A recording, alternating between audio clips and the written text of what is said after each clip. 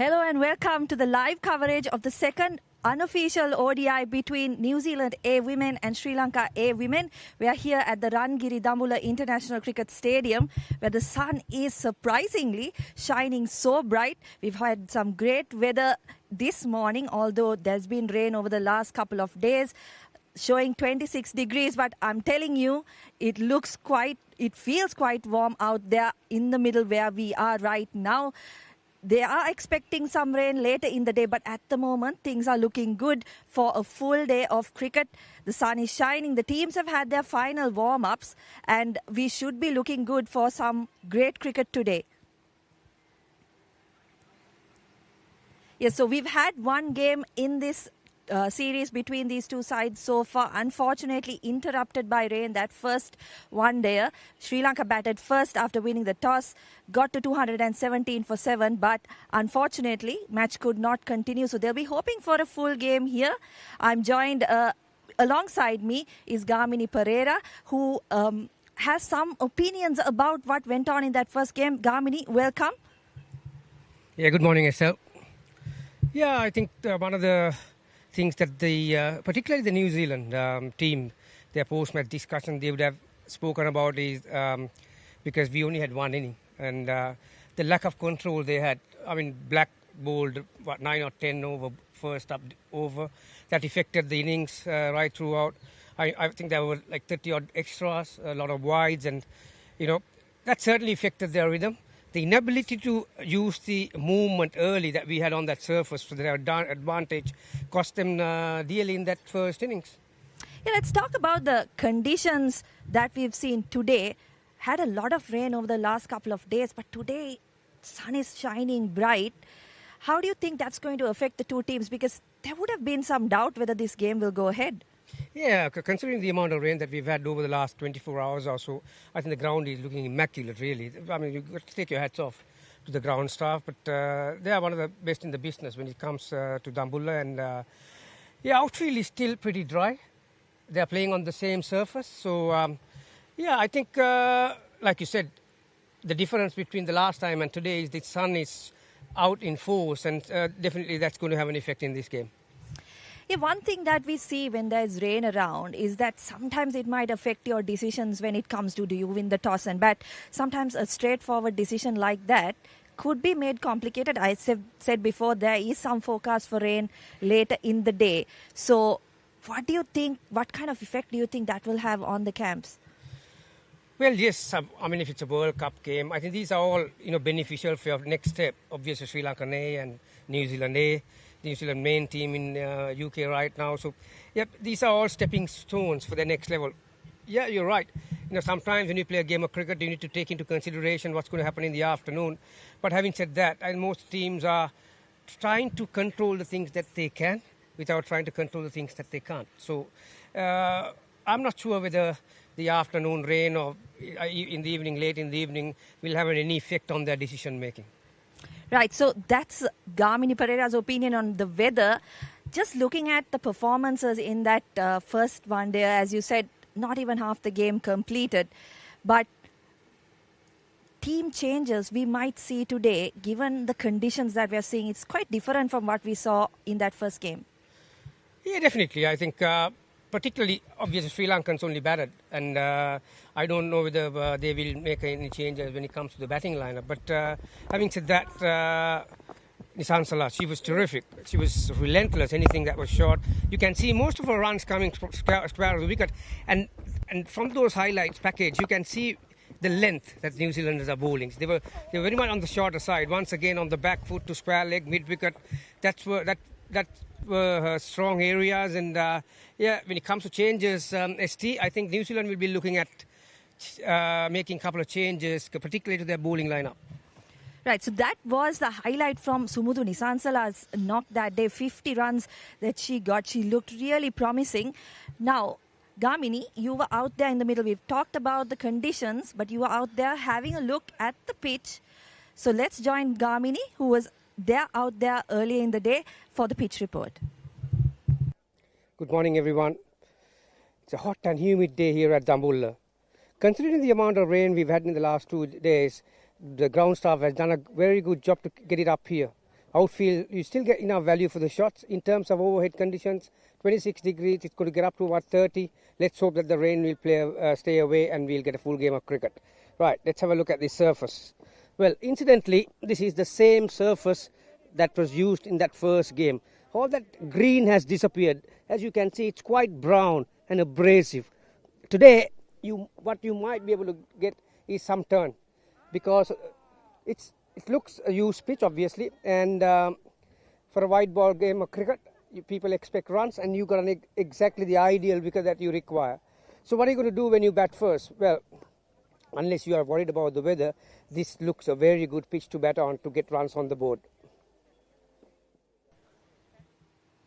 So that's Gamini Pereira's opinion. As he mentioned, weather should not really have much of an impact on the decision whether to bat or bowl. Bat first wicket, he says. Gamini, do you think the captains will make that decision to bat first, particularly after we saw what we saw in the first game, where it looked a good pitch for batting? Yeah, it looks a better one than the first one. I mean, obviously the same surface.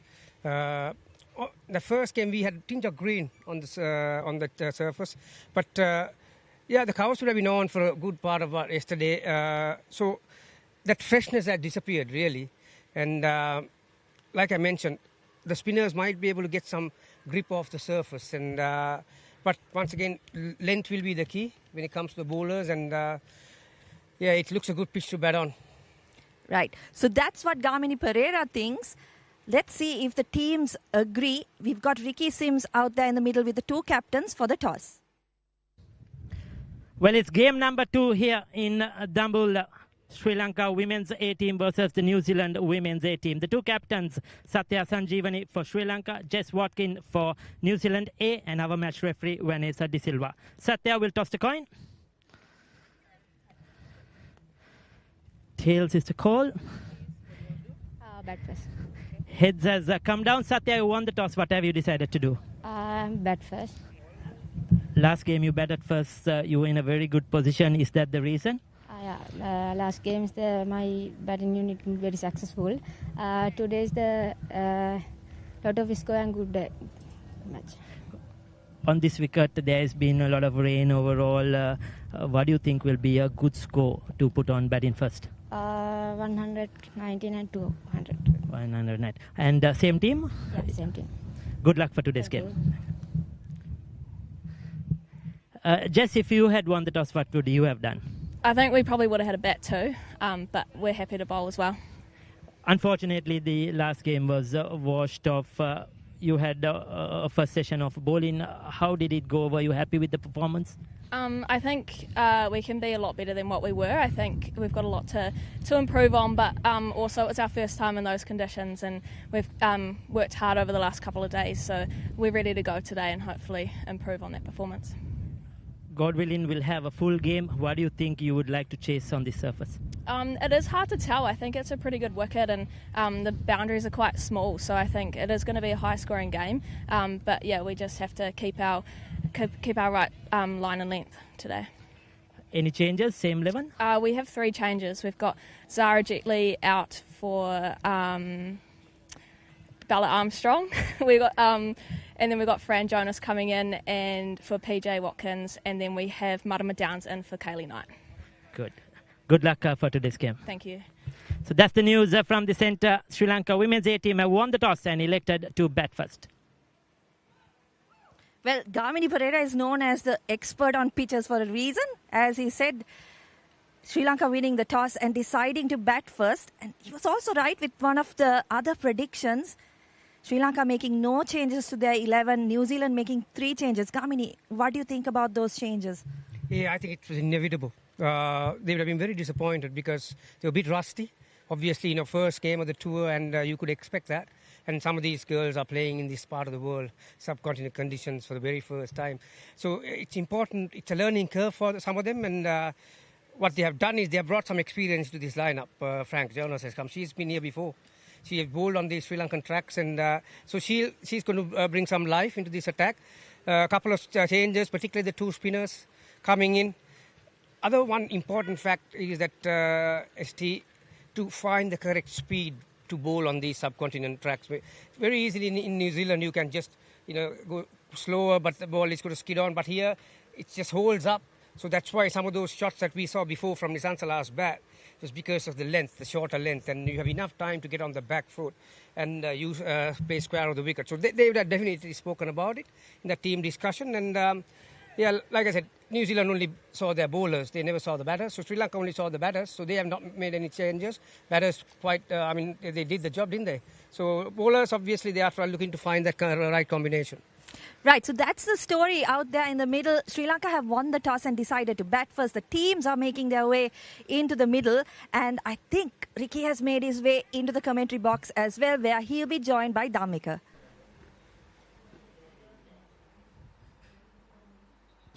Beautiful part of the country. Gorgeous morning right in front of us. RDICS, as always, looking glorious. Sri Lanka A women's ready to clash against New Zealand A women's, promises excitement. Clear weather, rain around the country. Those who are joining us probably surprised to see bright sunshine here in Dambulla, and we are hopeful that the weather remains the same for the rest of the day so we can get a full day of cricket. Sri Lanka skipper Satya Sandipani once again winning the toss, had no hesitation in deciding to bat first. Sri Lanka during the first game, though, ended prematurely due to rain, batted so well. And Dedunu De Silva once again officiating the second one there. It's a 3-match series. This game holds a great deal of significance. New Zealanders made few mistakes in the field, let Sri Lanka off the hook. And today, that's Asanka Nanayakara, another experienced umpire in the domestic circuit. And we have our TV umpire, Chandrika Amarasinghe, and Hemanta Boshe Durada, and Vanessa De Silva, our match referee for today's game. And bright and sunny, everything is in readiness. Outfield looking fabulous. We should be in for a good game of cricket. Well, our good friend, he was down there a little while ago. Now joining alongside me in the comm box, Ricky Sims. Good morning. Good morning, Dhammika. Good morning to all our viewers joining us wherever you are, whichever part of the world you are, whatever time zone you are. Good morning, good afternoon, good evening, especially to all those who are joining from New Zealand. I'm sure there's a lot of family, friends, cricket lovers who are joining us, coming to you live on Sri Lanka Cricket YouTube platform, Sporty.lk, and on Supreme TV as well, in the comfort of your homes. And not forgetting Talent TV. Log into Talent TV, www.talenttv.com, and you could watch the game as well. Wishmi Gunaratne out there, Dhammika, got a good 20 in the first game, was caught down the leg side. She will be disappointed. She's coming back after an injury. So they have given her this series to get match practice in mind with the World Cup coming up shortly as well.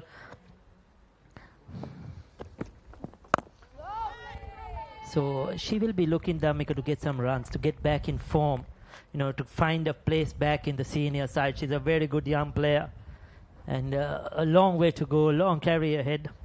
And it's important for women's cricket in Sri Lanka that Wishmi Gunaratne is in good form. Kavindi Sanjana, she's a fantastic left-hander, made a good score in the first game as well. Will be looking to continue her form. Hannah Rowe starting the proceedings for New Zealand once again. New Zealand is making the same mistakes they've done during the first one-dayer. It was Black who started the proceedings during the first one-dayer. Today, interestingly, gone for Hannah Rowe, someone who's got a little bit of extra pace and bounce. Yeah, she'll be disappointed with the performance in the first game, Hannah Rowe, because she's the most experienced bowler. She's the leader of this bowling unit here. She's been to Sri Lanka before with the senior team as well a few years ago. So she'll be looking to use all that experience and, come back strongly in this second game. They will be depending on her, especially in the power plays, to control things, try and get that early wicket. I thought in the first game she was slightly too full, and the batters were able to get onto the front foot. She's probably better off using her height, trying to drop it a bit shorter, push the batters on the back foot, try to hit that good length and get that ball to move away. That's more like it, in line with the stumps, always just the trick. Neatly worked away, and Vishmi Gunaratne, such a strong onside player, gets a single, gets off the mark. It's very important. Vishmi, as you mentioned, went on to score very useful 20 plus runs. Unfortunately, fine tickled down the leg side, got out early. But this young lady improved, much improved. Strong offside player, likes to get on with things. Bright young prospect from down south. So she'll be hoping to make even bigger impression. She was looking good for a very big one, but unfortunately got out for 40 plus.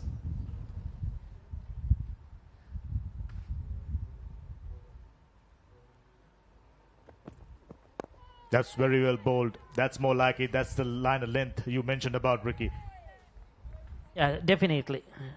They need to bowl with much more control. Were wavered in the first game, but new to these conditions, most of the bowlers, except for Hannah Rove, and they will be wanting to make amends. Captain Jess Watkins was saying that they have practiced in the last couple of days. Yesterday as well had a long practice session, and looked at what went wrong in the first game. A lot of improvements to be made.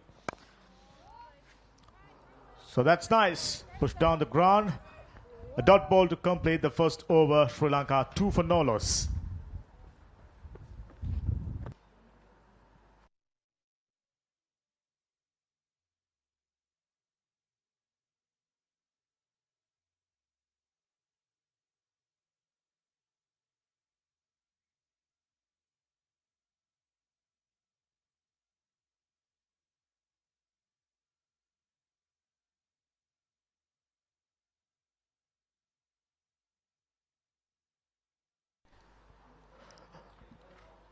As predicted, Emma Black is into the attack. One of the leading wicket takers in domestic competitions in New Zealand. Someone who's capable of swinging the ball around. Prodigious in-swinger. That's her stock delivery.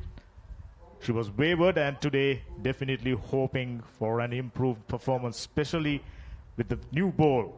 That's when you get the opportunity of swinging the ball in the air as well as off the surface. Well disciplined. Rove got a very good first over. Here's Black. That ever-present inward movement towards Vishmi Gunaratne worked away on the onside straight to the field at mid-wicket region. Very interesting field setting. 3 fielders on the onside, 1 at fine leg. Short square, short mid and mid-on. Indications are she'll be bowling straighter, more or less. Yeah, short run-up unlike Rove. Beautifully played. That was in the slot. And Vishmi Gunaratne is too good a player to miss out on that one. A half volley and drives that through that offside. Beautifully played. Technically correct. Copybook stuff. 4 runs all the way. It was swinging in towards Vishmi Gunaratne. Excellent footwork. Got to the pitch of the ball. Beautifully steered away. On the offside, gets her first boundary. Similar type of delivery. Prodigious moment on that occasion. Straight to the field at mid-on region for a dot ball. I mean, it was an excellent start for the Sri Lankans. They are hoping nothing less. Yeah, indeed. They'll be looking forward to once again a good start, especially in the power play. For New Zealand, 3 changes to this lineup as well. We'll come back to that. There you go. That's the mistake she made time and time again. They were interested for a while. Loud shout, but clearly away from the pads and the bat. Probably brushing something, isn't it? Was it signaled a wide? I don't think it was. Probably off the pad.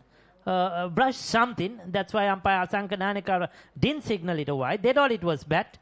Probably a bit of a pad, flip of the pad on the way through. That's more like it. Starting out about a foot outside the off stump, swinging in almost always. These are perfect conditions for Emma Black to pick up a wicket or two. She took a little while longer during the first game.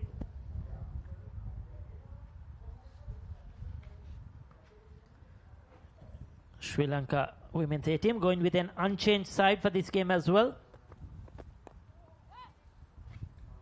That's neat. Let the ball come on to her. Very strong onside player in any case. So that single completes the second over. Fairly good one. 5 runs off. 7 for no loss.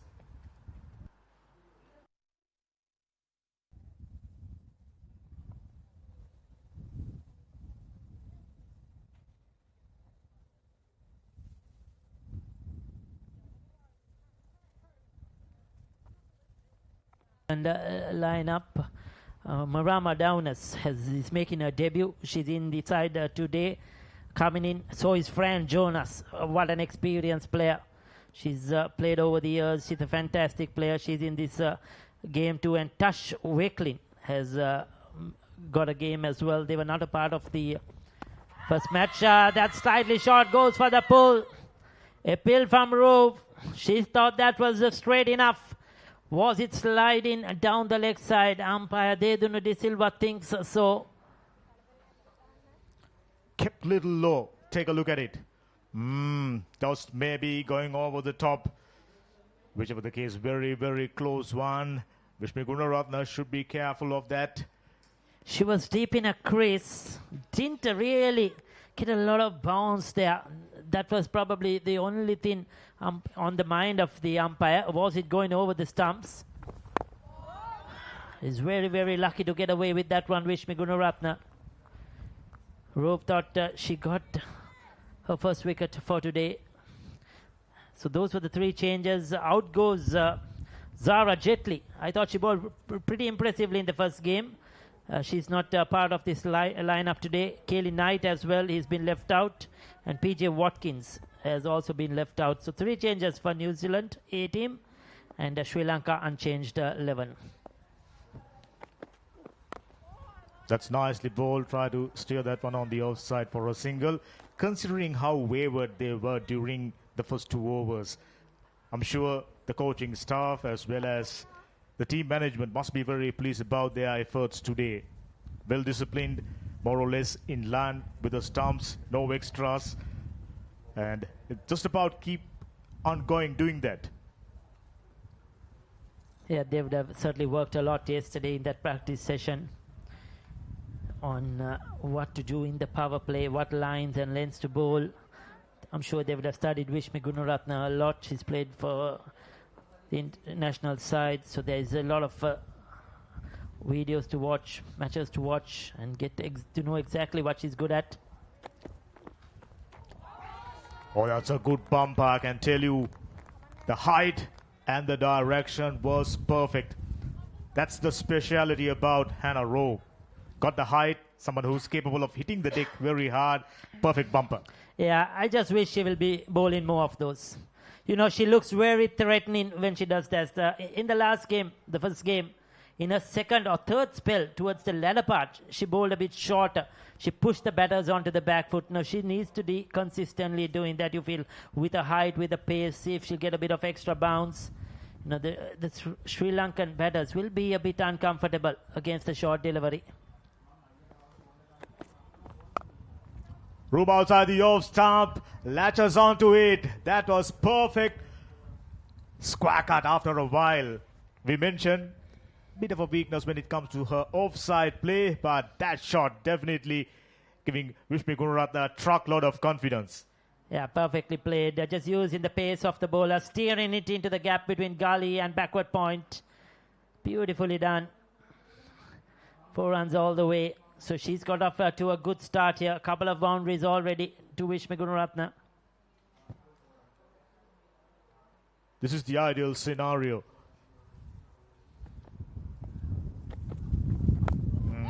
Good comeback delivery. Worked away. Just protection in the deep. Will they come back for the second? Yes, they are.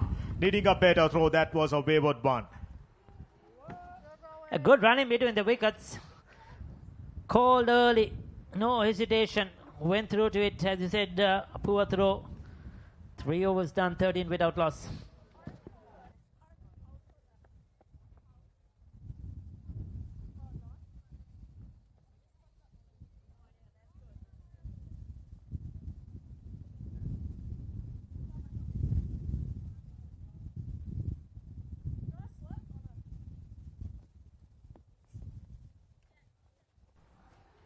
If I remembered correctly, after the end of the third over, Sri Lankans were close to 30 runs during the first game. So well disciplined, much improved bowling performance by New Zealand A. Slip fielder is in. Black once again into the action. Yeah, she hasn't got much of the strike, just the 2 deliveries so far to Sanjana Kavindi. A full toss. Scoring opportunity. Maybe did the right thing. That was in line with the stumps. Imagine a situation where she tried to pull that one across the line of the delivery. Would have been in trouble. Just full tosses at times gives you wickets. Yeah, I was having a chat with her today just before the toss, and she was disappointed the way she got out in the last game as well. Still learning every game, still lack of experience. In the last game, she was batting so well. Then in the water break, just after the water break, a couple of deliveries after the water break, went for a big hit, was out caught. Just a lapse of concentration. Those are the small things that these young players will learn, because she's going to be, to me, a big star for Sri Lanka women's cricket in the future. She has a lot to offer. Well, you're right about that. Beautifully steered that one on the onside. Came off the pads, it seems. We'll wait for the umpire's signal. Yes, it is. Leg byes. 14 runs. Both the batters looking calm and composed. You just went on to mention the potential from down south. A couple of years back, we saw her for the first time, very raw. We immediately realized there is potential. Now well refined, very strong on the onside. Exactly what the coaching staff and the team management is expecting.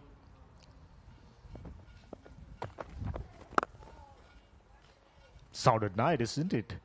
Very straight bat. And I'm sure this is the ideal opportunity Vishmi Gunaratne is looking for. International assignments coming up, World Cup around the corner.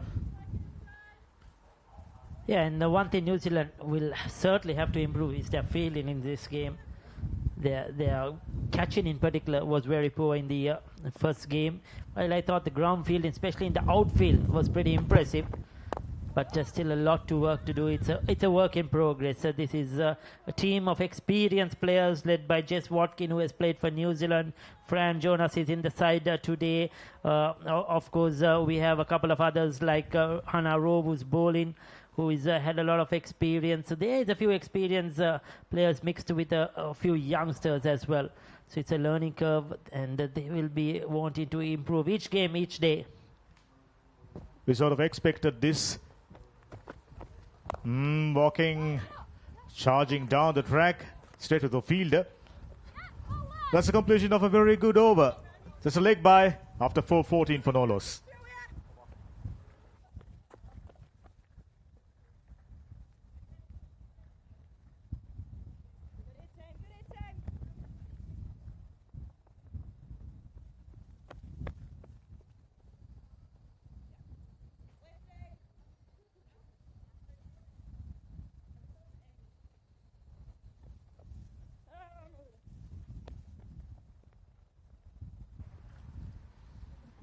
I was about to say, Ricky, we sort of expected this as the game progresses, as the tour progresses, for them to get better, which is exactly what New Zealand A men's team did. First game was a disaster, gradually improved. Really nice. Well bowled, equally well battered, given the respect that delivery deserves. Pitched around leg stump, moving across the batsman. Got behind that one really nicely, Kavindi. It's great to see the sun shining. I hope and pray that it will stay like this the entire day, that we'll have a full game of cricket. The first game was spoiled in the afternoon session, but we are hoping that this will be a complete game.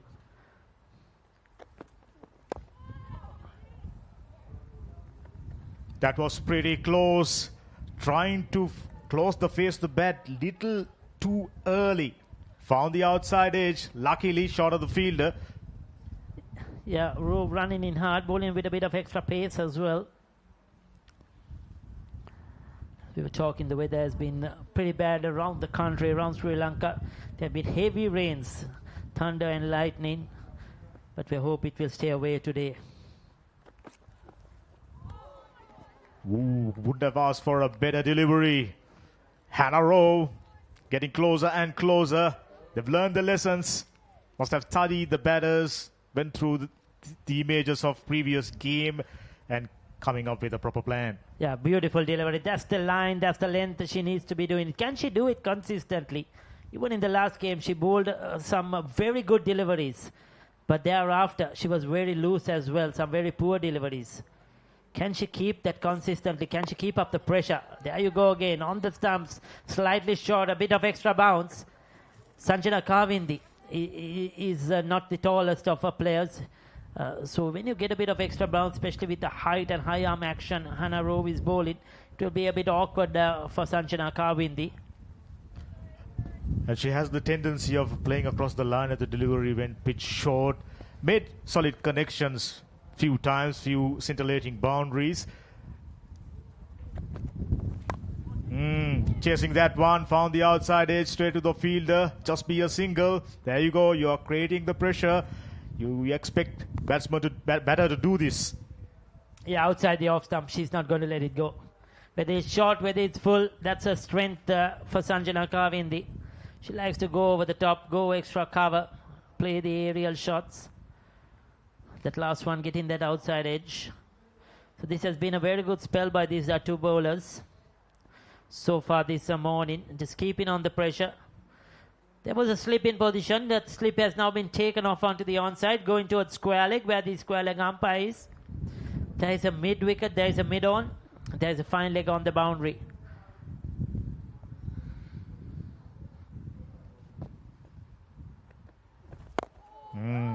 Well bowled, equally well played. We mentioned right throughout the previous game, has this tendency of closing the face a little early. A maiden.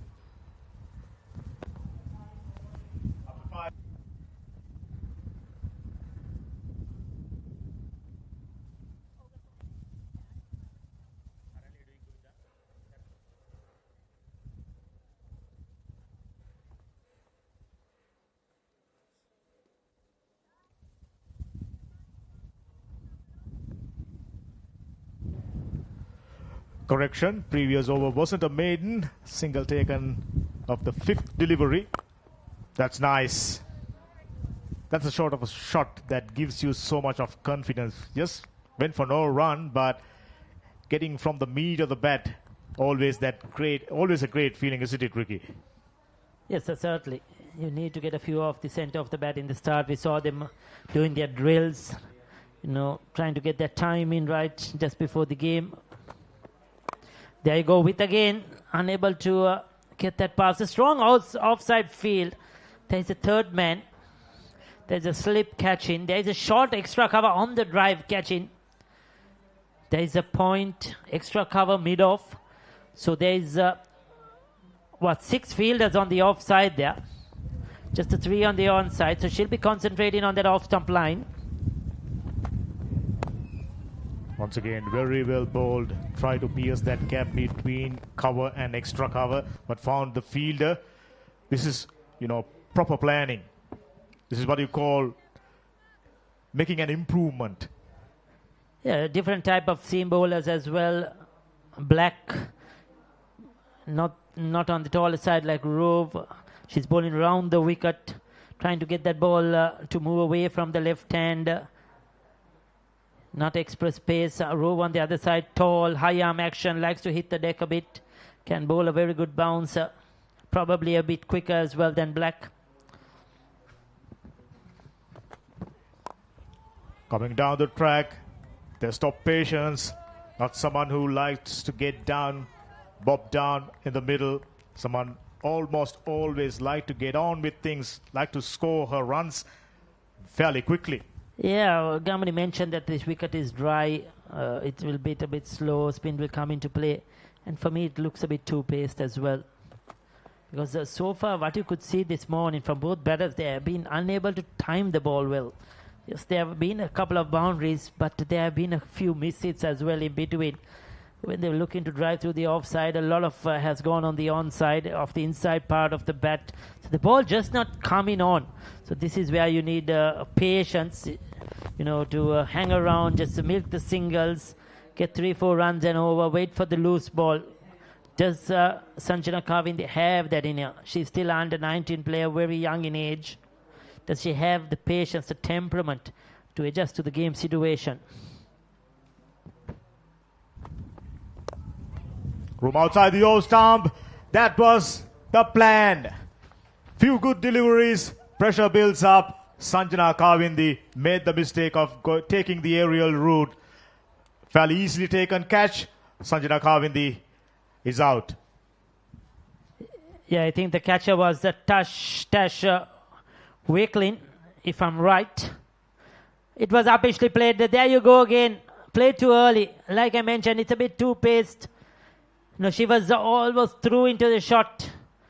And that fielder was there set for that. Just that they know she likes to play through the offside. Yes, it was Wakelin. Disappointing for Sanjana Kavindi. It's 15 for 1.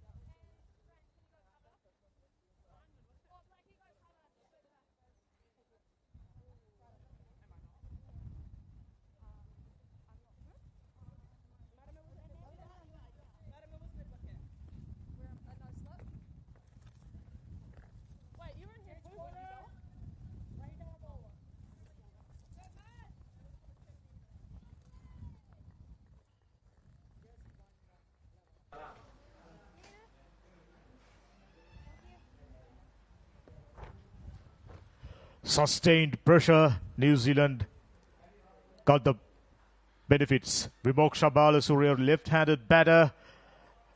Another bright young talent who's capable of staying out there for a long period.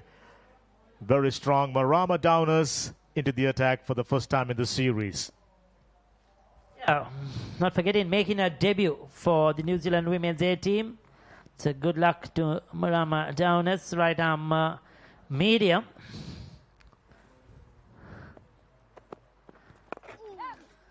That was a good start. Worked the way really neatly, Vishmi. Looks determined. She looks determined to occupy the crease for a long period as we're looking at the previous dismissal. Little bit of movement, hold up on the surface. Yeah, she played too early, definitely. The trap was set as well. You could see away from her body. But the ball just not coming on to play those free going strokes through the offside. Good catch by Tash Wakelin. And New Zealand will be happy because they missed the catches, as I mentioned, in the first game. And they have taken the first one that's come their way.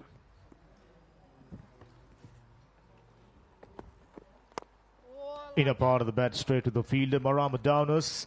You know, as you just mentioned, making her debut, earning a place in the New Zealand A team and stellar performances during the previous season. If I'm not mistaken, shorter version, white ball cricket, ideally suited. Lovely. Was there an edge? Based on the reaction of the wicketkeeper and the bowler, I'm thinking that one came off the outside edge. Well, interesting. Kate Gaggin is the wicketkeeper. Was there a bit of bet on that one? I think it flicked the pad. I think it flicked the pad on its way through. Definitely there was a deflection. But to me, it seemed the pad, maybe both, we never know, but definitely it hit the pad. I wonder if it hit the bat first on the way to the pad. But a close call, very close call indeed. Vimoksha Balasuriya got 4 in the first game, played a very good shot and then got a very good delivery. Again, a very good young player. To me, she's certainly a very good player and has a lot of potential. For the first time, straying down the leg side, Marama Downers. Not too much of pace, but impeccable line and length apart from that previous delivery. Creating pressure. We've spoken about it a lot during the first game. So far, inside 6.4 overs, New Zealand done that perfectly. Excellent start by Downers, no doubt about it. She's just bowled in slow medium pace, but bowling stump to stump, sticking to her strengths. That's why though, and that could be 4 wides or 5 wides it is. Poor delivery, you cannot blame the wicket keeper. When she's up to the stumps, it's very difficult to get that wide quickly, get your gloves or pads in the way. Downers will be unhappy with that one. When you have your wicket keeper standing up, your line got to be perfect. I'm thinking Marama Downers going for the variation delivery. A few outswingers, went for the in-swinger, went down the leg side, 5 extra runs. One thing for sure, she definitely got some movement, some in-swing through in the air to the left-hander. Oh, good. Beautiful shape there. Strong comeback. I thought Vimoksha Balasuriya adjusted very well. So the movement, didn't get the front foot across the line of the delivery. Worked away really neatly on the onside. As long as she does that, I think should be all right. Very good over apart from a couple of wides.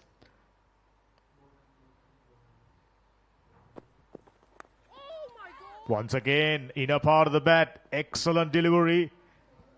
Single nevertheless. Vimoksha gets off the mark. After 7, 23 for 1.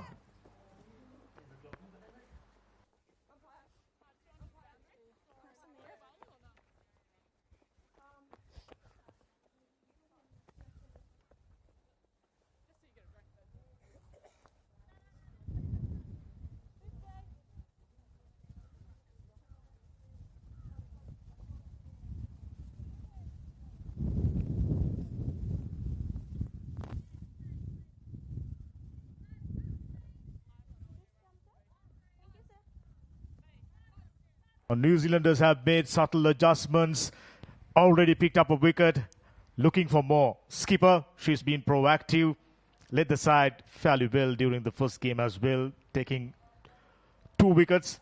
She's a partnership breaker, and today the energy levels are different. It seems they are going to use Hannah Rove in short spells, while Black is going to bowl a 4th over here. She's been the wicket taker as well. Pretty impressive. They've learned quite a lot since that last game. The practice session they had yesterday has been fully worthwhile, it seems.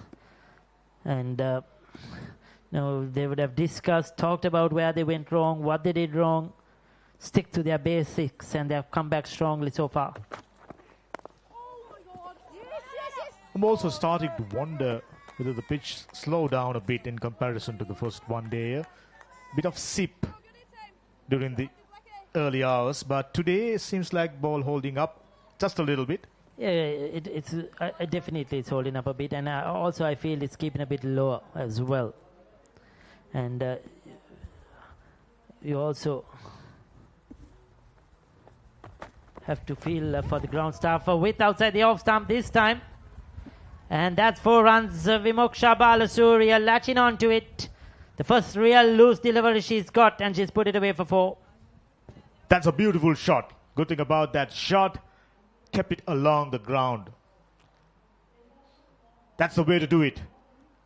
This is not the time to take the aerial route. Was in the air for a while. So shot making so far not proven easy. You had to feel for the ground staff as well, you know. It's not easy when you have heavy rains, wind. Preparing these surfaces are never easy. When you have continuous rain, they cannot keep the wicket open because suddenly there is sunshine, suddenly the skies change completely. So it's not been easy for them to really do much between the 2 games, unfortunately. So yeah, it's a good toss to win. Runs on the board. And Sri Lanka will certainly be in command. From outside the off stump, came over the outside edge. Fielder comes around, had no opportunity. Another boundary to Vimoksha Balasuriya. She moves along really nicely now. 9 of 10 deliveries. Yeah, lucky. She's picked up 2 boundaries. This one's tricky. Gets the outside edge. Again, pushing at it. Outside the off stump. And no slip, rather surprisingly. I would have had the slip there. It's a new batter, but instead they have gone for the two fielders close on the offside in a catch-in position on the drive. Well left. That was the part of the plan for Black, Emma Black. Very expensive. 8 runs off after 8, 31 for 1.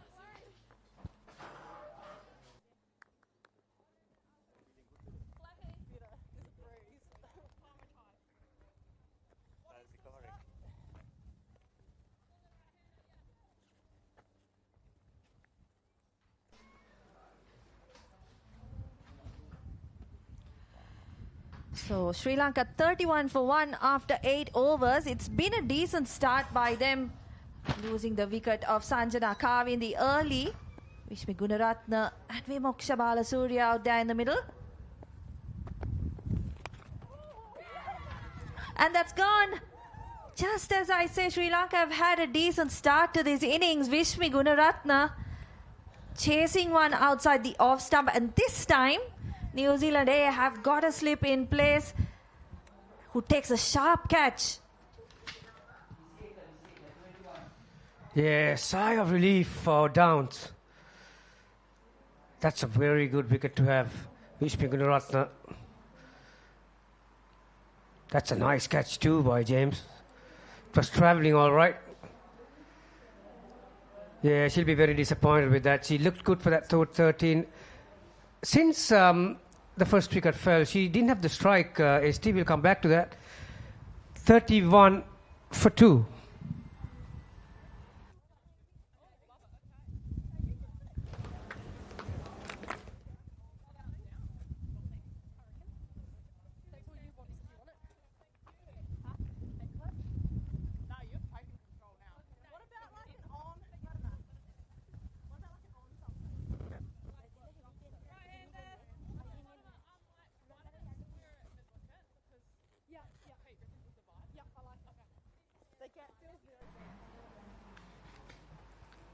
Sumuduni Sansala out in the middle. Made a superb 50 in that first game. Unfortunately, no result, but she would be happy with that innings. Will come into this game with confidence, Gamini. Yeah, always. You remember your last innings when you come to the middle. But the difference today is ST. New Zealand bowlers have bowled a lot better than that last outing, particularly when it comes to the length. Downs had considered 8 runs, and this is how she picked up her first one.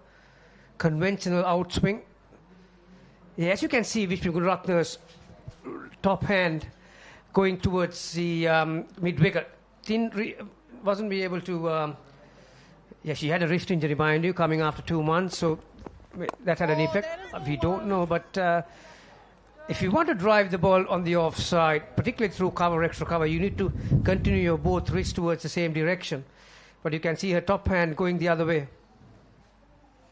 Yeah, Vishmi Gunaratne in both games so far has seemed to get a bit bogged down out in the middle, not able to get runs as she would please. As you said, New Zealand bowling much better today.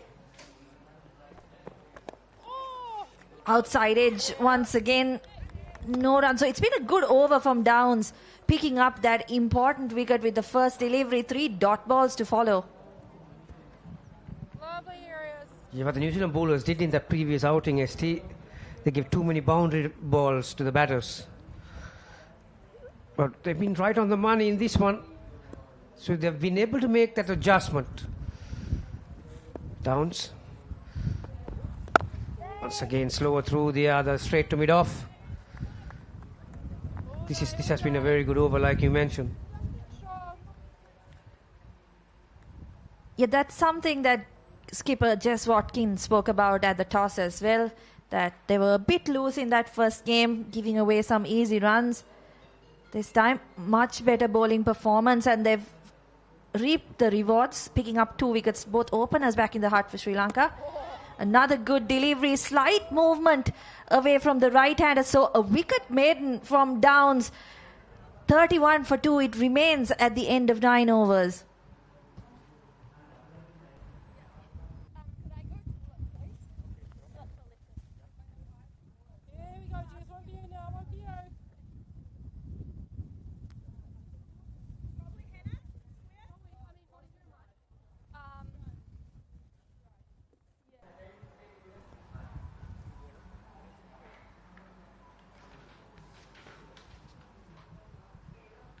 So Sri Lanka 31 for 2 after 9 overs, losing the experienced Vishmi Gunaratne in the previous over. Vimoksha Balasurya out there in the middle with Sumudu Nisansala.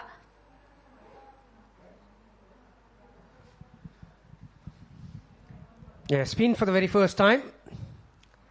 The skipper, right arm off spin from the grandstand end.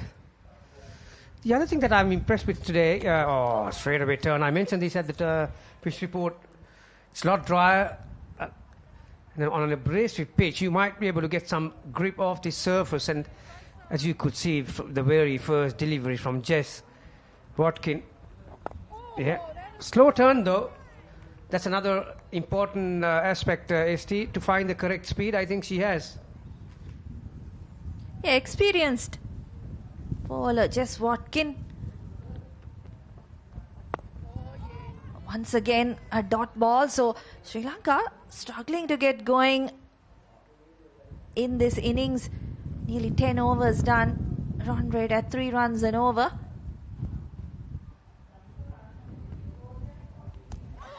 An expansive sweep on that occasion from Vimoksha Balasurya. Was there an under edge on that one? Did she get an edge on that one? Yeah, I think she did. Well. Nearly got rewarded for accurate bowling there by Jess Watkin. 5th dot ball of the innings. Yeah, she'll be fuming, the skipper, after bowling 4 deliveries. Got an edge. Nice. Very nice area there. After a wicket maiden, followed by another maiden over from Jess Watkin. 31 for 2.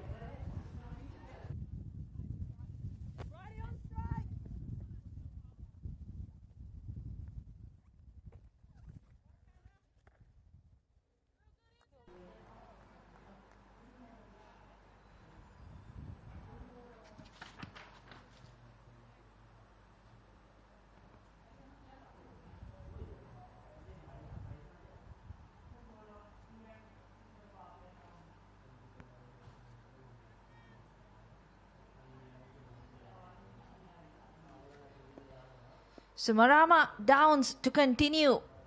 In her first game for New Zealand A, she's been very impressive so far. Another dot ball. So 13 dot balls in a row, including the wicket of Vishmi Gunaratne. You've got to imagine that there will be some pressure building on these Sri Lankan batters.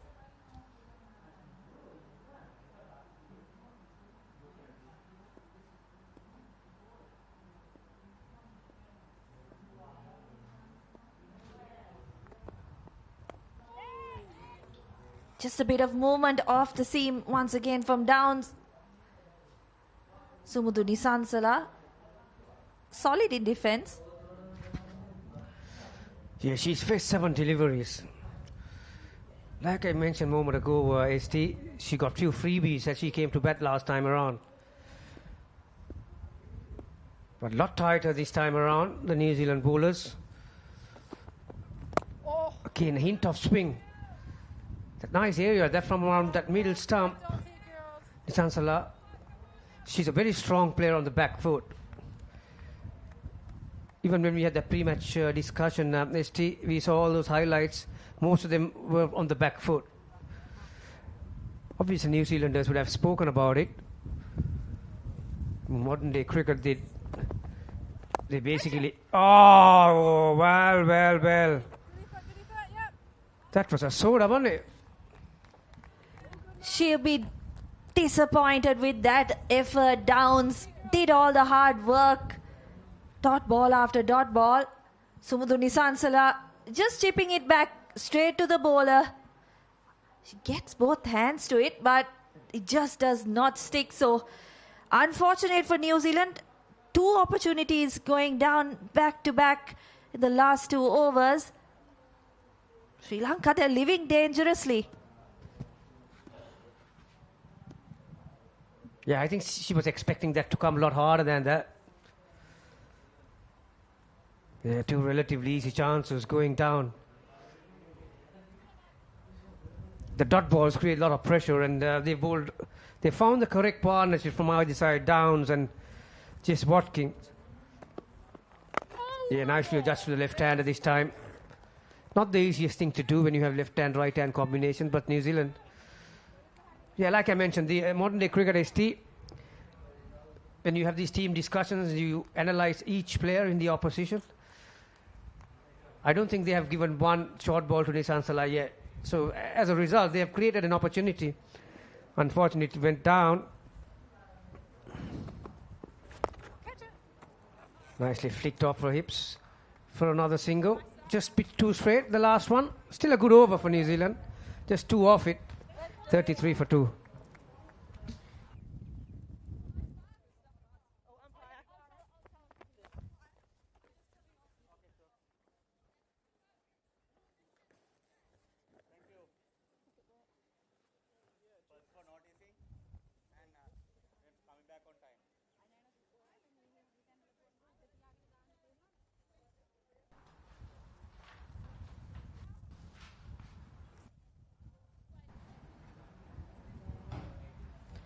So Jess Watkin, after that maiden over to start, continues from the grandstand end. Vimaksha Balasuriya was 9 of 10 deliveries. Just the 1 run in the next 9 deliveries.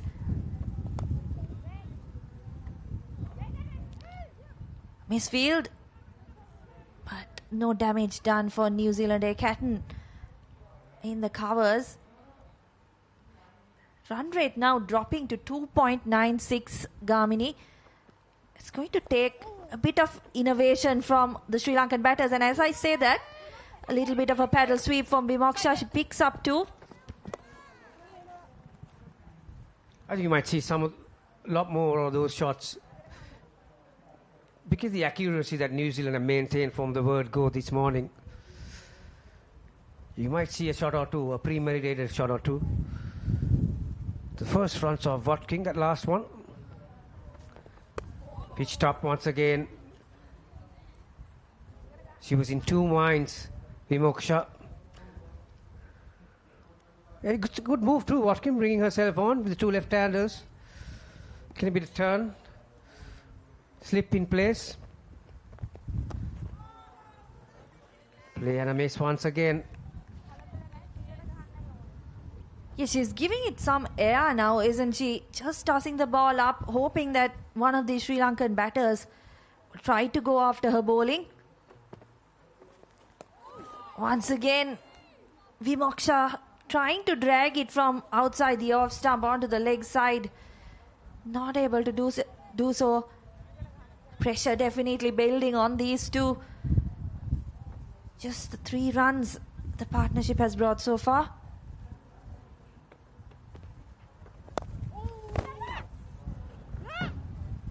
Nudged onto the offside by Vimaksha Balasuriya to pick up 1 of that last delivery. So 3 coming off that over. Sri Lanka now 36 for 2 after 12.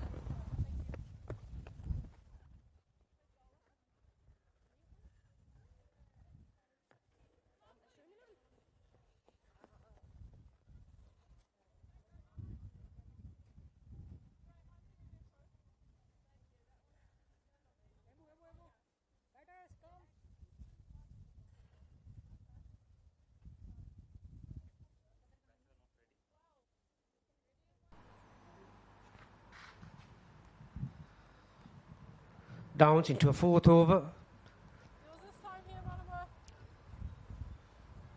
Short third, or short fine leg I should say. Deep square leg, mid wicket and a mid on the onside. Very strong offside feel.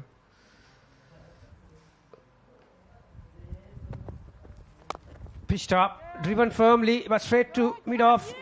Yeah, good run. Called her partner in with the shot.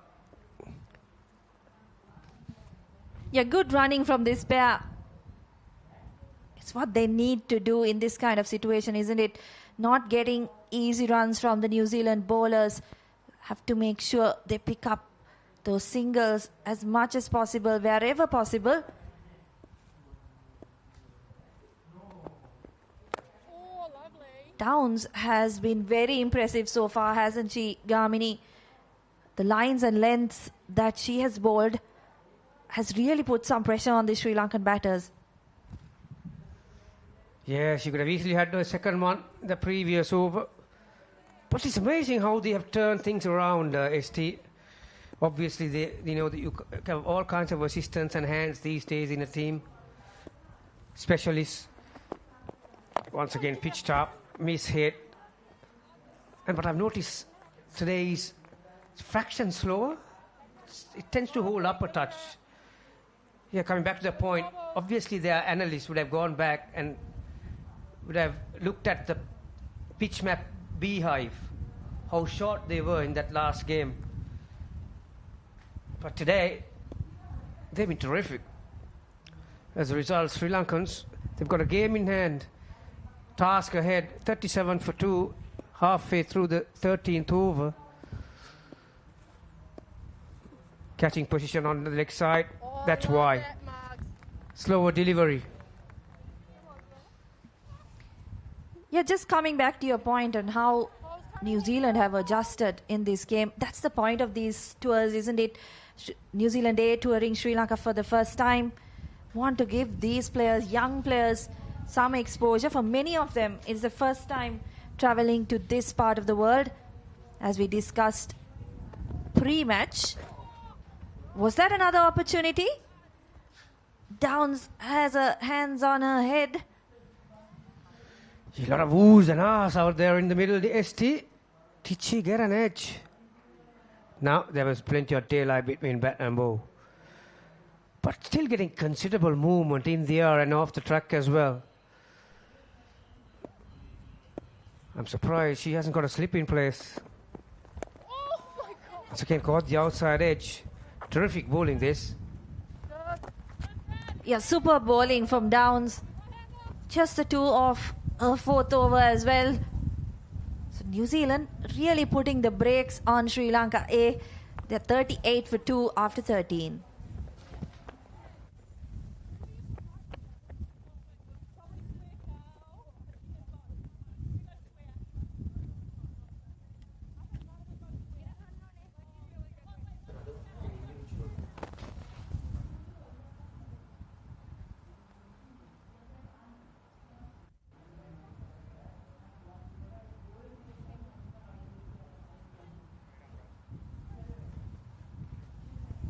So Jess Watkins will continue from the grandstand end.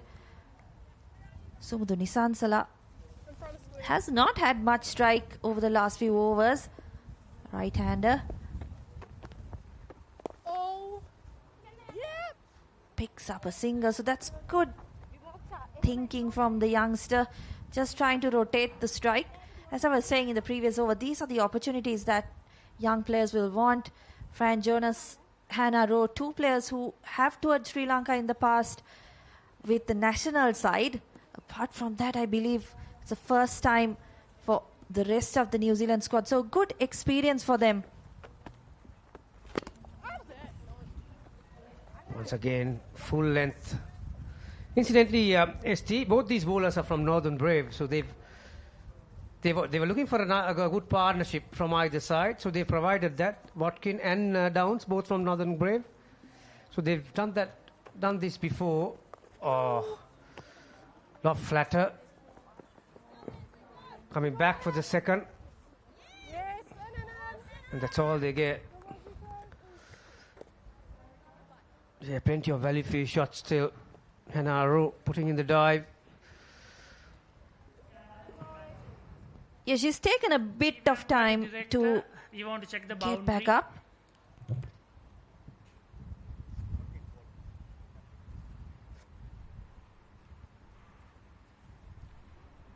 Keep rolling, keep rolling, keep rolling. Ah. Okay. That is 10 full boundary. Okay, take it back. Take it back. Yeah. Huh? Yeah. Okay, it's boundary 4. Boundary 4. A boundary signalled by the umpire. Hannah Rowe took a bit of a minute to get back up. I wonder whether that was disappointment, having not been able to stop that, or whether she was in a bit of pain. Nevertheless, a boundary finally for Sri Lanka. Vimoksha Balasuriya with that sweep shot.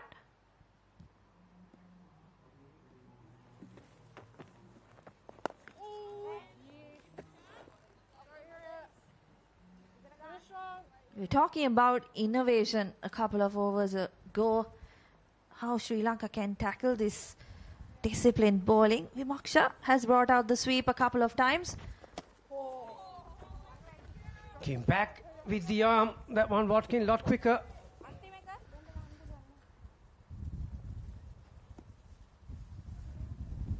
In that last game, she picked up 2 wickets, both caught and bowled. Again, lot quicker that one. The last ball of the delivery. Good finish for the over. 3 dot balls. Watkin, 3 overs, none for right. Sri Lanka 43 for 2 after 14.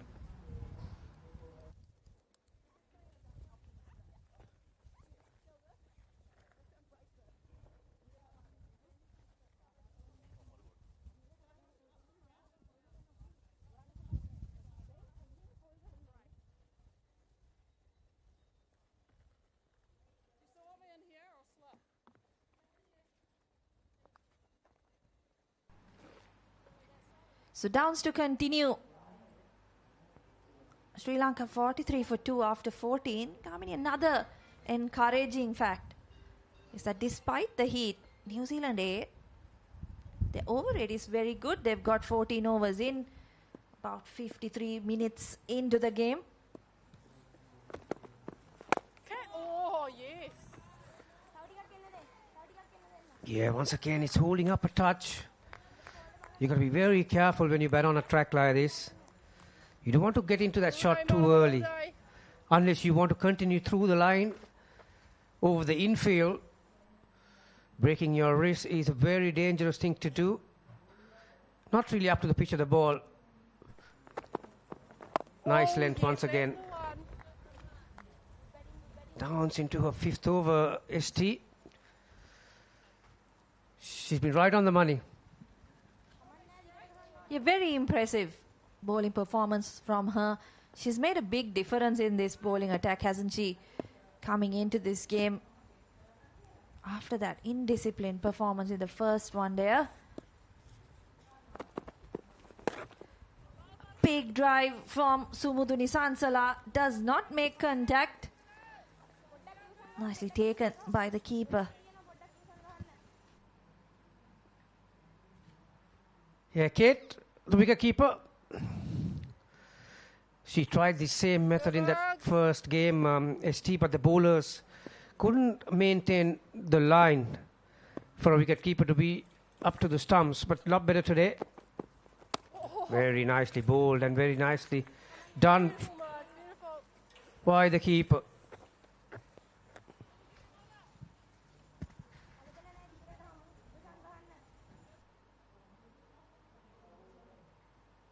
Hasn't been the easiest of conditions to tackle early on in this game. As you can see, that previous delivery to just that slight bit of movement away from the right-hander.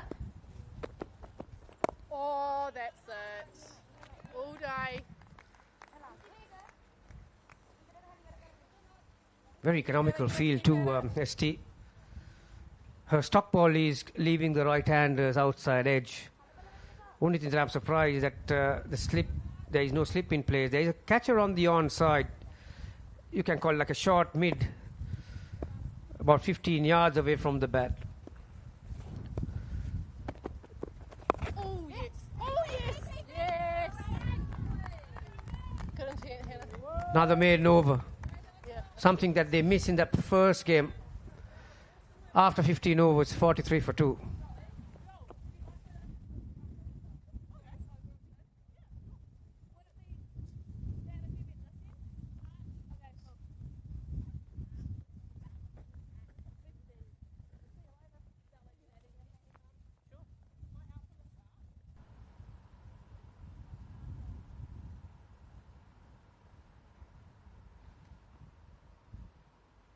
So Sri Lanka 43 for 2 after 15. It's been slow going from the hosts.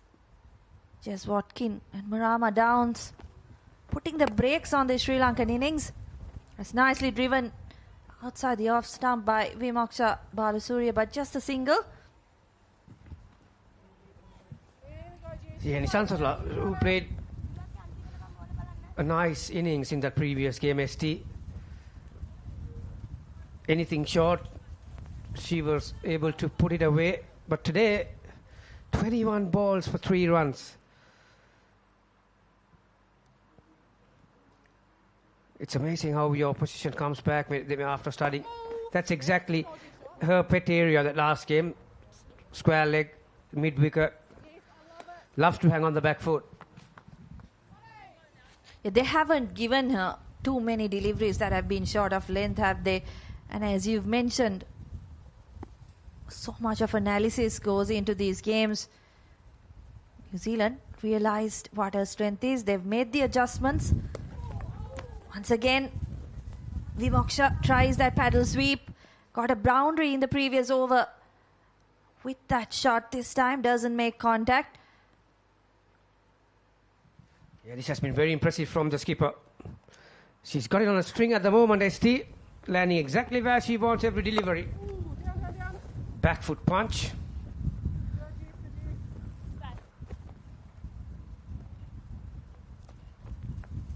.46 for 2. Yeah, like you mentioned, we are a tick under an hours of play today. To get in 16 overs, that's a terrific effort.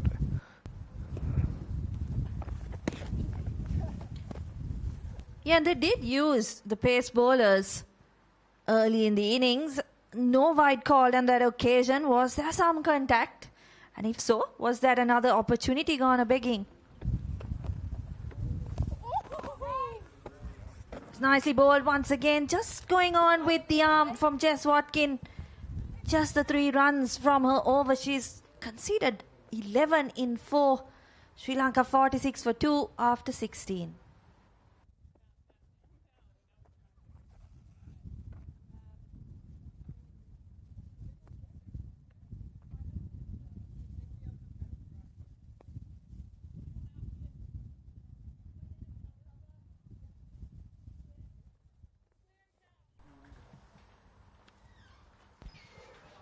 Well, New Zealand A coming up with much improved bowling performance. Stellar job in the field.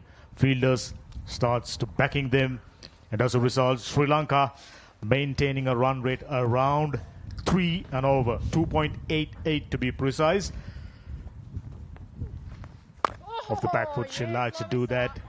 And I'm thinking, looking at the way things panned out, having seen how well New Zealanders have bowled, 200 should be the target for Sri Lankan women's A.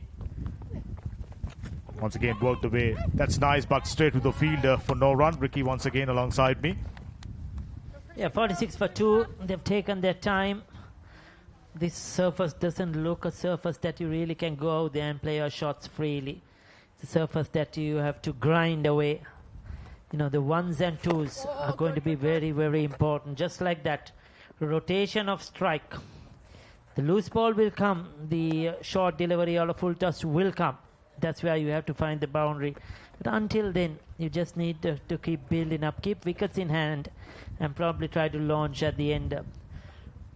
Score anything above 180. I just feel it's going to be a very good score on the surface, fighting score, because Sri Lanka have some very good quality spinners in their lineup.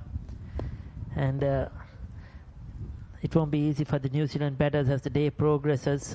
But overall, it's been a very good performance with the ball so far. New Zealand picking up 2 wickets, but also containing. And the fielding has been much, much better in this morning so far. Oh, yes. She likes it on the back foot, very strong, as Garmini just mentioned. Capable of steering anything towards square leg region, around mid-wicket region. Oh, yes. That's nice, but straight to the fielder. So Nisansala and Vimoksha are the 2 bright young talent. Nisansala on the back of that half century coming into this game high on confidence. Yeah, it was very impressive innings for me. Sumudhu Nisansala has grown leaps and bounds, I would say, from what we last saw. There you go again. That's one of her favorite shots. Just a single. Oh, coming back for two. Slight misfield. Good run in between the wickets. I think credit to the non-striker Vimoksha Balasuriya. She saw that misfield, called her partner back quickly, and at the end comfortably taken. 17 done, 49 for 2.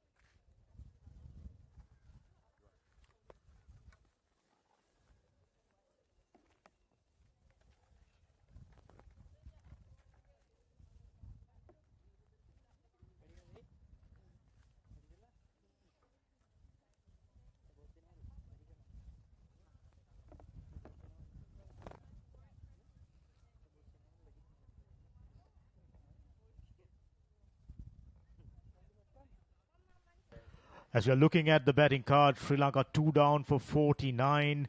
And two youngsters trying to resurrect the innings. Vimoksha Balasuriya looking good on 21. Nisansala on the back of that half century settling in.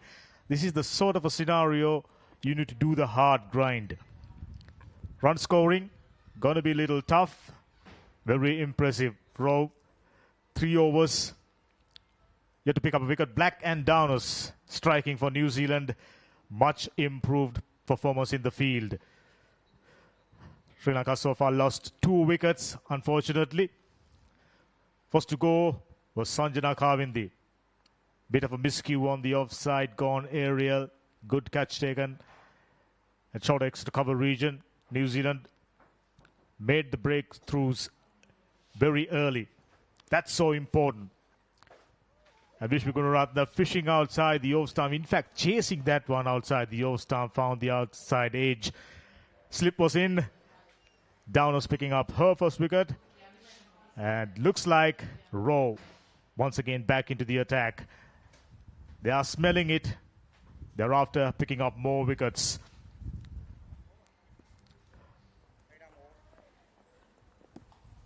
As you rightly mentioned, Ricky, this is a sort of a scenario you need to do the hard grind.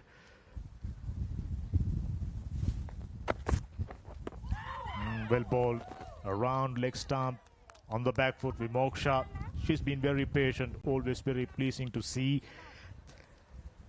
Sri Lanka under 19 players, most of them played most of the time T20 games. So they're not enjoying getting bobbed down in the middle for a long while. Yeah, very true. T20 has been their format, but I think Vimoksha Balasuriya for me, I just feel she's a better 50-over player than a T20 player. Damika, because she's a player that likes to just take a bit of time, gets settled in. When we first saw her, probably even when the last series there was Australia under-19 team here, she did much better in a 50-over format than the T20 format. Take a bit more deliveries to get her innings going and control that middle order. So I think this is the format that's best suited for Vimuksha Balasuriya. That was spanked away on the back foot, straight to the field in the deep, gets a single. You're right about that. Someone who's capable of staying out there for a long period, and 50 runs on the board for Sri Lankans.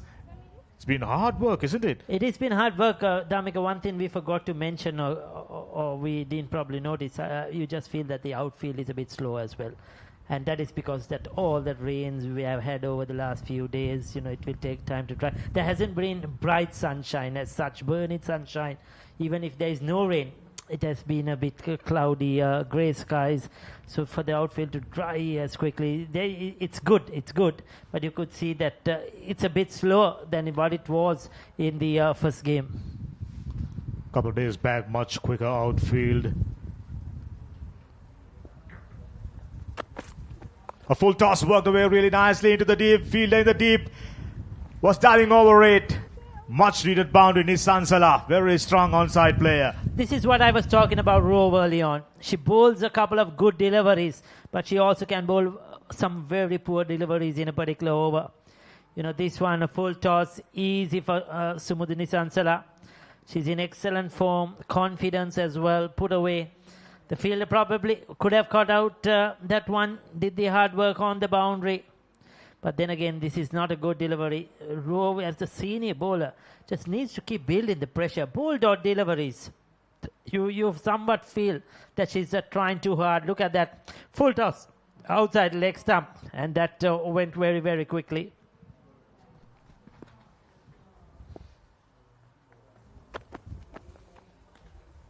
There you go once again. Sri Lanka definitely wouldn't mind. This is sort of a scenario, just as I mentioned, you need to play a workman-like inning. Don't worry too much about the run rate. Don't worry too much about number of dot balls. Concentrating on not conceding wickets, because just as you mentioned, Ricky, not going to be easy for a newcomer to straight away scoring runs freely on a track like this. Definitely not. So once you're set, you must look to get a big score. Good bumper. That's her secret weapon, using it from time to time. The height was good, and I thought Nissan Salah did perfectly. Yeah, she saw that early, ducked under it. Well spread out field now. Third man, sweeper cover, point, extra cover mid off the fielders on the offside. There's a mid-wicket, mid-on, deep square leg and a deep fine leg on the onside. So a lot of singles on offer. Another short pitch delivery, glide away towards the third region. Gets another single, fairly decent over after a while for Sri Lanka. 56 for 2 after 18.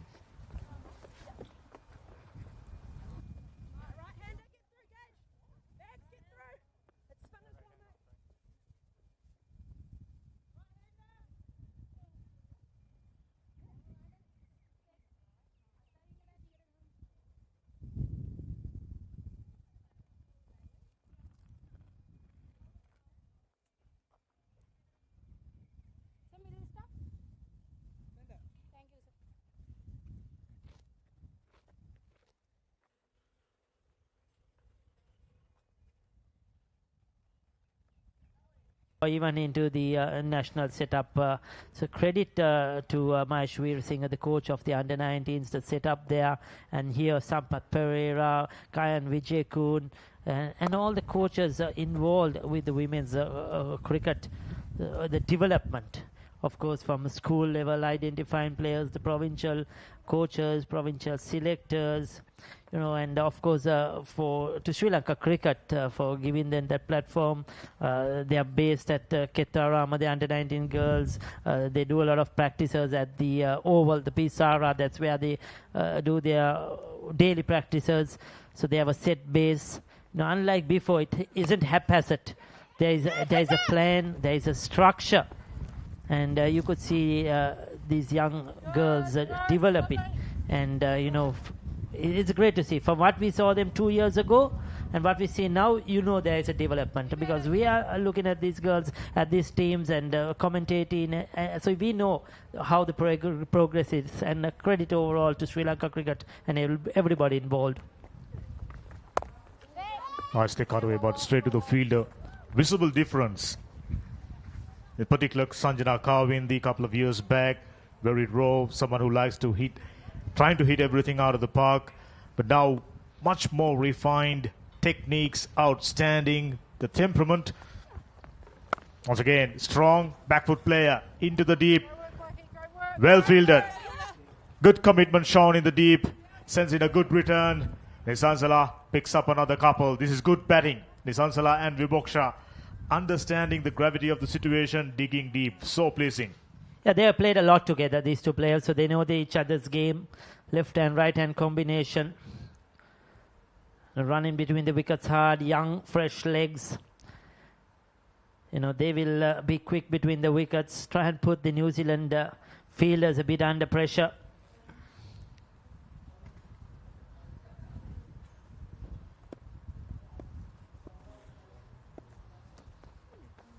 Oh, that's lovely. Armstrong, another very good looking off spin bowler, tossing the ball up, and so far conceded 4 runs off her over. Just a moment ago, run rate was under 3 and over. Few good overs, you're immediately back up. It's above 3 now. Off the back foot, punch down the ground, gets a single. This is good cricket, gets a single, and 5 runs off that over. Very good. After 19, 61 for 2.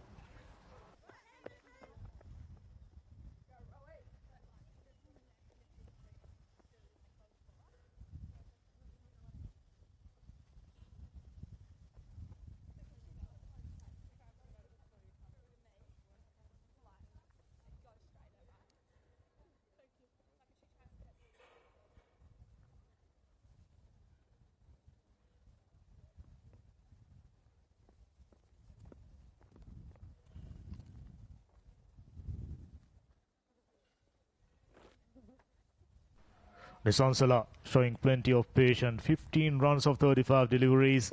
Vimoksha Balasuriya 23 of 41. That's good cricket. Work the angle right. Gets it into the deep. Initially keen on coming back for the second. Rove in the second spell. Little wayward. Much better first spell. Yeah, I made a mistake earlier on. It is Bella Armstrong that is coming to this game today instead of PJ Watkins, who is being left out, the off spinner. So Bella Armstrong didn't play the first game. Beg your pardon. Yeah, and she's back in this lineup. Tash Wakelin, she was a part of the first game. That's very well bowled. Rove. Can she just keep bowling in those areas? Just create the pressure and tell these young players, Vimoksha and Nisansala, to go after the bowling. Rove has played over 60 games, international games from both formats, T20 and 50 over for New Zealand. She's played in these conditions before, subcontinental conditions a lot. She has been with the national side to Sri Lanka before. So they will expect a lot from her. Goes for the ball. Controls it well. Just a single. Good thing there by Vimoksha Balasuriya. Kept it down. You've seen often enough batters going aerial, making the mistake of finding the fielders.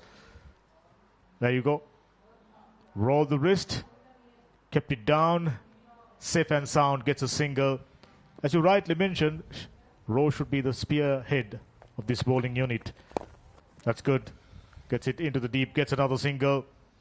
Yeah, just before the start of play, we saw Vimoksha Balasuriya doing some drills with head coach Sampath Pereira, batting drills. And he was working on her bat swing quite a lot. With the sort of that heavy balls they use, not the orthodox the balls, and on the bat swing, just swinging hard, whether it's a pull or whether it's a drive. And a lot of drills going through. So these are small things. Oh, that's in there. Has she taken it? Not. It was a difficult one. It was a falling shot. Hanaro, with all her height, still could not reach that one. Ooh, that one was very, very close. Facing the bat face, touch early once again. Trying to play on the onside. Few inches short. Good effort on his bowling through. Yeah, you have to be very careful playing horizontal bat shots. As I mentioned, the wicket a touch, slow ball, holding up. Now, if you play too early, you can get a leading edge. This time, Vimoksha Balasuriya giving herself some room as well to pierce that offside field. Doesn't get through. Just the 3 runs off the over, 20 done, 64 for 2.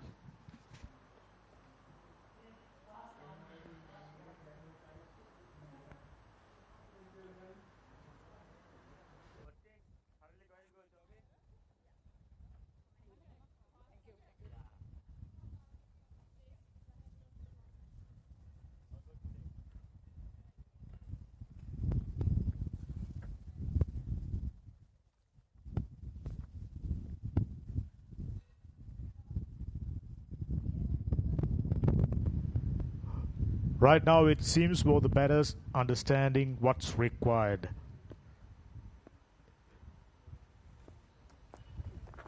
Armstrong, little flatter. Not the sort of a bowler who's very keen on tossing the ball up in comparison to her skipper. Just Watkin.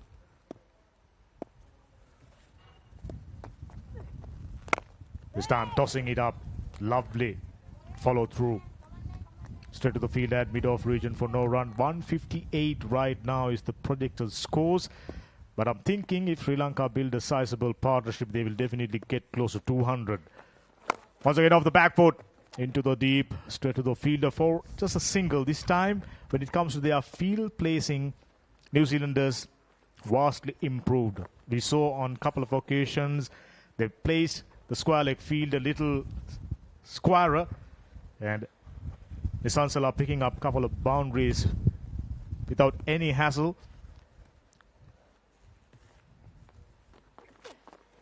Now the track goes aerial. We mentioned that this is not the sort of a track you can play through the line of the delivery. Inner part of the bat, luckily away from the bowler. As we're having another look, there you go. That wasn't where she intended. She was trying to play that one on the offside. Cross-batted heave into the deep. Should only be a single. So they've been doing the improvisations right. Timing of their improvisation is good. Nisansala on 18. Vimoksha 25. 2 youngsters. So far, so good.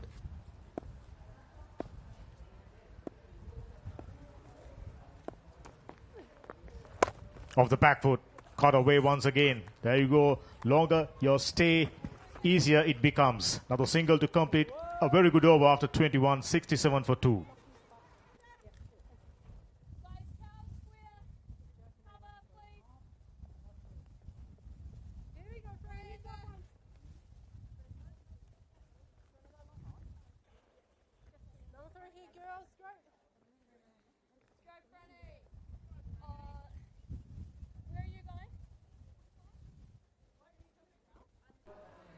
Two youngsters steadied the ship somewhat, but looking at the way things panned up, they're gonna go a little longer. Fran Jonas, slow left arm orthodox into the attack, playing this game.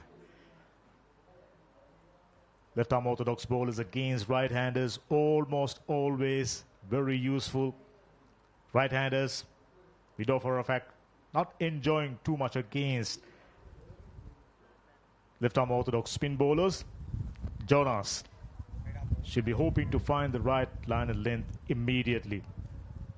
5 fielders inside 30-yard circle. In fact, I should say 25-yard circle.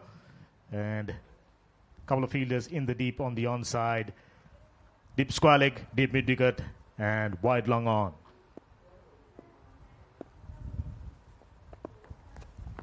Very interesting action. Shorter delivery to start off the proceedings. Jonas.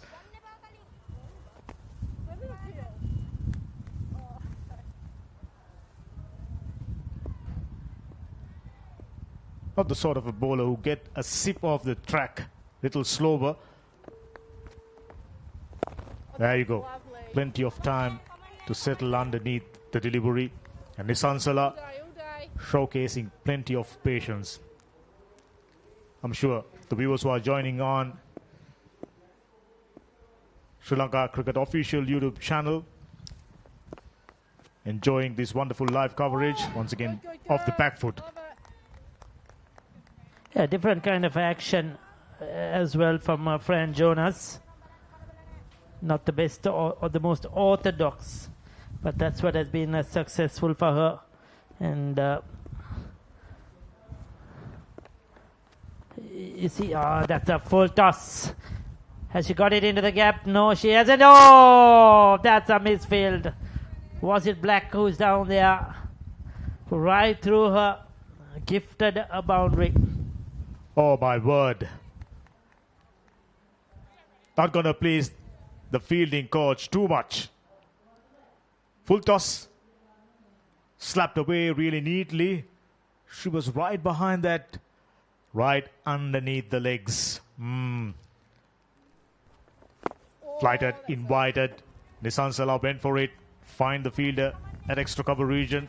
Decent over so far. Very, very interesting bowling action. Take a look at it. Comes wide off the crease as well. You know, initially a bit square arm, but then the arm comes from the top. Not much of a run-up as well. 22 done, 71 for 2.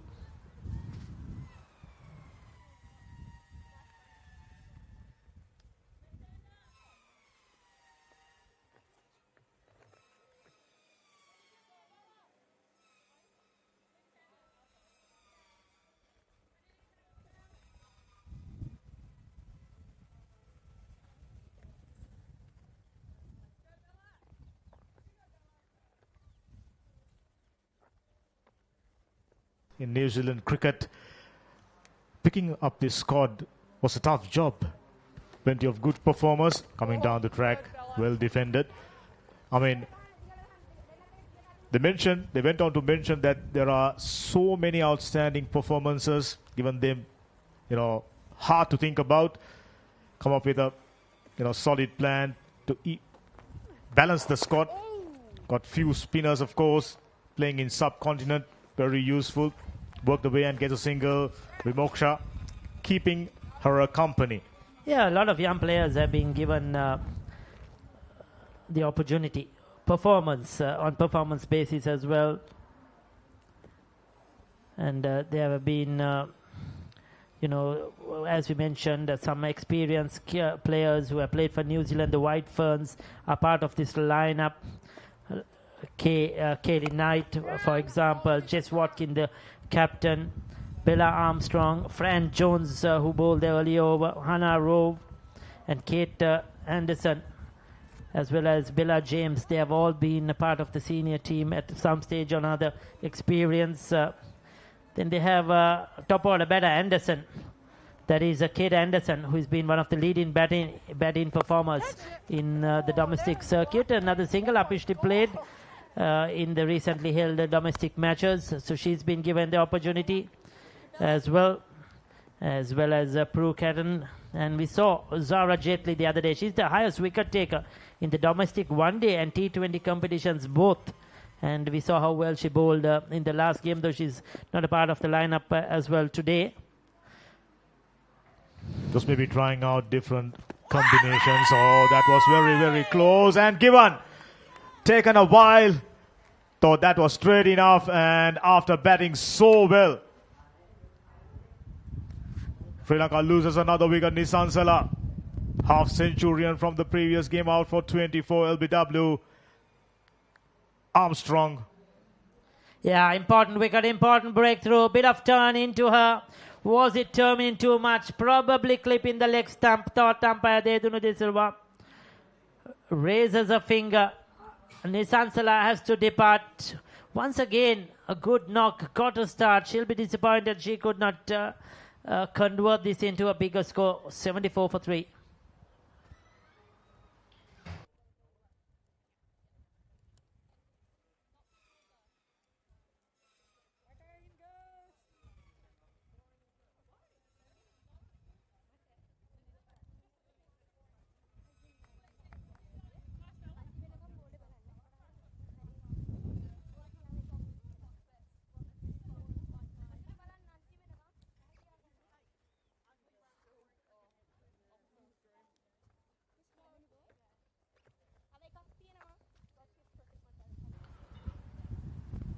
Piyumi, the new batsman, not too many runs during the first game. Piyumi Vatsala been in the national reckoning before. So today, she got a deep. In the meantime, Bella Armstrong, so far, excellent spell coming into this series for the first time. There you go, 3 singles and a wicket. Excellent return. Piyumi.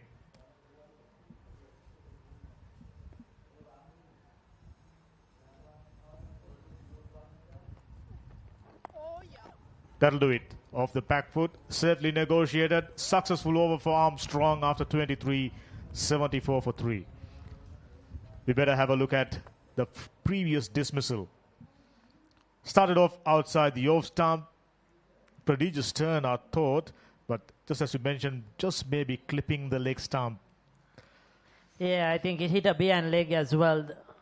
And she would have considered the height, but I think that's a fair call. Umpire's call there. Big breakthrough. It was a partnership that was building up. Timely breakthrough for the New Zealand women's A team here. And the experienced bowler Armstrong striking. So 2 experienced bowlers who have played international cricket bowling in tandem. We have a friend Jonas here now. She has played 26 50-over games, women's ODIs, and women's T20s 39 games. So that's a lot of experience for Fran Jonas. But unfortunately, played a last game a few years ago, has not found a place in the lineup.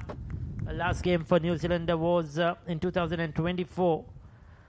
So she'll be looking to make a comeback as well.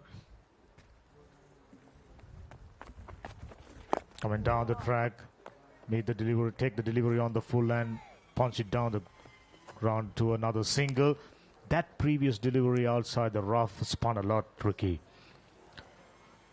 I have no doubts that'll keep Frank Jonas very, very interested.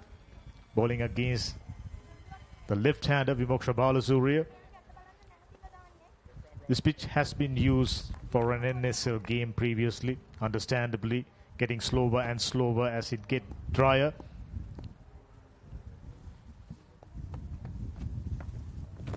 Initially thinking of going for it and lets it go. Yeah, floating it up. Jonas not afraid to give it a bit of air and tell the batter to come and get me if you want to. Hit over the top. There you see, enticing the batter to come down the track. Once again, Piyumi Vatsala does so. She's off the mark, takes it on the full. She'll need some runs. Didn't get going in the first game, but with 26 overs remaining in this innings, a long way to go. A long way to go for both these players. And they have to make sure they bat as long as possible. A full toss, but unfortunately straight to the fielder. I mean, it's about not leaving to someone else. Once you're out in the middle, you got to do the job. She's bowled a lot of full tosses in these 2 overs and got away with it. Fran Jonas. Oh, just too slow. Too slow. She was in 2 minds whether to go for the big one, whether to defend. Takes the safer option. 24 done, 76 for 3.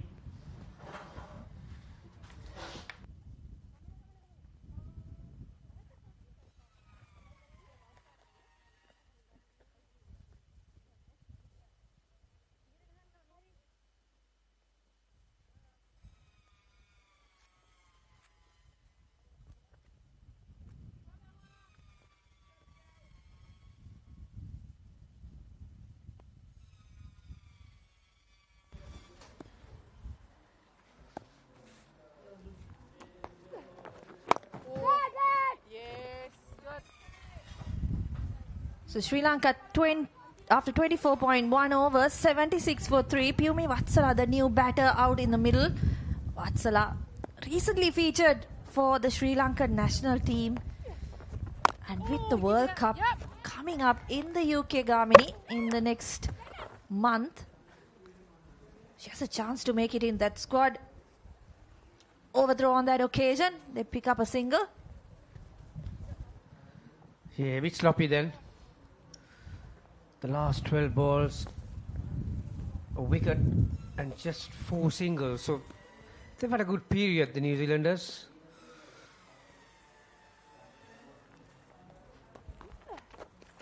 Decided to come out outside edge, at least 2.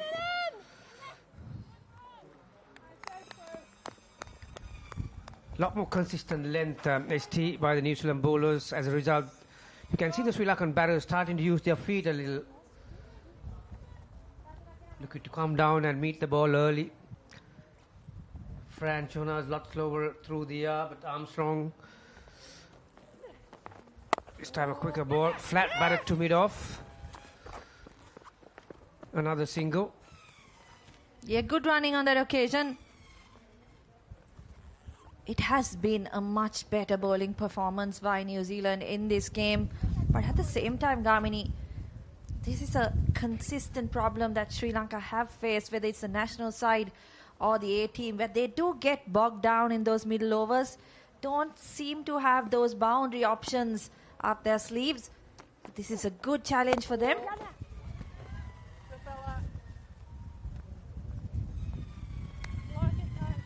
Yeah, one of the areas that coaches look at these days, ST, like you mentioned, the middle overs, the ability to rotate the strike. If you have that skill to take singles towards mid-off, mid-on in the V, that's a definite skill that you require to be successful to bat in the middle overs. Oh, that's one shot. Wow, well, she'll be fuming. Vimoksha, back to the 6:30 delivery, wasn't it? Short, quicker, straight to mid-wicket. Finally, New Zealanders hold on to one.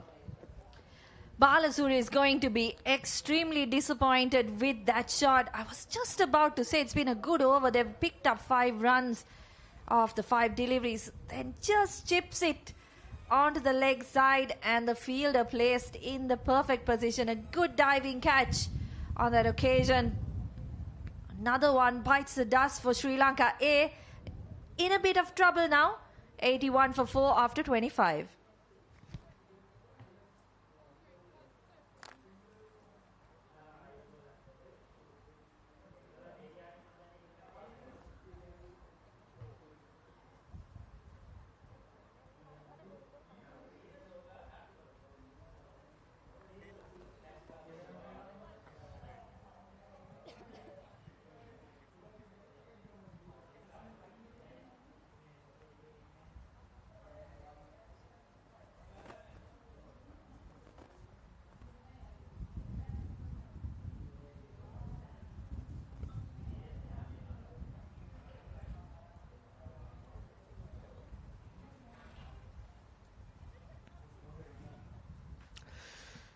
We're at the halfway mark.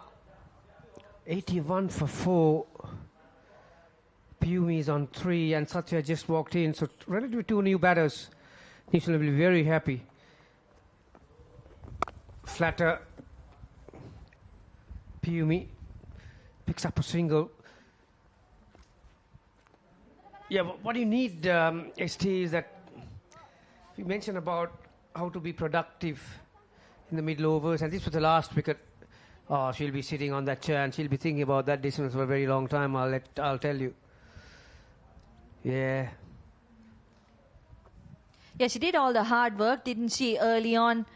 Ball was moving around, took her time, managed to survive that excellent spell of bowling from Downs, and then a soft dismissal sends her back into the pavilion. Kamini, just a thought on Fran Jonas. We've seen her before in Sri Lanka. Feels like she has slowed down a tad bit since then. A lot more flight in those deliveries. Yeah, we mentioned at the pre-match discussion too. It's a task in hand when you come to this part of the world as a spinner, particularly from countries like New Zealand, Australia, to find the correct speed. Quicker, wide outside the off stump. Satya gets her innings underway. Follow wickets. 15, 31, 74, 81. Yeah, I thought for a moment before that over it was evenly poised, but suddenly New Zealand, I've got their noses in front at the halfway mark. Yes, certainly, especially with those last couple of wickets to fall. I've got to say, it was that spell of bowling from Downs and the captain, Jess Watkins, that put Sri Lanka under pressure. Couple of maiden overs back to back. The wicket of Vishmi Gunaratne. They haven't looked back since. Once again, flighted. Vatsala down the track. Hits it straight to the fielder at short extra. That's the end of another over from Fran Jonas. Just 2 off that one. Sri Lanka 83 for 4 after 26.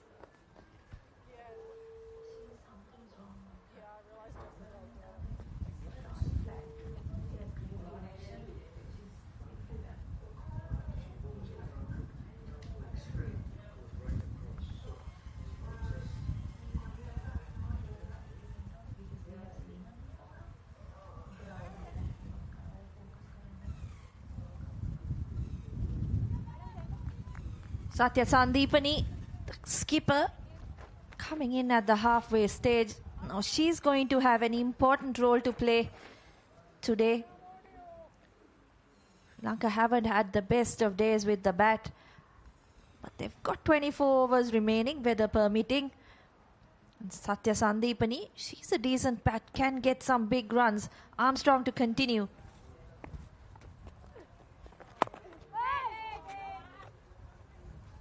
Wide outside the off stump on that occasion. But no run. Yeah, we saw earlier in the innings Northern Brave bowlers were operating from either side. Now when it comes to Armstrong and Fran Jonas, they're both from Auckland Hearts, ST.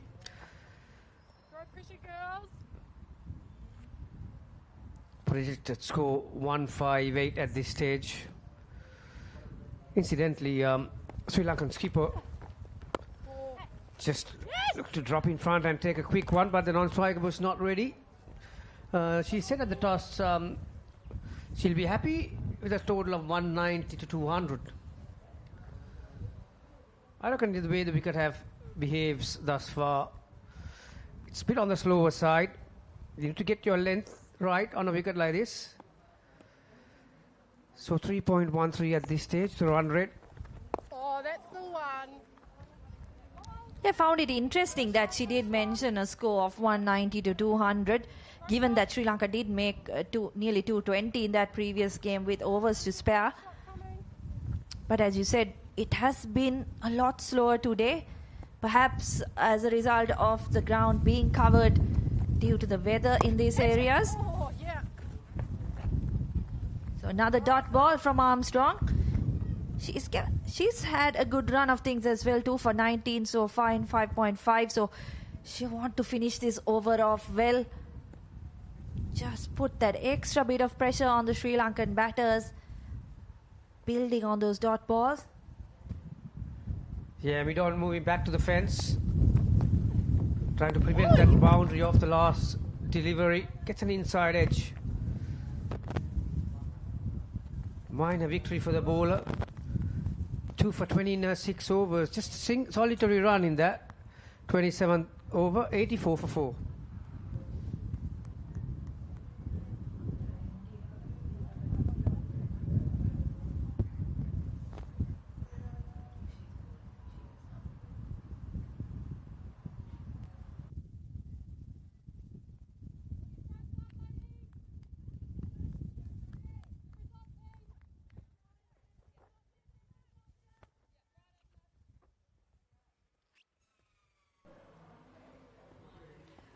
So Fran Jonas will continue from the grandstand end. She's gone for just 8 runs in the 3 overs so far.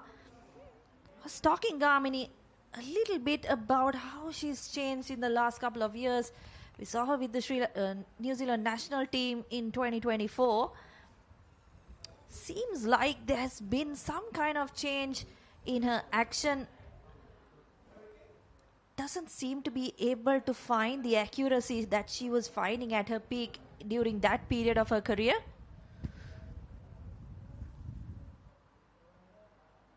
There's a slight hole up. Oh, we got a visitor on the ground. My goodness gracious me. It's lunchtime, Misty. He's looking for something. Yeah, talking about that action. Now, keep a close eye on her. There you are. Now, oh, that's 1, 2 to the fence, 4. Got all of that one. Yeah, welcome boundary. Both these batters were going to a bit of a shell, weren't they? The length that, yeah. Got a good piece of that one. Yeah, Sandeepani, the skipper, just taking things into her own hands now. As you said, they were getting a bit bogged down. Gets that boundary, releases the shackles a little bit. About the action. On an ideal world, this was the last boundary. Midon has gone back to the fence. Whoa, uppishly played. Piumi. Another yard or 2 to Fran Jona's strong hand, the left hand. She could have been in trouble. Yeah, in an ideal world for a left arm spinner, you like to brace through your front leg and get that back foot. Now see where she finishes. Towards mid-wicket. Ideally, you need to finish that leg in a straight line. So she loses momentum a little through the release. Yeah, you're right. She was a lot quicker last time around, wasn't she, when she was here in Sri Lanka? Sometimes when you get used to these actions, it's very difficult to change. Nicely bowled. Single to finish the 28th. 90 for 4.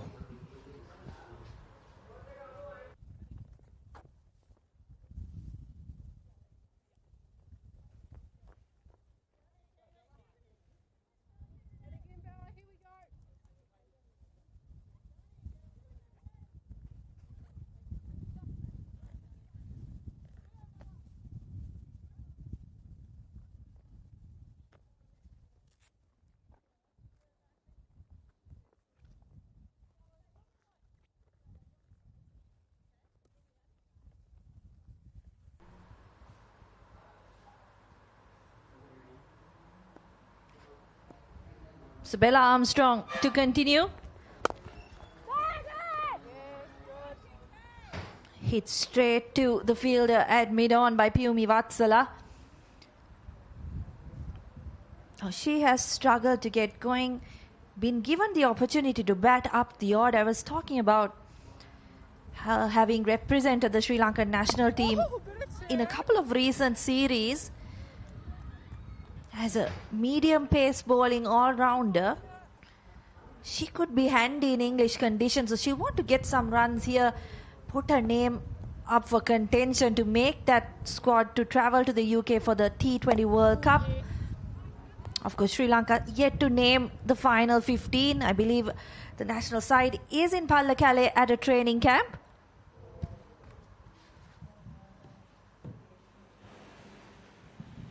Talk about training. Zambulla, it's a beautiful facility out here.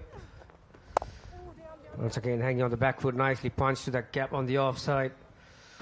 Yeah, a lot of youngsters, particularly from this area, they go through their training here. There's a swimming pool, the indoor nets. Yeah, taking a slight break. Yep, you're on TV, son. Make sure your relatives and brothers and sisters watch you all the time. Once again, using your feet. Yeah, the ability to absorb the pressure in the middle of the innings. It is a task for these two batters. But you got to keep an eye on the run rate as well as keeping your wicket intact. Nicely bowled. You have hit those foot marks outside the off stump. 91 for 4.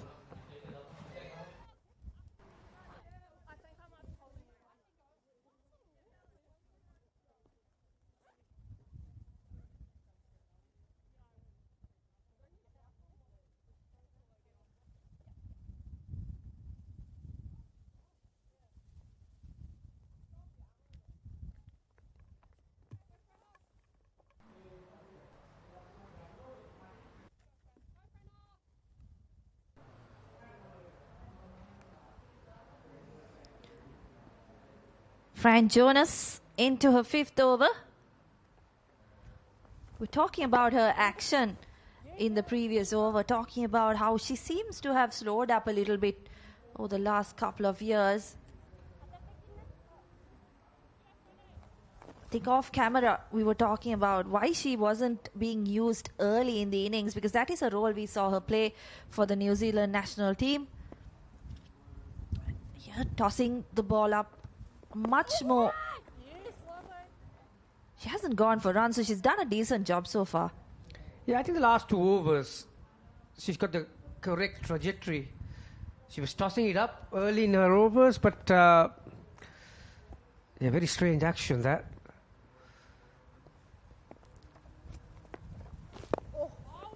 You don't mind getting driven on a surface like this, ST.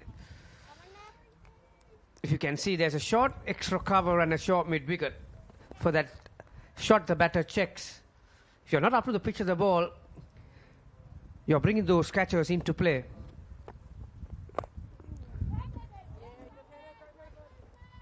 Yeah, New Zealand have adjusted really well, haven't they, to the conditions. Learning on their feet. They've brought in those fielders at short extra and short mid-wicket.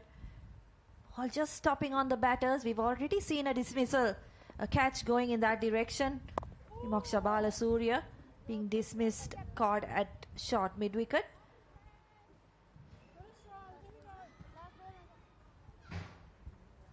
And also one other thing that they've got it right is their field positions. Flatter on the back foot. Good effort. And saves a certain single. 5 dot balls in that over. 92 for 4.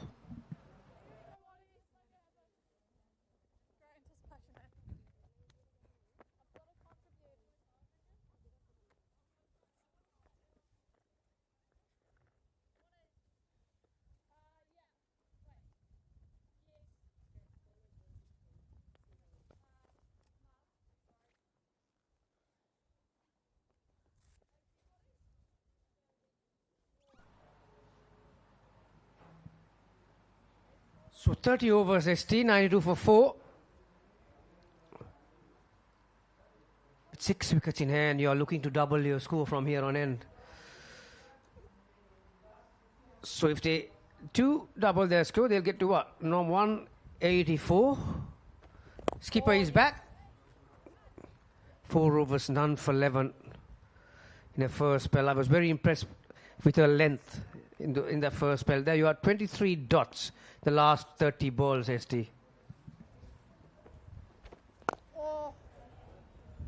Yes, that's exactly what I was talking about, Gamini, earlier.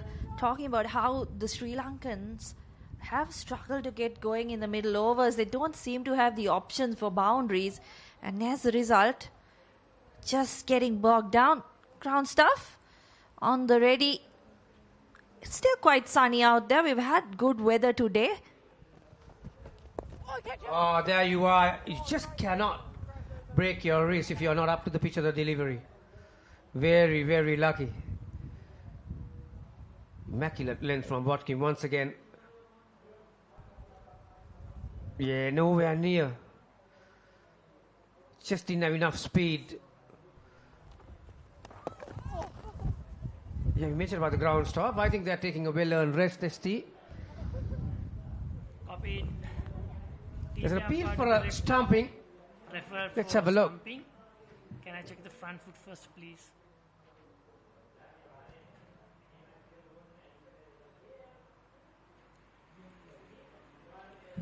Okay, fair delivery. Go for the stumping. Show me the best side-on angle for stumping, please.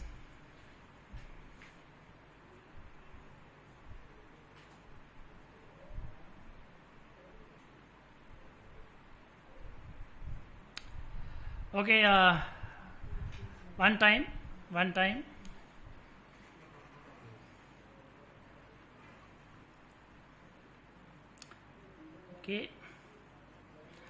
Okay, better grounded is bat. I made my decision. Just focus the lights, please.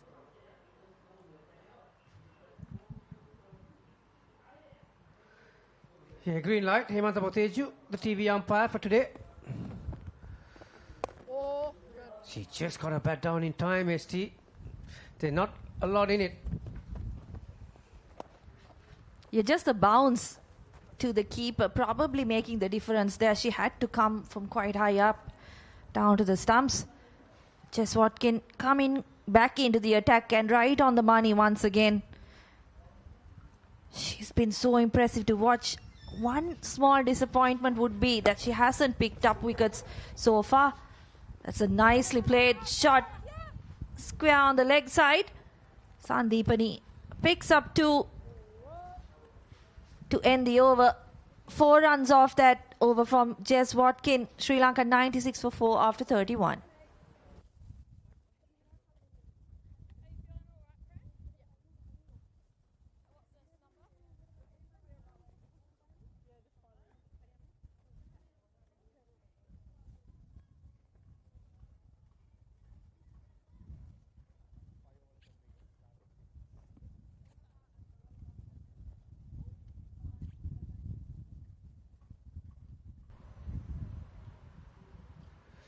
Yeah, those who have just joined us, Sri Lanka won the toss this morning and elected to bat first. The same surface that they played their first game. Pummel that towards long on. One bounce. Neatly done. Just a one.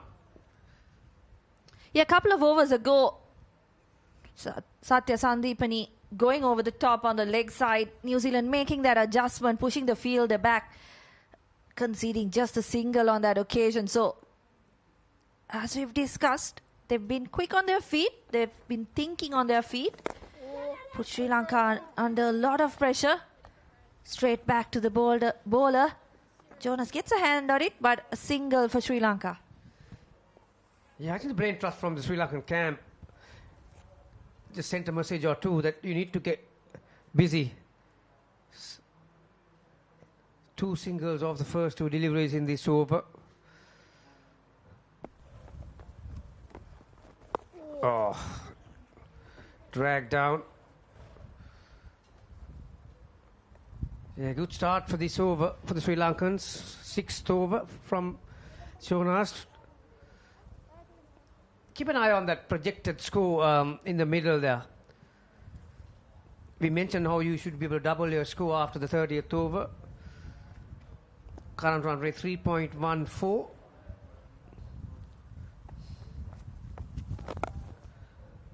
Oh, she'll be disappointed with that she couldn't do a bit more on with that full toss straight to deep mid wicket. Projected 158 ST. Yeah, Jonas once again just not able to control the flight. Lucky to get away with just a single, but she's conceded 4 of 4 deliveries so far. This time, Sandeepani show some respect. 100 up for Sri Lanka in the 32nd over. It's been slow going by the hosts, but good bowling, disciplined bowling performance so far from New Zealand. Down the track, once again, Satya Sandeepani. Fielder cleans up at long on. 5 runs off that Fran Jonas over. Sri Lanka 101 after 32.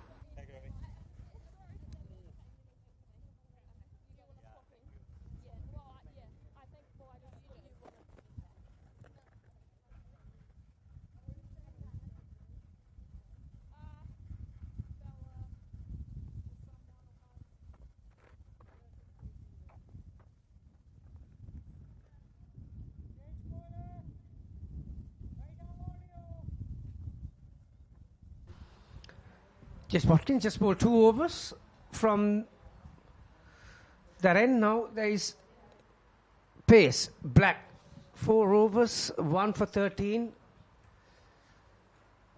Incidentally, another good sign that you are on the spot, ST, that New Zealand have bowled 6 made overs in this innings so far.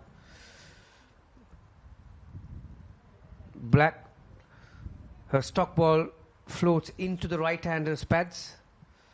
3.16 the run rate. 5 fielders inside the ring. Nicely played.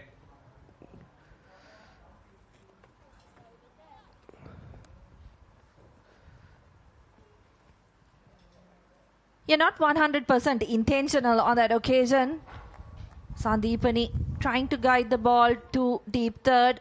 Just getting a thick outside edge. Past the keeper. I never reached those ones. Thin edges, yes, but that was a thick outside edge.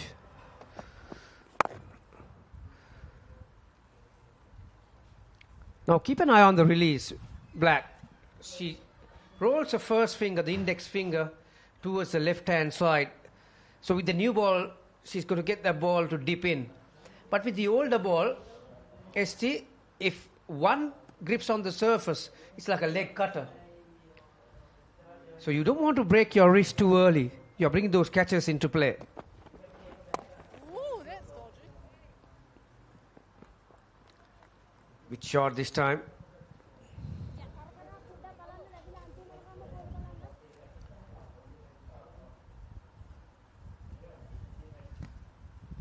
It's interesting to see when Pumi is on strike. Deep third comes into the circle and the mid wicket goes back. Now Satya is on strike. Mid wicket comes in and deep third goes back to the line. So different fields for different batters. They've done their homework, ST, from that last innings.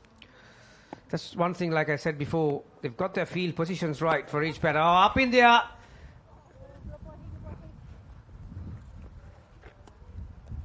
Falls in no one's land.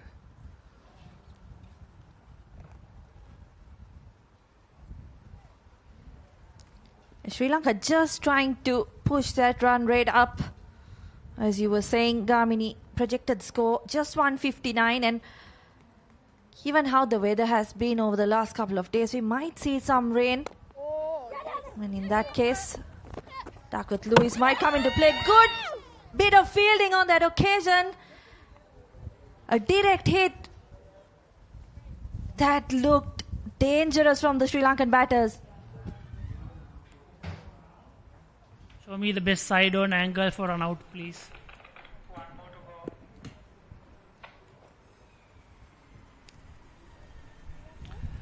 Okay, take it back slowly, slowly.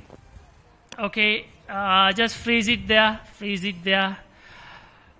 Batsman not grounded. I made my decision. Just focus the lights, please.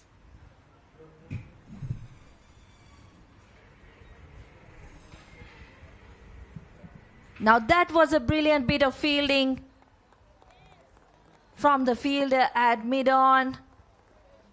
Was that Jetli? The substitute, Pumi Vatsala, caught short of a crease. Sri Lanka trying to get things moving. Not successful on that occasion. Yeah, brilliant work. One hand pick up. Release it in one motion. These are the things that can spark you as a team. As you could see, when the decision came, the whole team were clapping. Have a look at this one. Well, nice. That'll bring smiles to the fielding coach, ST. The dugout. Balasuriya, after getting a start, 31 off 57, 104 for 5.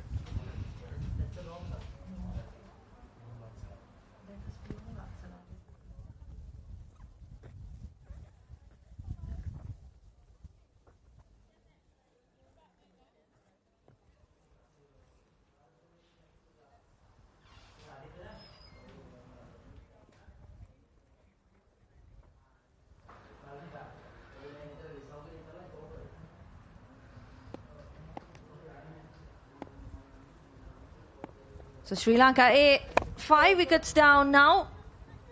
That run out. That's the end of the 33rd over. 104 for 5.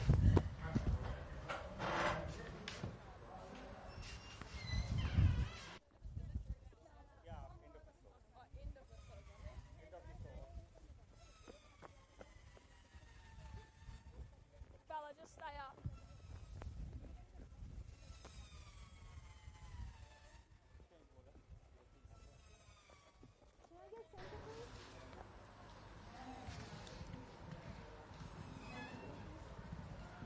Well, the Sri Lanka women's A team have just lost another important wicket. Piyumi Vatsala run out there, direct hit that makes a huge difference. Sarah Chetli on the field as the reserve player, 12th woman on the field, and creates that opportunity, gets the run out. So the skipper into the action. The right arm off spinner was very impressive, very accurate in the first game. Has done a very good job in the second game as well. The skipper, Jess Watkin, goes for the sweep, top edge. We'll take a look at that run out, Damika. Brilliant piece of fielding. Charging in, catches the ball. The same motion, throwing the stumps down. And Vatsala made the mistake, going for a very sharp single. I thought she started up really nicely, but found short. That was skipper Satya Sandeepani. Not too many runs during the first game. Now this is her opportunity. Yeah, she has to take the responsibility and bat out the overs. Make sure Sri Lanka get to a fighting score. No hurry at all. Plenty of overs remaining. And this is not the wicket where you can come in straight away, play your shots, go after the ball in. It's a wicket where you have to grind, graft. Ones, twos, just hit the gaps. There will be good overs. There may be dot balls or maiden overs. It doesn't matter. You just have to keep chipping away. Again, walking across his thumbs, goes through for the quick single. If I'm correct, the new batter is Limansa Tilakaratna, the left-hander. She was batting well the other day when the rain halted play. She was looking good in double figures. You said it right. She was around 20 plus and batting really well. That was a sharp single, and we can notice a complete contrast in terms of the energy by the fielders. Going for a wild hike. Finds a fielder on the first bounce, luckily. This is the stage Sri Lanka shouldn't be looking for quick runs, just as you mentioned, not the sort of a track you straight away come and break through. And looks like players about to get drinks.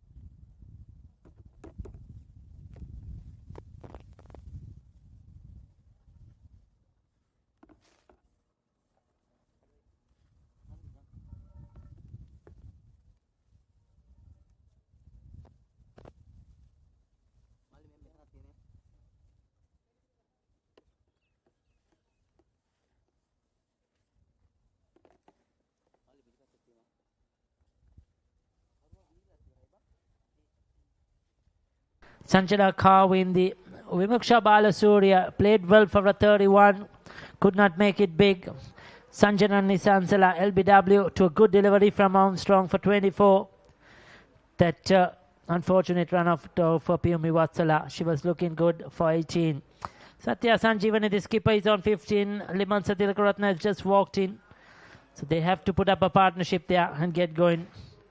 Well, Hannah Rove, 5 overs for 19.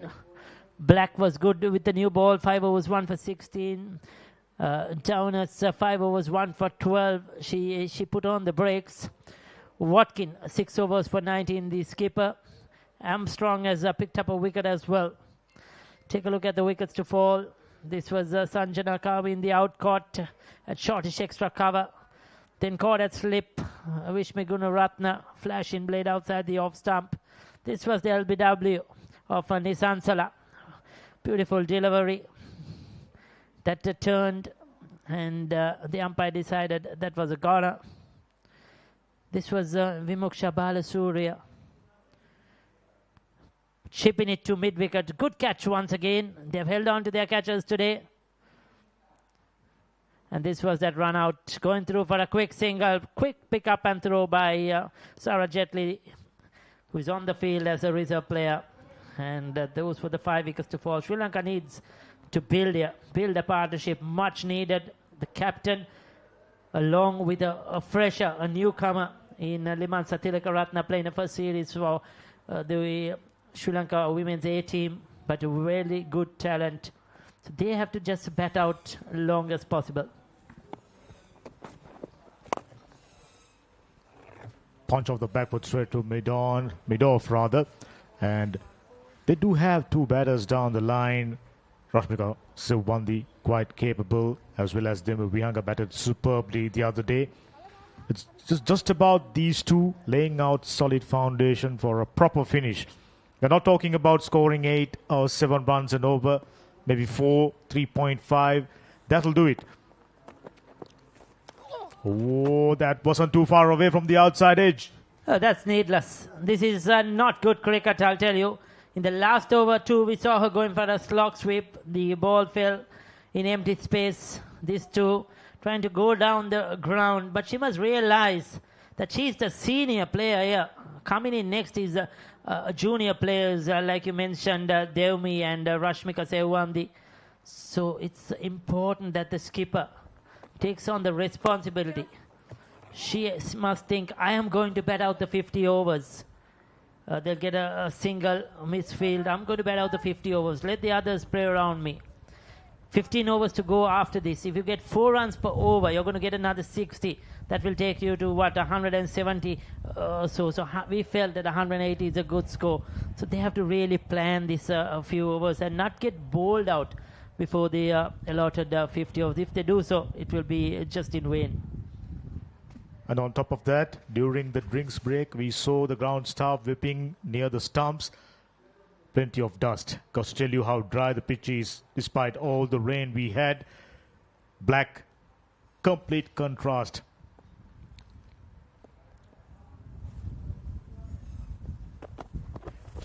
Full toss. Got enough bat. Will they come back for the second? No, they won't. Rightly so. Didn't time that at all, Tilakaratna. Full toss, juicy full toss. Probably trying to just hit it too hard.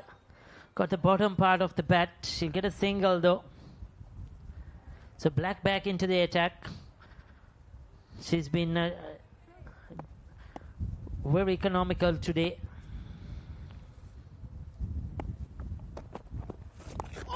A leading edge. This is where you have to be careful. She's gone. I mentioned this to you, Hemanta, in my last stint. It is not the surface to play across the line, trying to work it on the onside. You play too early, there's going to be a leading edge, and that's exactly what Satya Sandeepani has done in the last couple of overs. She was a bit reckless.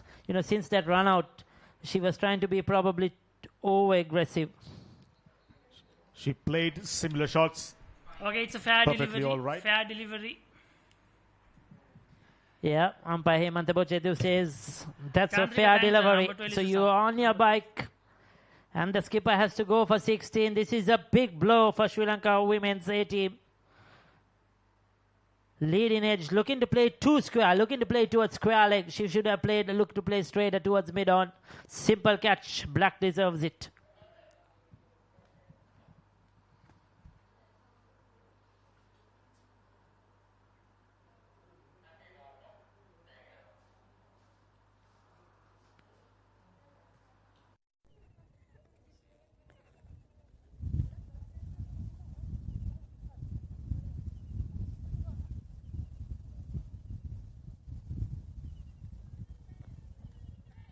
Down, they need them to bat once again. They need them to bat long as possible. There is so many overs remaining. 15 overs. There's a lot you can do in 15 overs. Sri Lanka once again asking too much from two youngsters. They did the job the other day, and today it'll be a little harder. Very well played. She's a strong onside player. Sri Lanka were around 140. Now 110 for 6. About the similar situation, they put up a score of around 40 plus and resurrected Sri Lanka's inning once again, asking the same. That's the previous dismissal. Played a couple of similar shots, escaped and played way too early. Wasn't a bad piece of bowling in line with the stumps. Going for a single. Oh, bit of miscommunication. Luckily, there was a fumble. Well, you just feel that in New Zealand here have lost the opportunity to pick up the 7th wicket. There should have been a run out. Look at that, a push on the offside. Yes, no, yes, stutter. Again she goes, again a stutter. And Devmi Vihanga, what was she doing? She was in not 2 minds, about 10 minds whether to go for that run or not. But the midfield has saved 111 for 6 in 35 overs.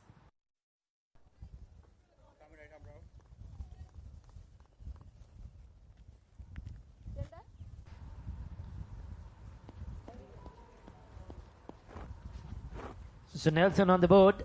Watkin will continue.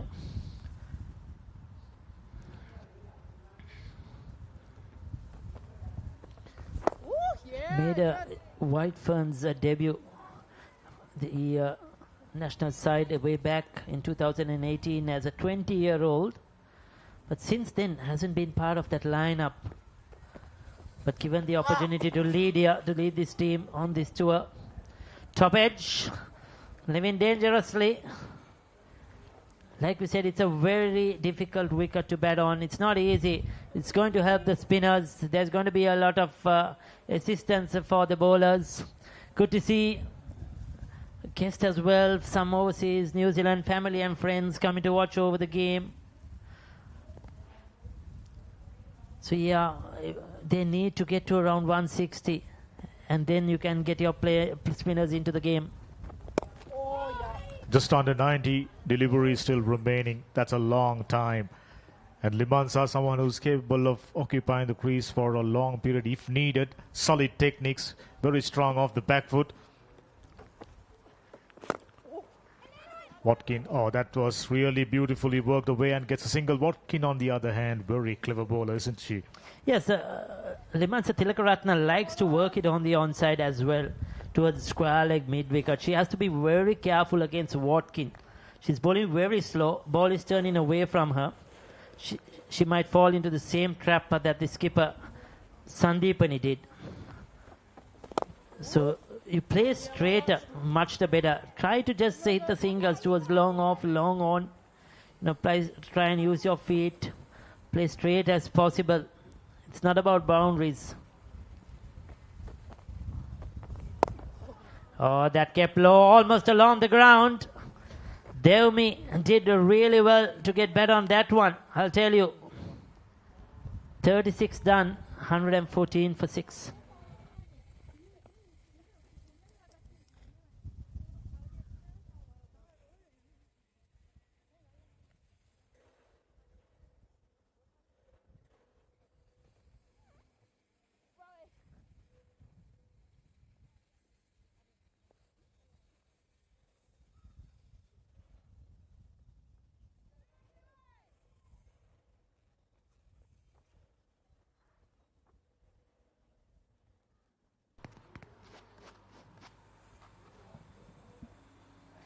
So Black will continue from the far end, where the new media center or the media box is coming up. A lot of construction happening here at Dambulla as well. There's a lot of international events, ICC events scheduled to take place in Sri Lanka. Umpire Chandrika Amarasinghe, the fourth umpire, doing his walk around the boundary line, making sure everything is in order. The ground staff are in place. You know, of course, and assisting the on-field umpires. The fourth umpire, standby umpire. That briefcase is carrying has a lot of stuff in it, I'll tell you. Everything that is needed. Not forgetting our TV umpire, Hemantha Botheju, banker by profession. Always there with a smile, enjoying the game. Hemantha. And yesterday we had a wonderful ride, isn't it, from Colombo with our match referee. Kept us entertained right along. What do you say, Hemantha? Memorable one. We can, put a name for that. I'm not going to say it on. Yeah. Indeed, Vanessa De Silva doing a wonderful job there. Former Sri Lanka women's captain, cricketer. Still involved in the game in a big way. And that passion for cricket is still there, of course. Hemantha Botheju, not forgetting, played for Sri Lanka as well, a couple of ODIs. So good to see past cricketers, as officials and in charge of these big games.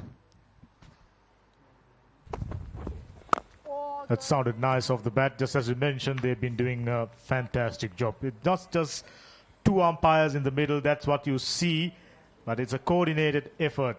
Match referee, fourth umpire, TV umpire, all of them work in coordination to give the best judgment. Limansa, meanwhile, 4 runs, Demi on 3. That's nice.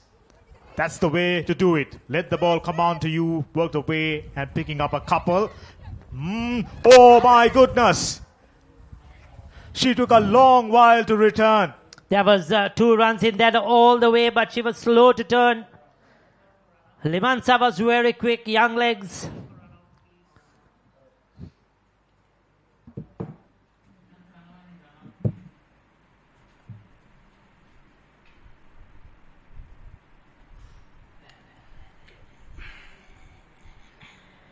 Okay, freeze the bails when it's separated from the stumps. One frame back. Okay. Freeze the bails when it's separated from the stumps. Okay. Batsman well grounded. I made my decision. Just focus the lights, please. Wow, that was very, very close. She must have had her heart in her mouth. The dive has saved. Devmi Viyanga had to put in a long dive there to get in. It's all her fault because she was slow turning around. She was not looking for the second. Her first run was quite slow. And we saw in that last over as well where she survived because there was a misfield. She has to be more careful, Devmi Viyanga, here between a run in between the wickets. Sri Lanka Women's A have already had a run out as well. They cannot afford another one. She's very young and not the most mobile fielder or mover, but very talented. Someone who's capable of, making big scores in double quick time. Worth having another look, isn't it? Fantastic throw from the deep.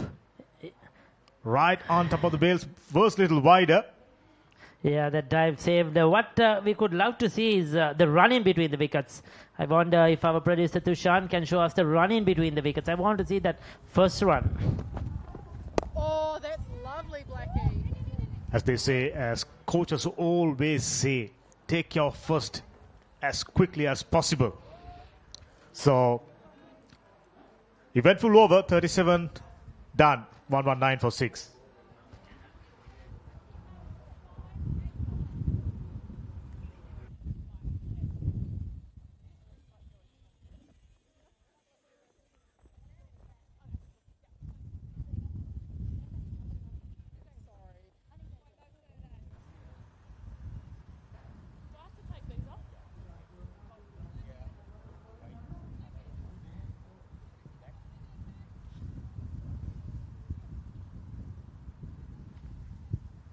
Yeah, the two batters just getting a bit of repair work, or maybe.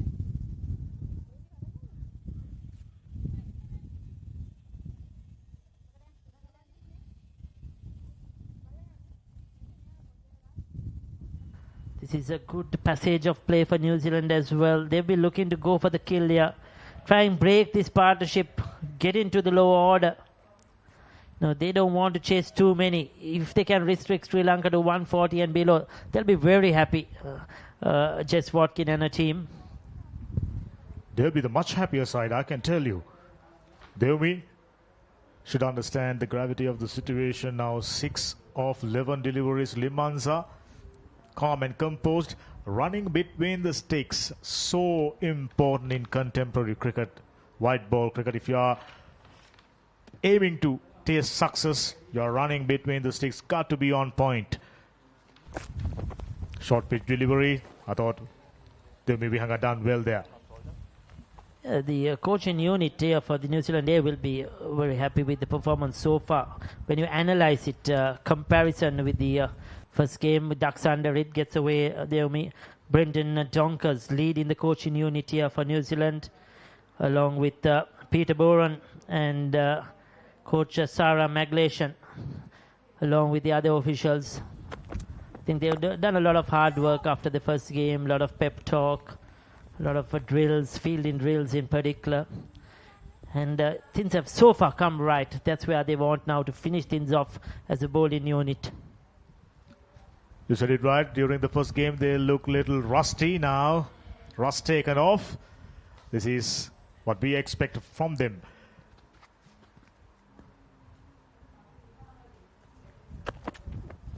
Fuller delivery once again gone aerial. There are now close-in fielders. Gets a single. Deomi Vihanga, blessed with talent. Just about applying yourself, making the most out of it. Been a part of national squad for a couple of tours already. Got the experience. Should know what to do. Limanza on the other hand, youthful, all-round prowess, brings in so much value for any team she walks in. A good cricketer, a long way to go, a lot of development, but a player that's working hard on a game. I'll tell you, a lot of enthusiasm. Limanza Tilakaratna, very keen to learn.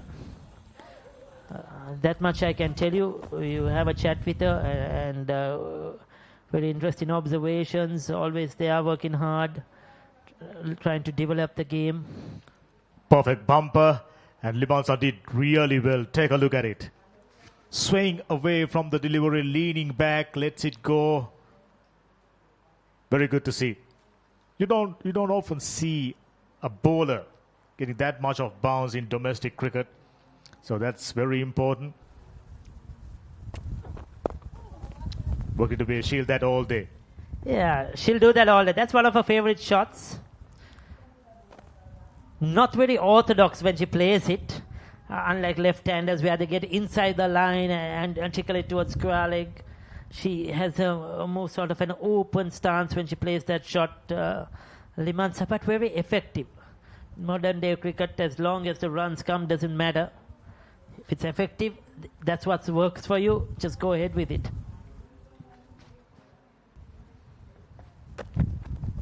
Another short pitch delivery to conclude. Hannah Rowe's 6th over, 21 runs was conceded after 38. Sri Lanka 121 for 6.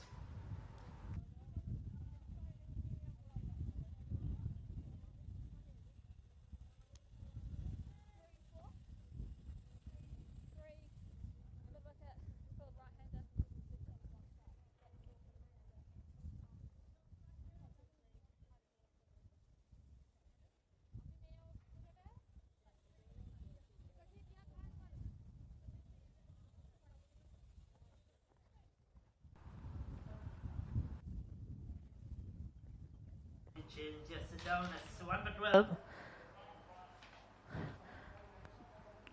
She was the second highest equal wicket taker along with Jet Li in the Super Smash competition in New Zealand, which has earned herself a call up.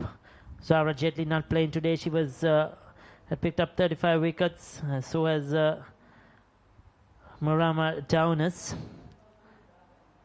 So it's good to see all these performers who have done well in the domestic circuit getting their call-up, getting their opportunities, earning their places on this tour. It will be a great test for them, a great experience in years to come, I'll tell you, playing on subcontinental conditions, in different weather conditions as well. So interesting bowling change by the skipper.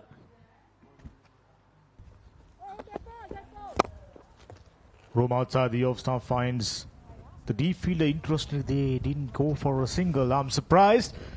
There was ample opportunities.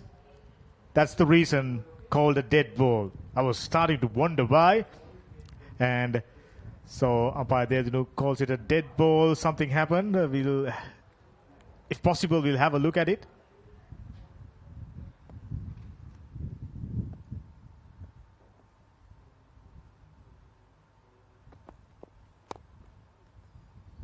That looks nice. Same direction, same result. This time they get a single. Very simple yet effective techniques, isn't it? Yeah, certainly. Just easy need, not complicated. That's all you need to be doing.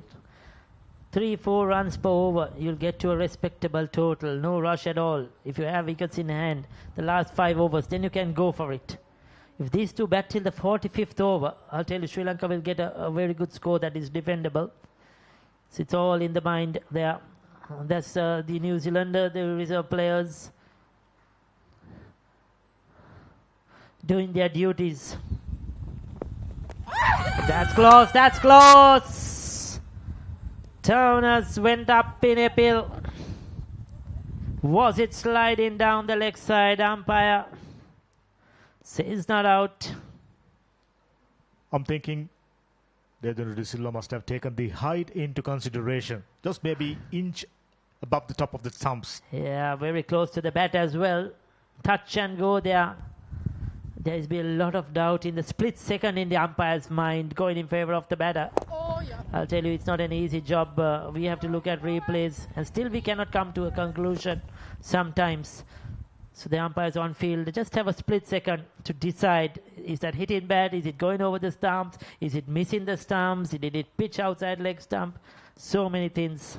And most number of times they'll come out with the correct decision. They must be given due credit. It's a teamwork, a coordinated effort. Lovely. Found the outer half of the bat, not an edge exactly. But Limansa wouldn't mind how it comes, gets another single. She's on 7 now. I like the way she's batting. I mean, she's not rushed here. Every ball, almost she's getting a single, getting off strike, doing the simple things. She needs to just partner her senior partner, Devmi. Let that Devmi do the run scoring. Limansa has to just hang around, keep rotating the strike. Key to be successful on a track like this, not to play against the line of the delivery, not to play against the turn. Play with it. That'll definitely work for you. So very good over. They've got 4 singles. That'll do it. Without any fuss at all, no rash shots, no slugs. Normal cricket, as you see, the projected score is 161 if they bat like this. That will be a good score. But if they keep these wickets in hand, like I mentioned, for the last 4 to 5 overs, they may get over that as well.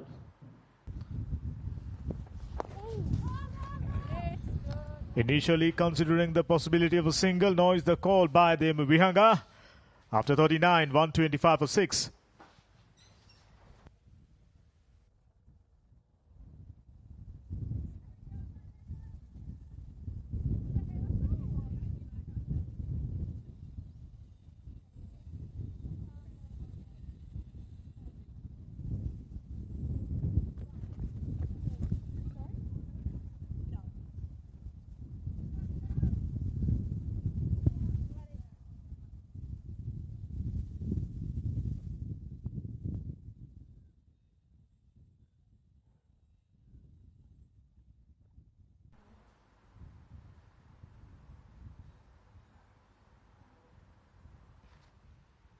So Hannah Rowe to continue from the grandstand end.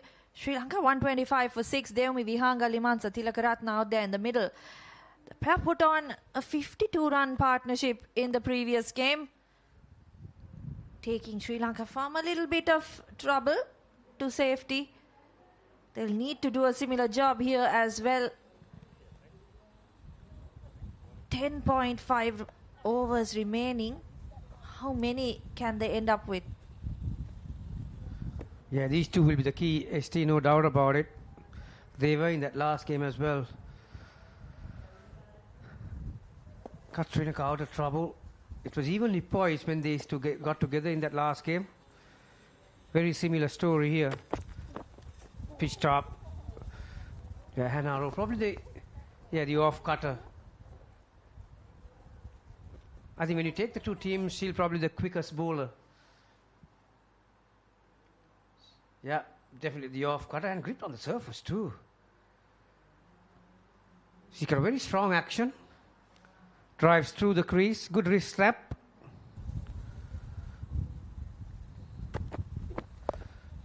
Nice. Just falling short of the Sportylk fielder. An arrow from Central Hines. Enough experience in the highest level as well, ST. Yeah, was a consistent member of that New Zealand national side over the last few years. And as we've mentioned before, has toured Sri Lanka as well in the past, so brings with her a wealth of experience. Devmi Vihanga has her own little bit of experience having played for Sri Lanka over the last couple of years as well. Earmarked as a really promising middle order batter. Of course, a good off spinner as well, but her role in this side will certainly be to get the big hits in. Not too easy against Hanaro, however. She's mixing things up. Yeah, we saw them applying the same tactic in that previous game as well. The stock ball is probably the short ball. Yeah, didn't get up that much. Yeah, the off spinner and the right arm leg spinner, Limansa. Yeah, I think Limansa is another player, ST, that they've been included in that fast track line. Showing tremendous ability. And the way she has approached, even in that last game, it was very impressive the way she played her part when Devmi was going for all the big hits. She rotated the strike as much as possible.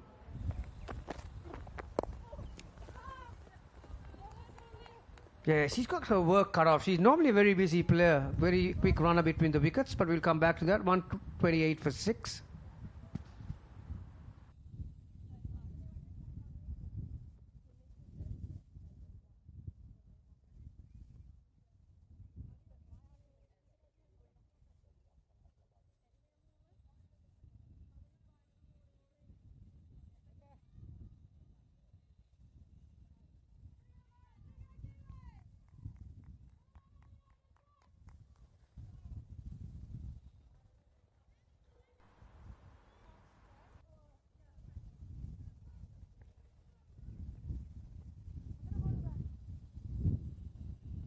Rama Downs back into the attack. Now she has been impressive, Gamini. Didn't play that first game, coming into the side in this one. Picked up just the one wicket, but the bowling has been excellent. That's poor fielding. Jess Watkins. Misfield allows Devmi Vihanga to pick up a single. We spoke about how the bowlers have turned things around from that previous game, but the fielding have let them down at times, the New Zealand. Yeah, once again, a fumble. This is what I like about Limansa. Like I mentioned, Devmi is not the quickest runner between wickets, and so she relies on big shots, but Limansa's ability to find that gap, equally fluent on both sides, on and off. That's why she's been able to rotate the strike at will.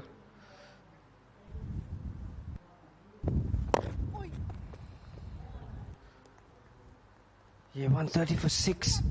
It's the 3 balls. Well, yeah, that's a 3 short of 10 overs left.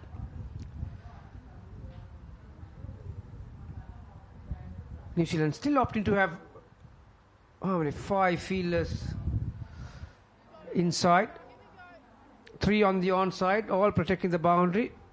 Unlike men's cricket, you can only have 4 fielders outside the circle right throughout, from 10th over to the 50th over.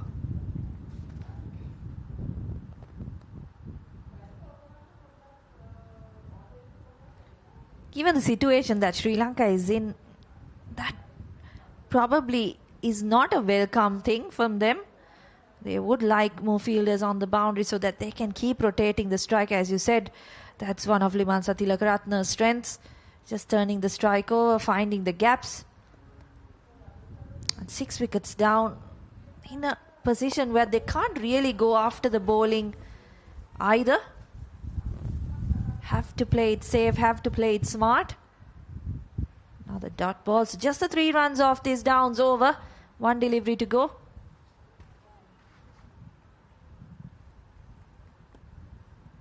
Yeah, downs have been very impressive. Although nothing to... Oh, she's got 1 for 19. Into the gap. Another knock on. Limansa is quick. So she's coming to run into the danger end. Comfortably home. Yeah, 2 to finish the 41st. 1-3-3 for 6.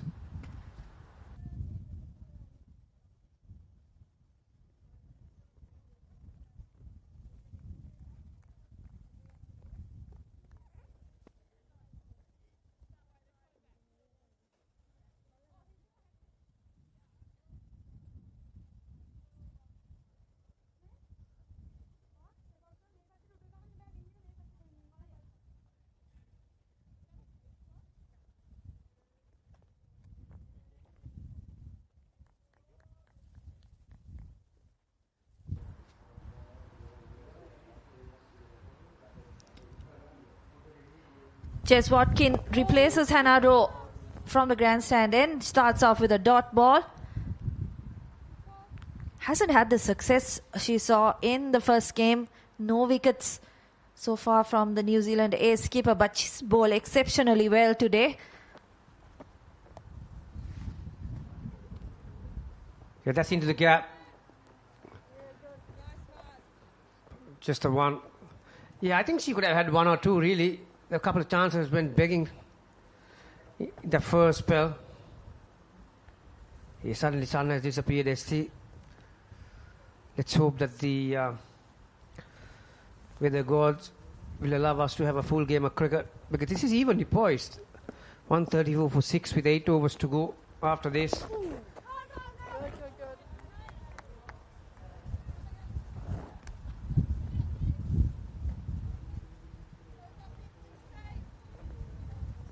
It's a good test of character for both teams. As you said, 134 for 6. Game evenly poised. Just over 8 overs to go in this innings. Test of temperament as well. The other quality I saw in Limansa is that, all the batters we've seen so far, she's got the ability to play both sides. Offside, she drives pretty well on the front foot.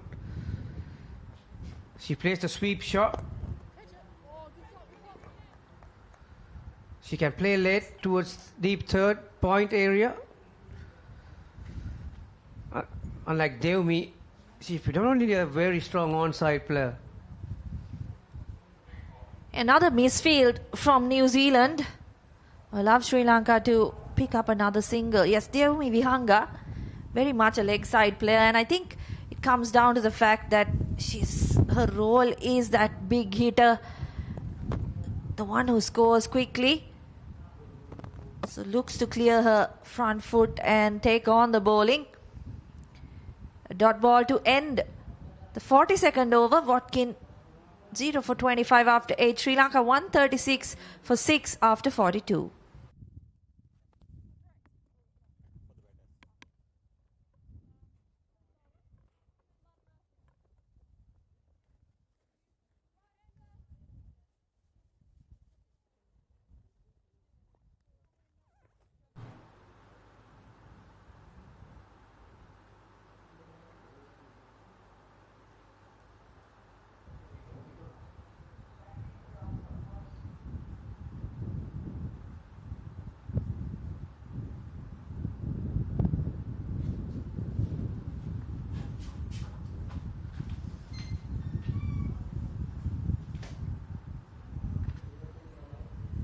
Downs into her 8th over. Now Sri Lanka, they've got 8 overs remaining in this innings. 136 for 6 the score. At the toss, Satya Sandeepani mentioned that they'll be looking for 190 to 200. That looks a bit far away at the moment. But the runs will have to come off the bat of Devmi Vihanga. Has a good bit of keeping. Half an appeal from the wicket keeper, and umpire sends it up to the third umpire. First, please.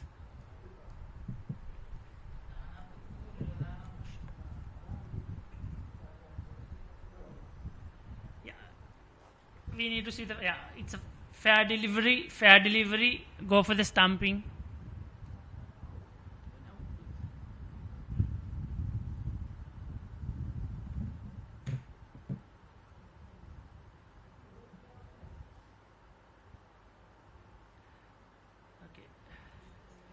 Yeah, batsman is well grounded. Batsman is well grounded. Just focus the lights, please.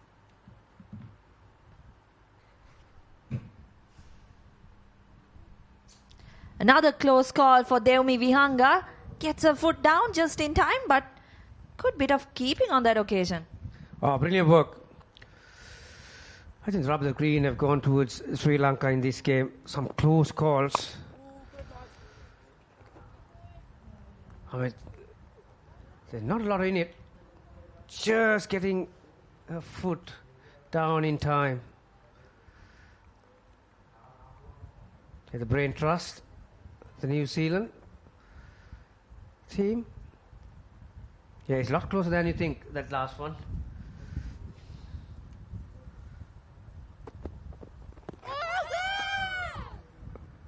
Loud appeal for an LBW. Yeah, what I liked about Downs is that she has, from the very first ball she bowled today, ST, she's been aiming the pegs. There's not a lot of room for the batters to free their arms. Still a very happy dressing room, or the dugout, you can call it. That's that last appeal from Downs. Just sliding down the leg side, up in the air, just falling short of the fielder. At short third, Devmi Vihanga picks up a single. First runs in this over.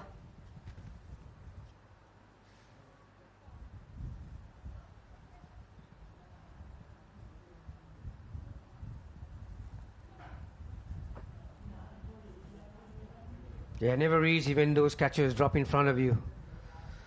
But did well to keep it down to 1. That's what I like. She's got the game, Limansa. Never gets stuck.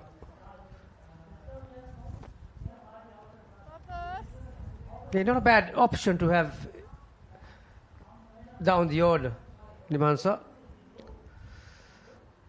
Coming at number 8.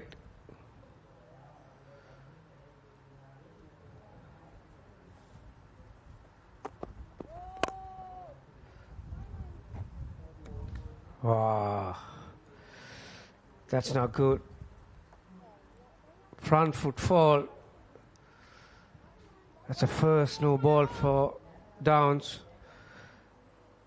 Now where is this going to go? Well, that's a big one too. There's deep mid wicket long on. I'll tell you what, she's aiming cow corner.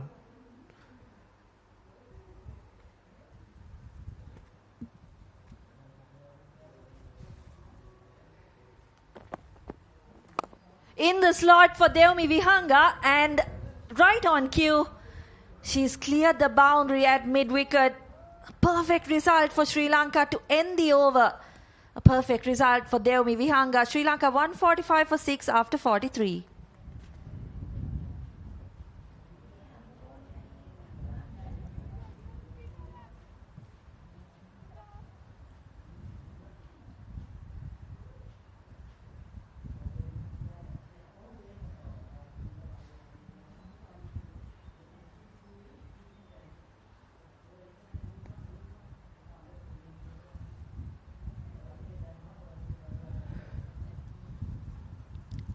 Yeah, nicely handled the bowling figures. 6 bowlers been used so far. Oh. That'll be an encouraging sign for both Limansa and Devmi. With a turn, no doubt they'll be trusted with the ball in hand later on.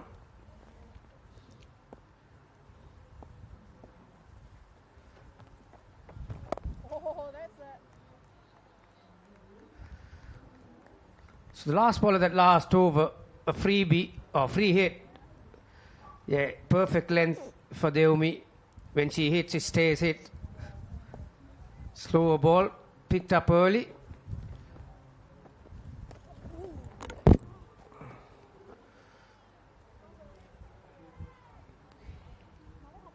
Quiet inquiry. Have they referred upstairs?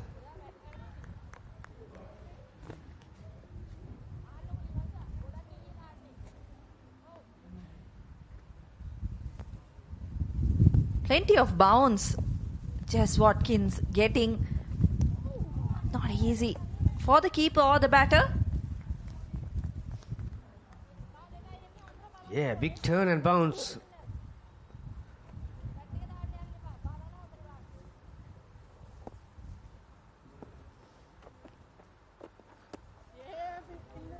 Fifth dot ball. Last 30 balls have produced 1-6 and 16 dots. Pitched up, over mid-off, 3 bounces into the fence. Yeah, good finish for Sri Lanka after 5 dots. Lot of bottom hand into that shot. Enough bat on it. Welcome boundary after a 6 in the previous over.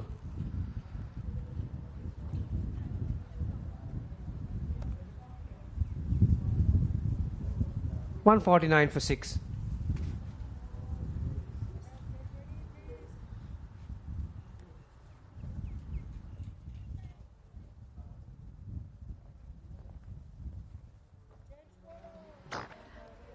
Bella Armstrong, the most successful bowler for New Zealand A today, 2 for 21 so far in her 7 overs. But if you look at that economy rate, none of the bowlers going for more than 4 runs and over. That's a nice shot from Devmi Vihanga.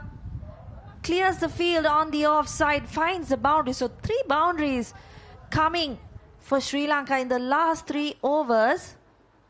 Earlier in the previous over, we looked at that stat, last 30 balls, 16 dot balls, no 4s, 1-6. They picked up the pace a little bit since then. It's a nicely played shot. Yeah, at that time of the innings, isn't it? Taking an extra risk, mid-off, drops back to the fence, 3rd inside the circle. Yeah, that's about the length that you need to operate against Devmi. Anything that's pitched up within her reach, she's going to go. And also think it's the right move to bring the 3rd fielder into the circle. We haven't really seen the Sri Lankan batters trying to use the pace because there hasn't been much pace on this pitch, has there? Wide delivery called on that occasion. So Black conceding another extra. Yeah, now that these two batters are set, few mistakes starts to creep in. No balls, wides. You cannot afford at this time or an innings to be loose. And that's once again pitched up. Caught the outside edge. But just the one. Limansa wanted the second. But Theumi just jogging to the other side. That's one area that Deumi Vihanga will have to work on.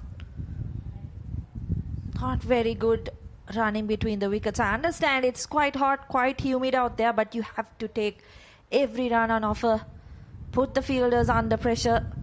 Certainly the coaches will have their eyes on how she is dealing with things out in the middle.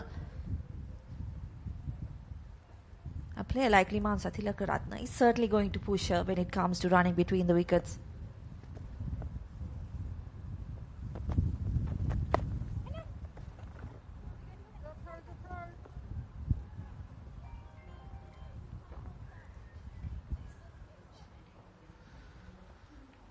Yeah, 156 for 6. Yeah, Sri Lanka were in a spot of bother when these two got together. Could have gone either way at that point. Another slower delivery, driven firmly towards that extra cover gap. A productive over this, with one delivery to come, the extra delivery. 4 and 3 singles and a wide. So 8 off already. Black looking to finish this over, possibly with a dot ball. That's what she gets. Still a good one for Sri Lanka. 8 off, 157 for 6.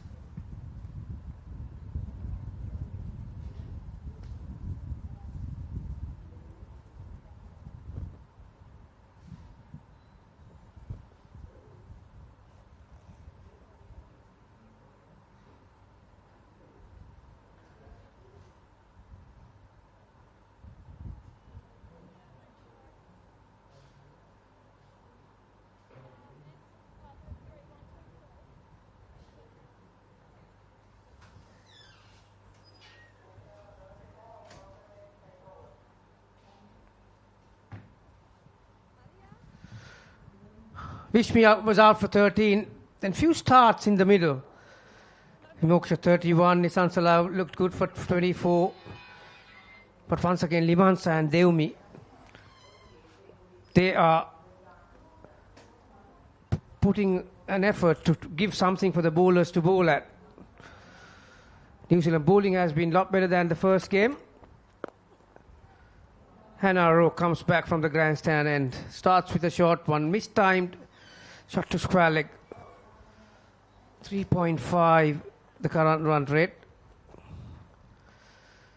Projected score 175 at this rate, but I'm sure if these two bat the next 29 deliveries, Sri Lanka might get close to that 200 psychological mark that they want to have at the end of the innings. 18 off 29. Once again, a very good hand from Limansa Deumi, 29 off 38. Missed out on that one. It'll be called wide. Attempted slow ball from Rowe.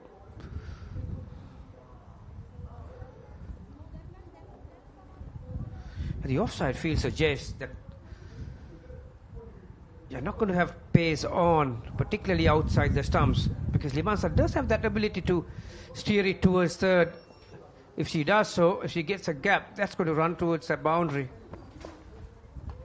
Top edge. Well, I don't think Shana's picked that ball up. She was slightly late on that one. Had a lot of hang time, that shot. Yeah, she's, I think, a bit disappointed that she didn't see it early.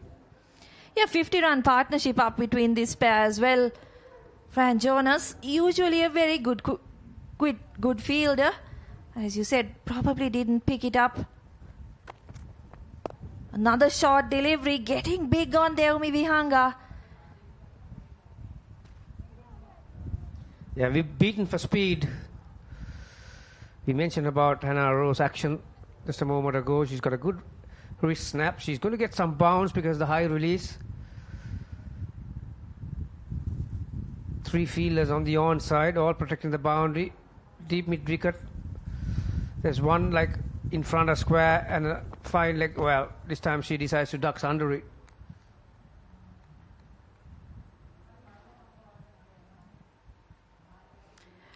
This is the big test for a player like Devmi Vihanga. As I said, has been featuring in the Sri Lankan national team over the last year or so, but when she is tired, as the body starts tiring, can she put in a big performance? Another short delivery. Did she glove that one? Umpire signals run, so another good finish. 2 and over for Sri Lanka. A boundary. There's one delivery to go. In fact, Devmi Vihanga did not know much about what was happening with that delivery, but gets a top edge and it goes over the keeper, running away to the boundary. Once again beaten for speed, and this time so was the wicket keeper.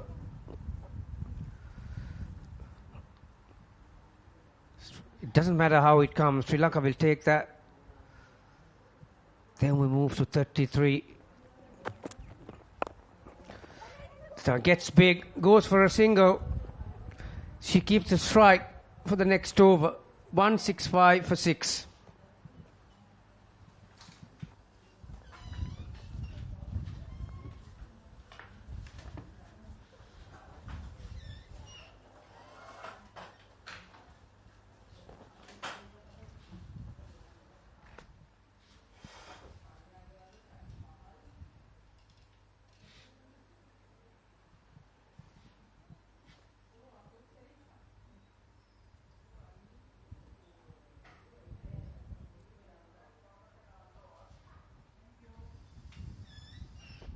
.55-run stand between two youngsters, once again resurrecting Sri Lanka's innings.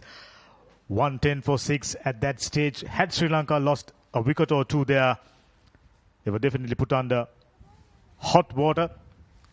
But right now, Devmi steadying the ship. 34 of 42 deliveries. Dimansa providing much needed support.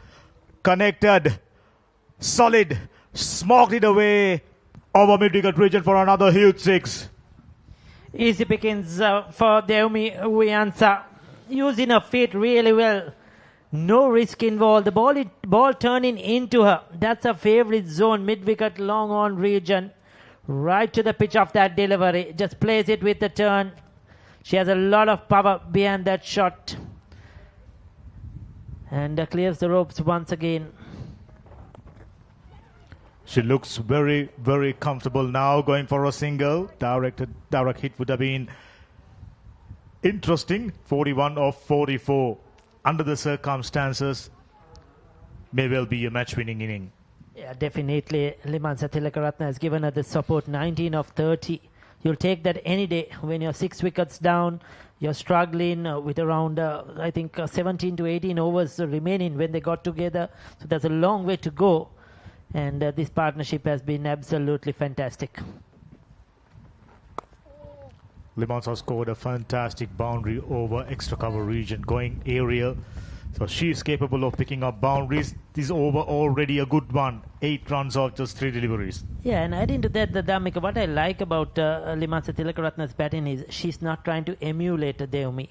She's not trying to match Devmi hitting 6ers or 4s. She's just playing her own game, just giving Devmi the strike as much as possible and making sure that this partnership goes on, carries on right till the end.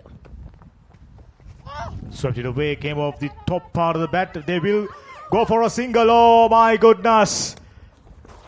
Very lucky Blake once again on the second occasion.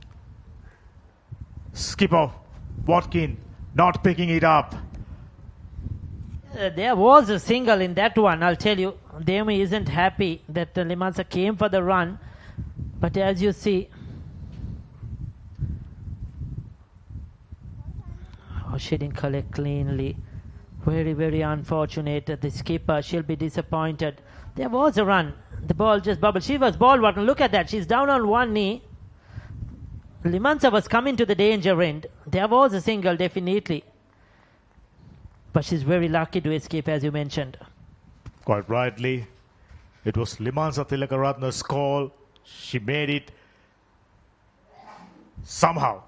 Just somehow. Deumi survives another scare, 42 or 45. Limansa on 20. Partnership grows. Sri Lanka the happier side at this stage. Oh, that's lovely. Off the backwood, punched away for another single. Now they've got close to 175. I'm thinking with over 4 overs remaining, they can add 20, maybe 30 runs. That'll do the job. Excellent over so far. 10 runs off. Off the back foot, keeping strike, intelligent batting. Excellent over, 11 runs off after 47. Sri Lanka 176 for 6.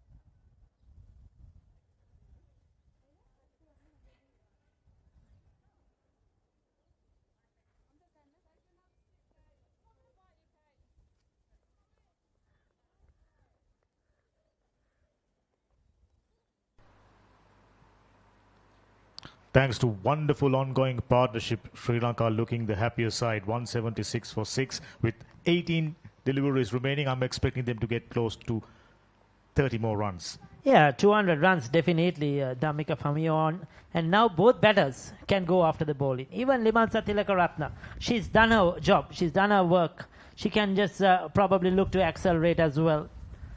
Play some fearless cricket. Takes it from outside the off stump. Good fielding, keeps it down to a single. Deumi has to be very careful because Limansa is quick between the wickets. She needs to try and convert the ones into twos, the twos into threes. Now the license is there for Tilakaratne as well to try and find the boundary because they still have 3 wickets in hand.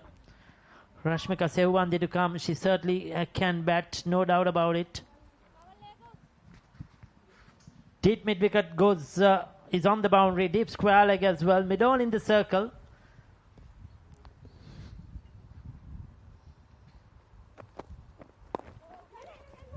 That's her bread and butter shot.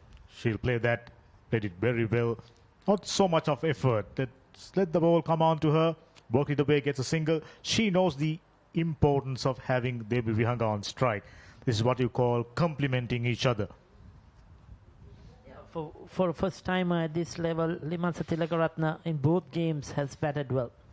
Coming under pressure, looking to consolidate, looking to build up a partnership. She's done a job.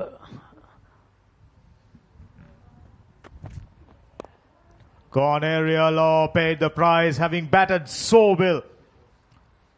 Off commentary, I mentioned about, throwing her wicket away when she was looking so good. Once again, she does it, but she does the job.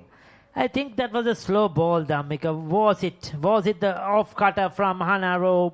Was that stopping in the surface? She played too early. I think she was looking to punch it over mid-off.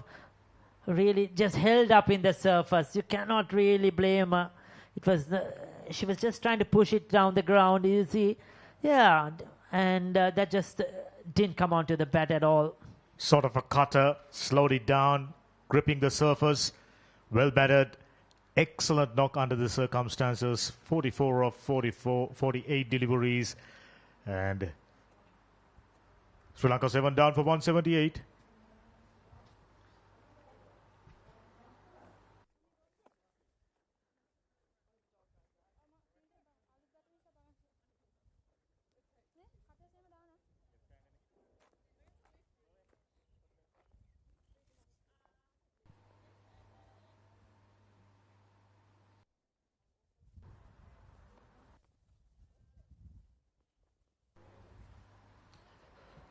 Rashmika Sevwandi, bundle of energy. She is capable of clearing the boundary.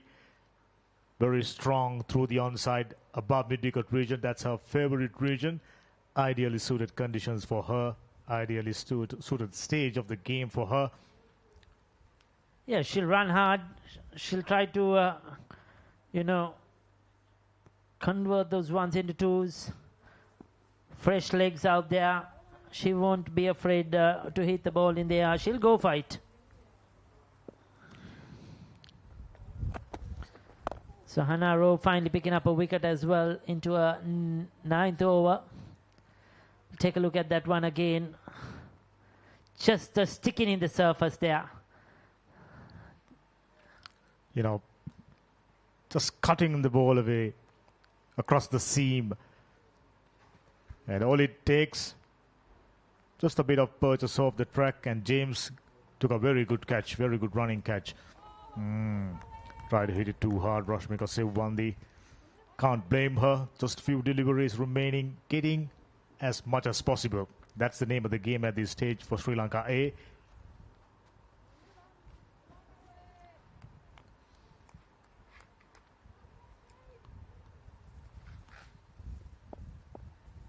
This is a good over. Very good one for New Zealand. Can she finish it off? Hammer through the offside. Cannot pierce the field. Excellent stuff from the experienced Hannah Rowe.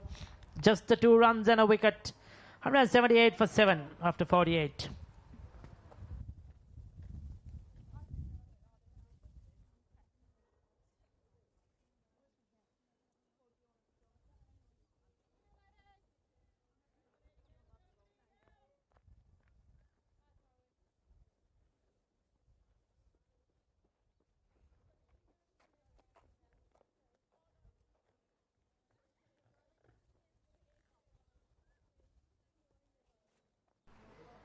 Fantastic previous over by Hannah Rowe. Not only picked up a wicket, just given away 2 runs. 10 the flow of runs. We mentioned Sri Lanka getting close to 200. Right now it looks a little too far away. But all it takes is few boundaries. Both the left-handers in the middle are capable.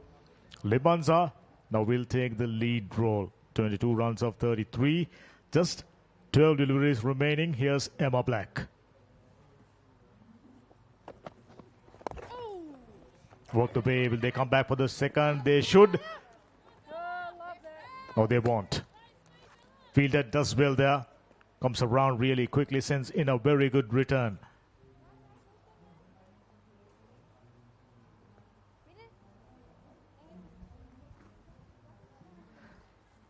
So Black 2 for 33. She's had an outstanding game. She will look to finish this off here. Her final over for this match. Struck well, gets it over the infield, not too far away from the fielder, eluding the jumping fielder. Gets a vital boundary. She's capable, we know that. Yeah, effective. Doesn't matter how it comes, long as it comes. Just manages to clear that mid-off fielder. Going aerial. Good attempt. But valuable runs this for Sri Lanka, getting them closer to the 200-run mark. The first time I realized she is capable with the bat at goal, scoring that fantastic half-century against England. Sri Lanka under huge trouble. She came in, scored a fantastic half-century. That's not good.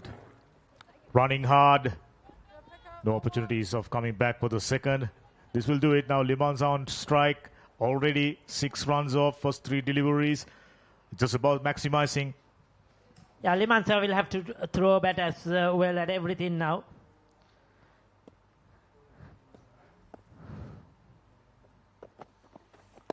There you go, up and over. Just a single, is it? Yes. But taking the chances, that's the correct way to go. What I like about Limanza's batting, keeping things simple, uncomplicated, clear mindset. So far performed outstandingly well. Get out, scored 40 plus runs already. during this series. Oh, that sounded nice. Plenty of height. Gets it all the way for huge 6. A big swing off the bat. Rashmika Sewandi. It was in the slot. And she takes on the bowler. Not afraid to play her shots. She's a very gutsy young cricketer. Whether it's with the bat, whether it's with the ball, whether it's in the field, she will give you more than 100%. That's the type of cricketer Rashmika Sewandi is. And it's playing dividends. Worked away on the onside once again into the gap. Another boundary. How about that? You're after picking up boundaries. Rashmika delivering on her promise. Fantastic over. Look at it. Full Monty. Holds nothing back. 10 runs. 2 previous deliveries. Ideal stage for Sri Lanka. Yeah, fantastic batting. Fantastic batting by the young left-hander. It was in the slot. Once again, picking the gap to perfection. This is the momentum the young Sri Lankan side needed. 49 done, 195 for 7.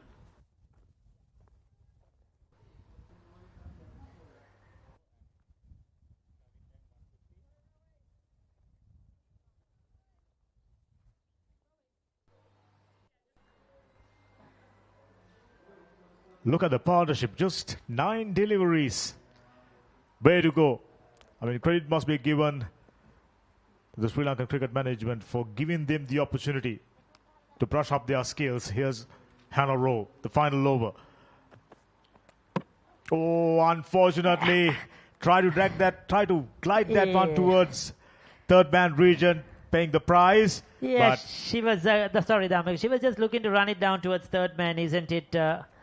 Rashmika, Limansat Tilakaratna, probably trying to give the strike to Rashmika. It was a straightish delivery. It has been effective for her so far, but this one probably again a bit slower. Should have been probably better off trying to just swing that away maybe to the onside, go hard at it. But she's a delicate type of a player. But she's done a very good job. 24 of 36 at that situation when there were 6 wickets down with more than 15 overs to go. She's done a fair share for the team, 195 for 8. it was badly needed for Sri Lanka, someone to steady the ship. She faced 30-plus deliveries. Her presence was so important. 195 for 8. 5 more deliveries to come. Taraka is into the crease. Ideally, Rashmika Sewandi is the batter, should be on strike. That's maybe the reason why Limansa Tilakaratne tried to glide that one and pick up a single. Taraka Shehani, right-handed batter, in the side for her bowling. Her responsibility would be to get a single and get Rashmika on strike. That's all she needs to do. Bat on ball.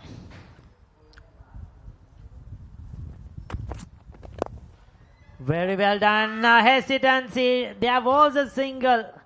I'm surprised that Rashmika Sewandi came back. She should have gone to that because Taraka was coming to the danger end. Rashmika Sewandi should have got the strike.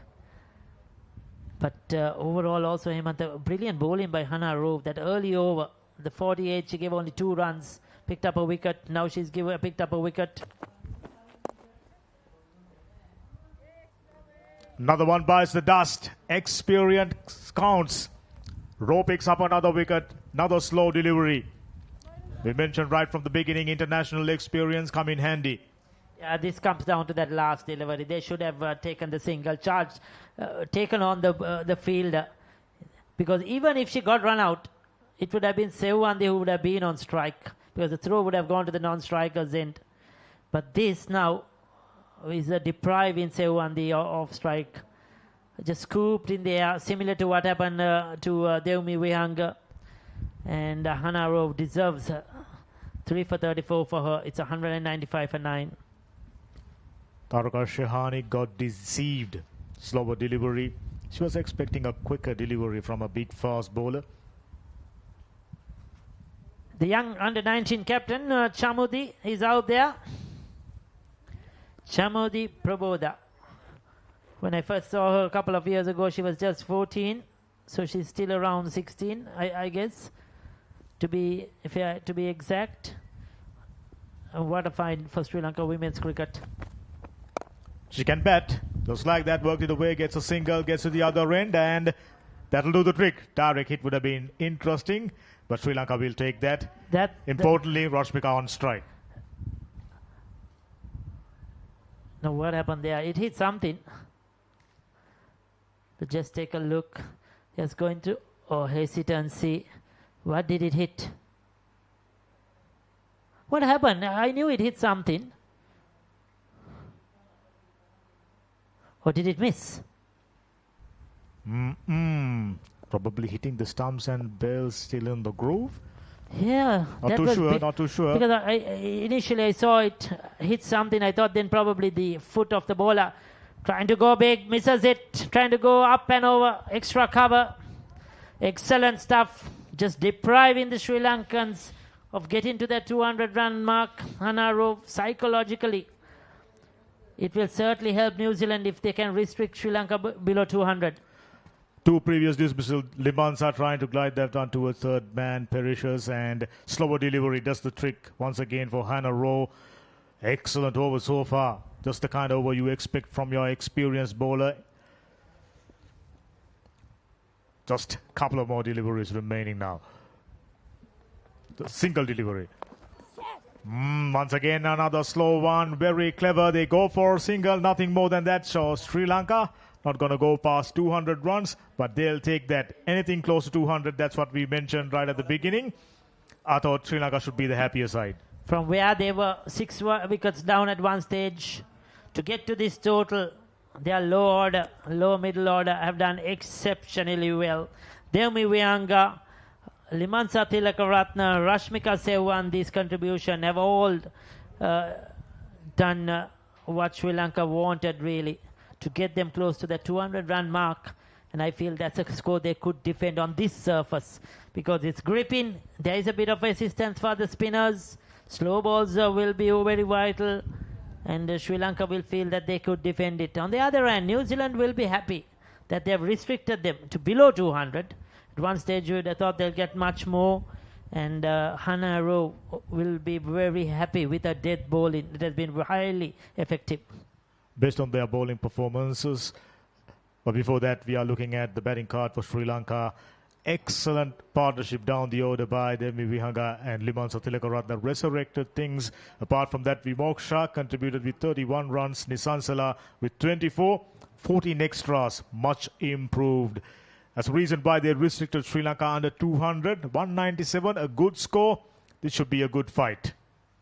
Yeah, 14 extras. They'll look to work on that, no doubt about it, coming into the next game.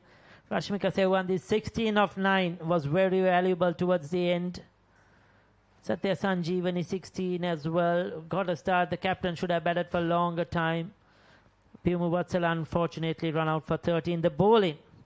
Hannah Rowe, she was not at her best in the first game. Not at her best, I would say, with the new ball. But her death bowling was perfect. 3 for 36. 37 dot deliveries. Fantastic effort. Black slightly expensive towards the end. That last over went for a few runs. 2 for 49. Downers playing a first game. 1 for 30 of 8. She'll be very happy. Watkin, as always, accurate. The skipper 10 overs done for 40.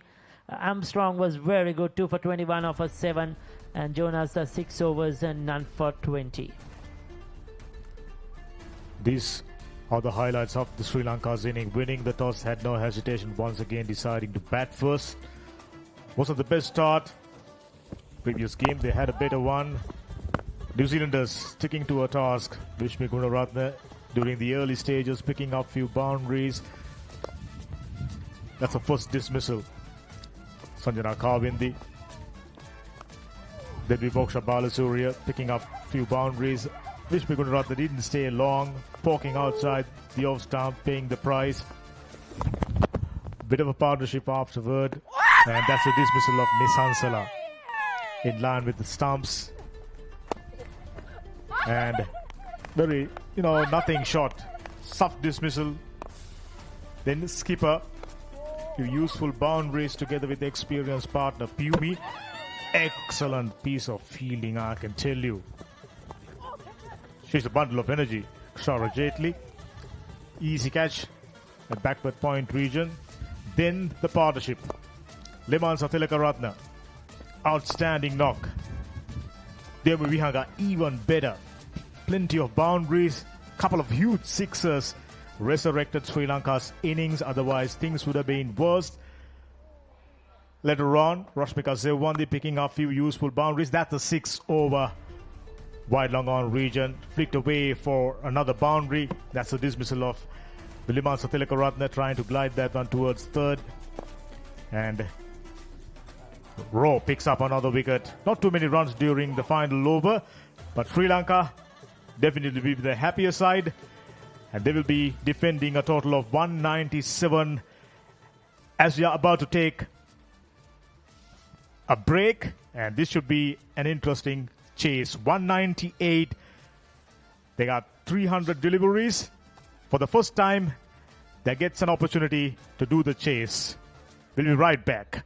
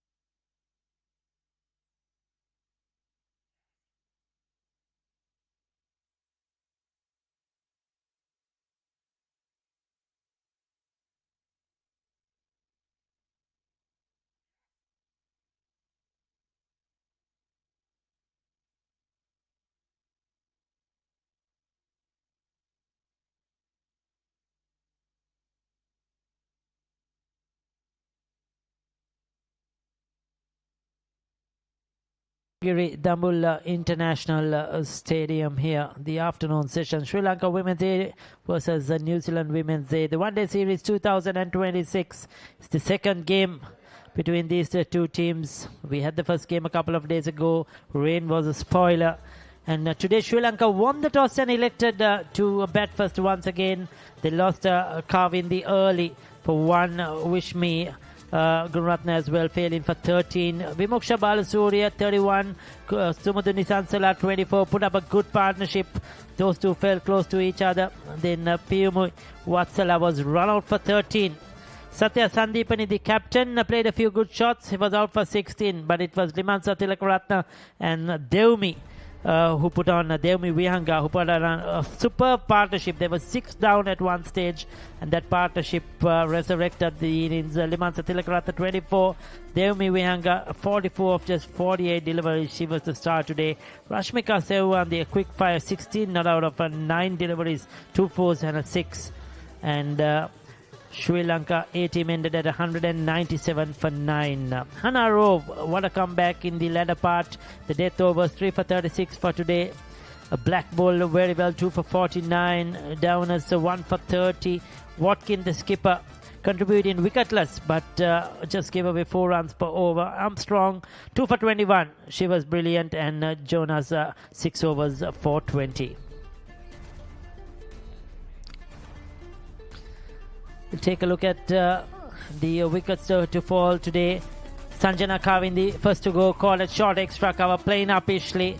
Then Vishmi Gunaratne again away from a body, called a slip. The catch-in was good today from the New Zealand A team. This was the LBW of Nisansala, Sumudhu Nisansala of Armstrong. Then Balasuriya, when she was batting well, chipped one to mid-wicket. That was Armstrong's second wicket to fall. This was the run-out of Piyumi Vatsala. Going for a quick single, direct hit from the substitute, the fielder Jetli. She was run out as well. And then this was the wicket of the skipper Sandipani, playing across the line after a very good innings. Devmi Vihanga was out late in the innings, and so was young Tilakaratne, clean bowled by Hannah Rove. And this was the wicket of Taruka Shayani, chipping one to mid-off as well. Well, but the news here right now from Dambulla is not very good. As you see in the pictures, grey skies over the stadium. The covers are out there. We have had a bit of a rain. There's been a bit of a hard drizzle as well straight away during that lunch break. And the ground staff deciding to close the ground for now. There was rain, then the sun came back, and soon as the covers were removed, once again the rains came, and the ground staff did a superb job in ensuring they covered majority of course, the square and the outfield as well. As you see, it's very wet. There's a puddles of water on the covers, but we are hoping the skies will clear, the sun will come out, and we could have some cricket because it's very, very important for both these teams. As you see, only Sri Lanka batted in the first game. Same today. New Zealand, unfortunately, have not got the opportunity to bat at all so far in this series. And this is a development. This is the future of both Sri Lanka women's cricket and New Zealand women's cricket. And what we want to see is the opportunity for these players to get the exposure, the experience against one another, and get better and see what there is on offer when it comes to talent for the future. So yes, the news is not pretty good, but we are hoping that the skies will clear. We'll get some cricket, no doubt. It will, of course, be a reduced game, but still, it is very, very important that we have some cricket. I'm sure both teams are disappointed now in their dressing rooms, hoping the weather gods will be better. Well, as soon as we have better news, we will come back with you for an update. Till then, we'll take a commercial break.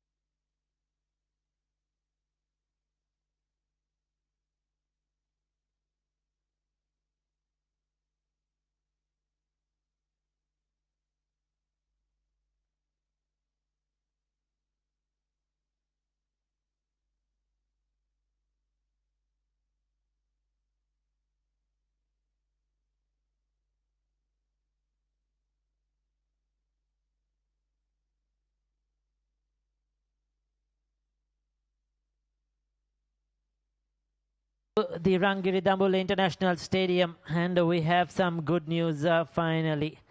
There's been a long stoppage due to rain and of course a cloud cover, but finally the good news is there is going to be an 20 over game here. Sri Lanka women's A team versus the New Zealand women's A team. Remember, Sri Lanka made 197 earlier for the loss of 9 wickets.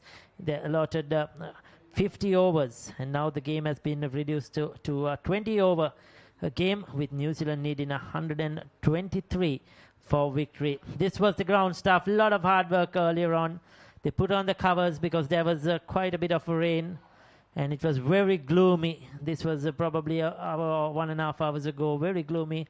The umpires having a chat and then decided to remove the covers. It had to be done carefully, ensuring there is no water that will spill on to the outfield as well.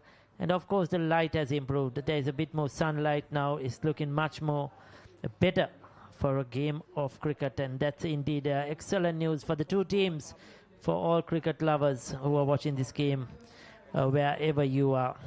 So the umpires are out there. The two teams are ready. It's 123, the target for New Zealand in this second women's ODI encounter here at Dambula. As we say, a very good evening to Estelle, who is joined us after a long break. Yeah, great to see some cricket being played finally at the Dambula International Cricket Stadium. There was a moment there where we thought that there would be just too much rain to have a game, but the ground staff, of course, have done a fabulous job and we are ready to go. Looks like Sri Lanka will be starting with spin.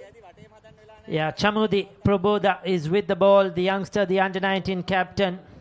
She's been in form as a bowler. She carried an injury from Australia as well.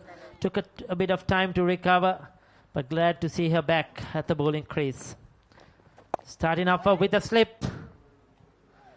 Slightly short. They'll be looking to attack. Anderson is out there along with James. Yeah, good to see that attacking field from Sri Lanka A. They've got that slip fielder in for Prabodha. Also a short mid-wicket. Yeah, that will be called a wide. Umpire Asanganane Kara, Dedunu De Silva, the two umpires out there. So 4 over power play for New Zealand. They'll want to make the most of it. They've got to contend with the spin of Chamudi Prabodha from the grandstand end.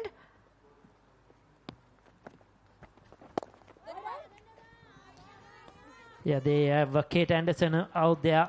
She's the top run getter in the domestic games in New Zealand. Was awarded the Ruth Martin Cup as well for domestic batting at the ANZ Awards. Made 776 runs in the domestic tournament. That one keeping a bit low, probably sliding down the leg side. Yeah, half-hearted shout from the Sri Lankans. Definitely going down the leg side and possibly getting some bat on it as well. Yeah, they know Anderson's wicket is going to be crucial here.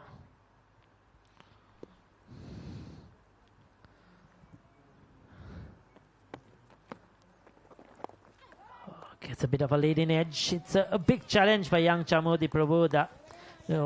Bowling at a higher level than under 19 and getting the new ball. And remember, that ball will be a bit slippery as well soon as it goes into the outfield. So it's not going to be easy for her. Kane going down the leg side. Yeah, one thing we saw in that batting innings from Sri Lanka was the ball stopping on the batters a little bit. So that previous delivery as well, Anderson getting a leading edge, because the ball just isn't coming onto the bat as you would have expected at the toss today.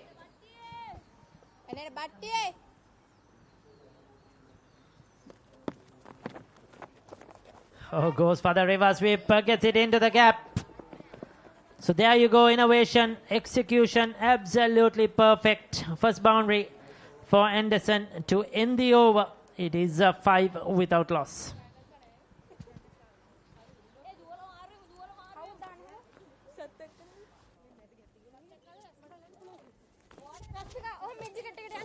Rashmika, oh mama middi gattana koya. ඔයා mid of එකට යන්න. Ball ලිමන්සා. ඔහොම මැදින්. කැමති point එක. Clip එක. ඔයා මේ පැත්තට හරි. ඔයා විමොක්ස් ෂොට් ස්ක්වයර් එක කරනවා. So we have Satya Sandeepani, the skipper, who is going to operate. Bella James, right-handed batter, will be on strike. Yeah, Sri Lanka opting to go for the spinners, perhaps to make up some time, get in as many overs as possible quickly. Doesn't look like there'll be more rain, Ricky, but the light, will it hold up? That will be the big question. That's where I think the New Zealand batters will be looking to attack. Bowling with the cap on. Starts with the full toss. They're going to take on. Oh, there's a mix-up, but no damage done. Changed their mind at the last moment. Rashmika Sewandi out in the deep on the leg side. Gets the throw in just in time. Anderson and James, a bit of hesitancy there, looking for the second run. Had to go on the throw, decide against it. So that's a good bit of fielding from Sewandi in the deep.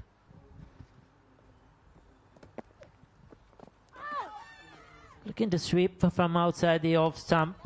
We haven't seen them use their feet against the spinners as yet, preferring the orthodox sweep and the reverse sweep as we saw in the last over. Interesting to see with the cap, sunglasses as well, the skipper operating off spinners. Too short, but the ball just not coming on to the bat. Yeah, you mentioned how it would be difficult to grip this ball for the spinners. There's been rain around, as you know, so the outfield will definitely have some moisture. At the same time, new shiny ball, not the easiest to handle as a spinner. The slip comes out now. She's moved to short third.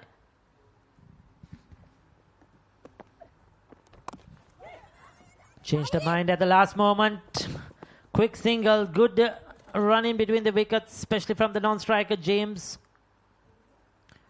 She was looking for the big shot at the last moment, deciding to jab it on the offside. Henderson certainly is in that frame of mind. She's going to go after the bowlers.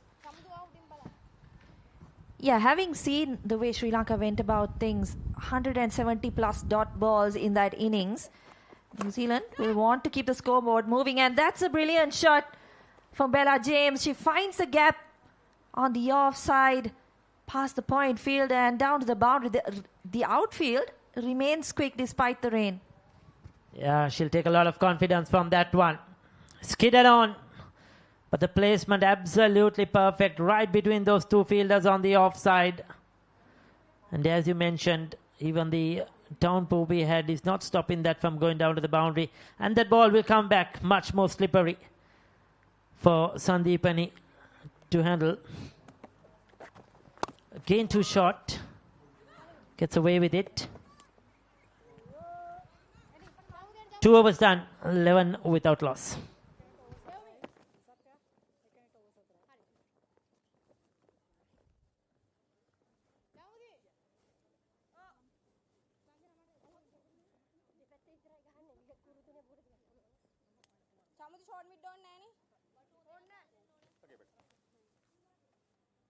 See the light improving a bit more sun coming out from behind those greyish clouds.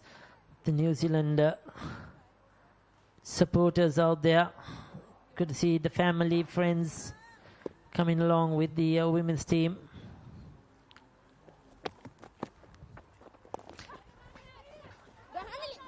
Another quick single.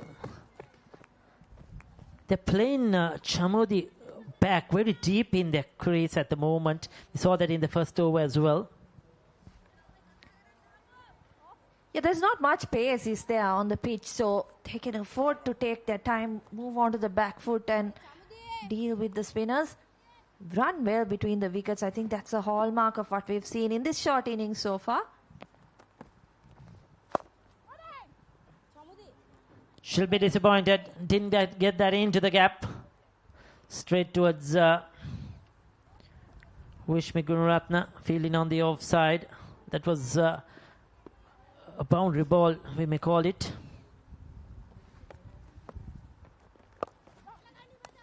Had to adjust at the last moment, did well. Looking for the pull, gets a couple of runs. At the last moment, just sort of a half pull shot onto the onside, adjusting quickly to the pace of this wicket. Yeah, the ball just not coming onto the bat, and I think if you compare the innings that Sri Lanka were batting, Jess Watkins was getting plenty of bounce off this track. Not the case here, of course. Height-wise, worlds apart, Watkin and Chamudi Praboda. The full toss on that occasion. Will that be called a no ball by the umpire? No, it isn't. So she gets away with just the two collected. Yeah, definitely gets away with that one. That was a loose delivery. Once again, I think just lost control. Slippery ball. Some of these small fingers. It's not easy. A new ball, also wet ball.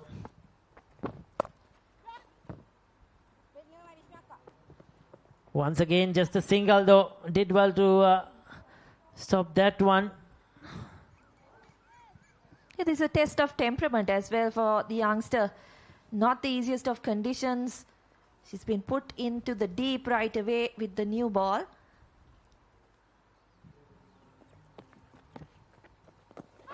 That's close, that's close.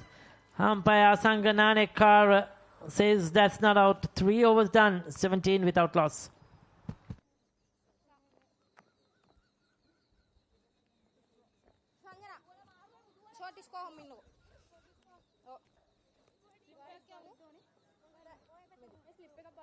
Squad deep jo timok sar denna. Squad deep de.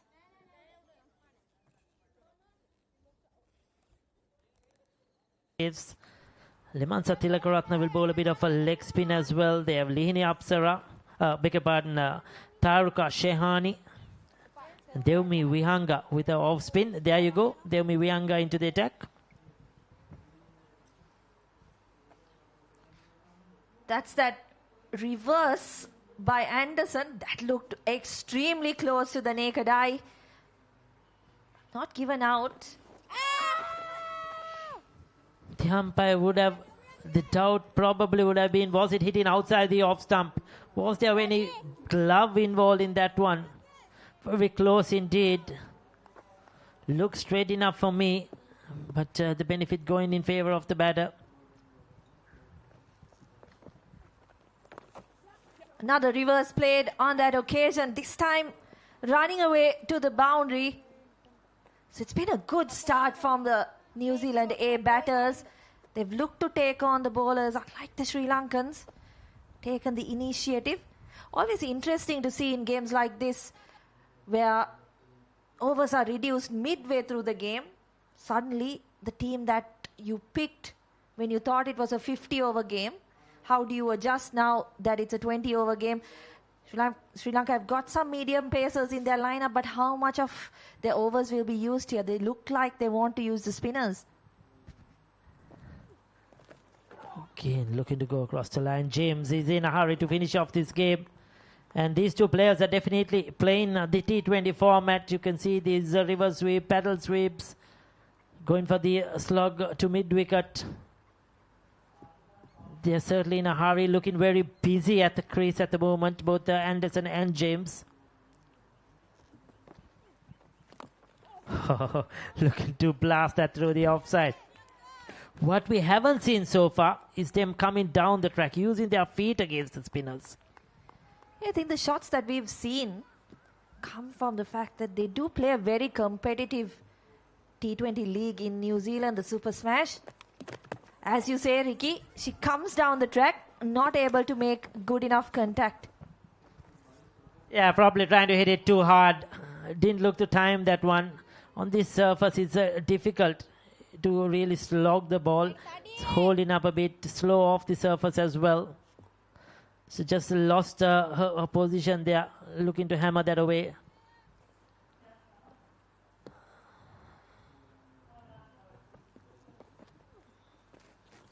Oh, that's through everything. Was there a bit of inside edge on that one? Mr. Stumps, Mr. Wicketkeeper. They'll get a single. Call buys. Bit of turn for Devmi Vihanga. 4 was done, 23 without loss.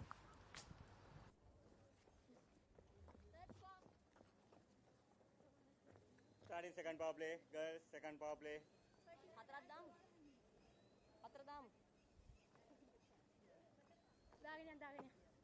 Third sweeper is Comid.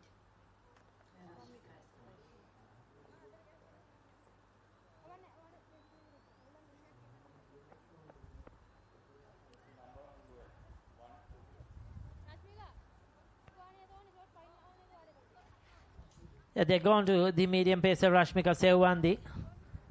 She will run in hard. She'll put in a lot of effort. And when she takes a wicket, there'll be a lot of noise. That's how she plays the game. Plays really hard. Yeah, they need a breakthrough. Especially as I mentioned, Anderson is there in run score in the domestic tournament. Coming in with lots of confidence, lots of form.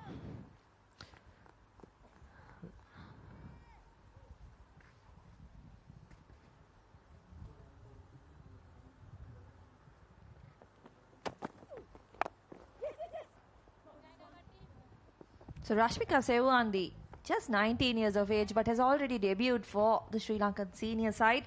In fact, featured in the most recent Sri Lanka tour of Bangladesh as well.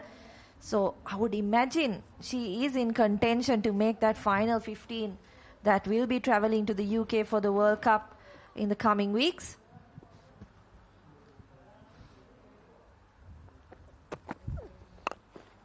Keen slightly short, pulled away. And no doubt a good performance or two in this series, whether it's the 50 or T20 format. She will further stake her claim to try and go to the World Cup. Good young all-rounder, comes down the order, can get quick runs, brilliant in the field. Able to bowl with the new ball or to come in the middle part of the innings with a seam up. And brings a great energy. Once again, looking to be cheeky. Fielded as well to stop that one. Limansa Tilakaratna it is.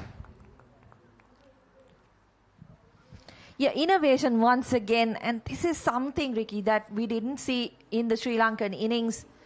We didn't see them really trying to do something different, trying to get quick runs. They played the ball on its merit. New Zealanders not satisfied with doing that. They're trying different things. They're trying to move around the crease, trying to put the bowlers under pressure. Unhappy faces there in the dugout because there's a bit of a cloud cover once again towards the left of us. Greyish cloud has built up. There she goes, up and over. Square off the wicket. 1 bounce, 4 runs. They're really going for it quickly as possible. They want to try and get on with this game. Try and get a win here, this New Zealand side. 30 on the board. Yeah, this time making room on the offside. Bella James getting it over the infield, and once again that outfield has not let them down. It's been lightning fast throughout the game. Yeah, 30 on the board. So another 93 runs are required.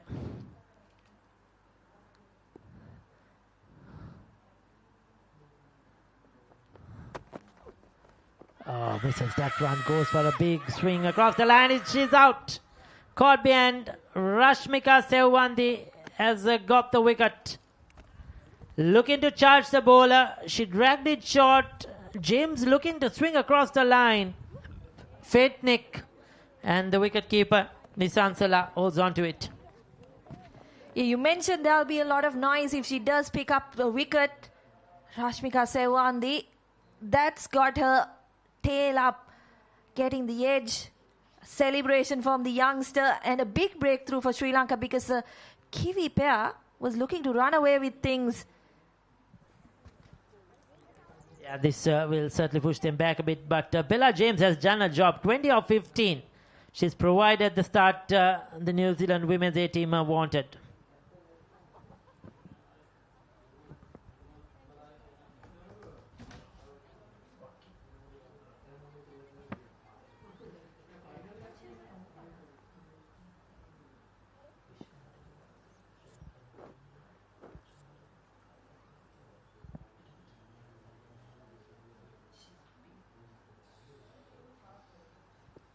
So Jess Watkin, the skipper, is out there. She's a powerful striker off the ball, can hit the long ball, and that's exactly what the New Zealand women's A team need. Starts off working one into the gap on the onside. She'll get off the mark. 5 overs. It's 31 for 1.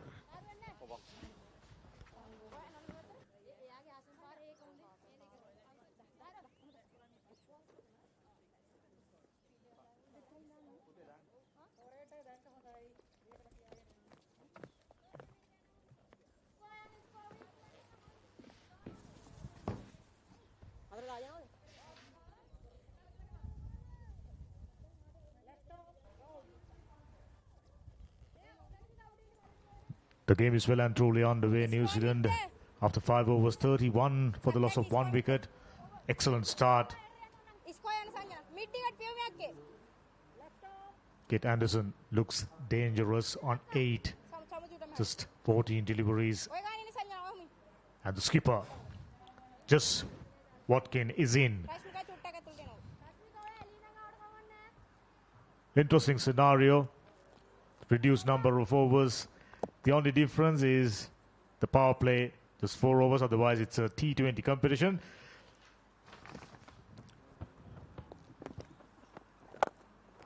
Sri Lanka gets a bowling change, immediately put away for 6 by the looks of it. Umpire waiting for the confirmation. Kamini Pera joining alongside me. Interesting, isn't it? Yeah, that was a freebie. Watkins, when she hits, it stays hit. She can pack a punch, yep. Waist high, full toss, dispatched over long on. She mentioned at the toss, these are relatively small boundaries here at Dambulla. So they'll have a red hot crack at this total. Make no mistake about that. And punch down the ground alone. Yeah, good batting. Yeah, from here on in, they'll be looking for a boundary every over. And when you get a boundary, the first ball of the 4th over, it puts a hell of a lot of pressure on the bowler. And as you can see, there are a lot of rags around. And, you know, at times, in these conditions, this ball can be like, you know, like a bar of soap. It will be very difficult for finger spinners and mighty difficult for wrist spinners.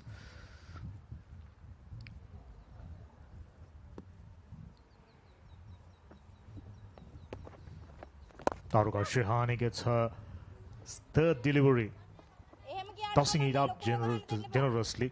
I mean, you mentioned about the difficulty of gripping the ball and also coming off well off the surface onto the bat. So batters will definitely finding it easier than the conditions prior to the lunch break. Outside edge and given. Taruka Shehani strikes after conceding a huge 6 over wide long on region. Coming back really strong. Gets a prize scalp of the skipper. Just Watkin out for 8. Yeah, just what the doctor ordered for the Sri Lankans. Massive moment this. Yeah, see how that ball skidded through. It doesn't really grip off the surface. And she was a touch late on that one. Yeah, she's gone for 8 off 4 deliveries, 39 for 2.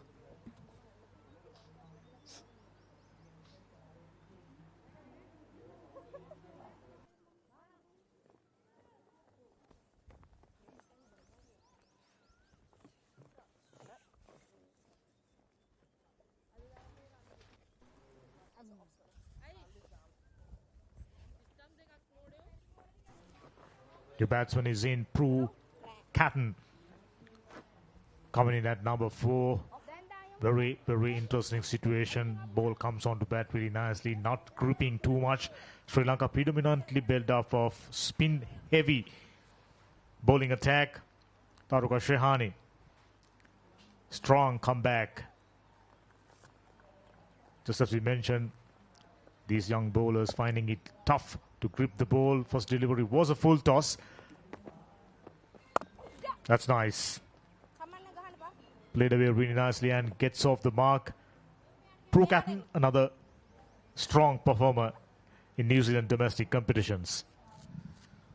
Yeah, always started like a 50-over game. Now suddenly it's a T20 situation, isn't it? When it comes to T20, I think the New Zealand girls may have their noses in front slightly because they played plenty of that back at home. Yeah, you mentioned Prue Catton, one of the top scorers in that Super Smash competition. Dot ball to finish the 6th over. 2 for 40, and this is how the skipper went.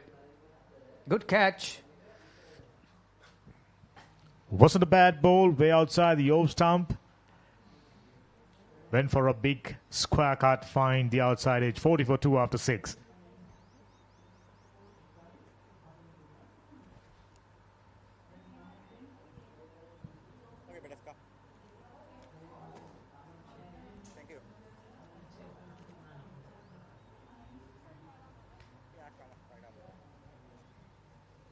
As long as they keep the required run rate under 6 and over, there should be a comfortable chase. For the Sri Lankans, they got to pick up wickets, plenty of them. Rashmika Sev won the first over. Was a good one though, conceding 8 runs, picked up a very important breakthrough. They got to keep on doing that.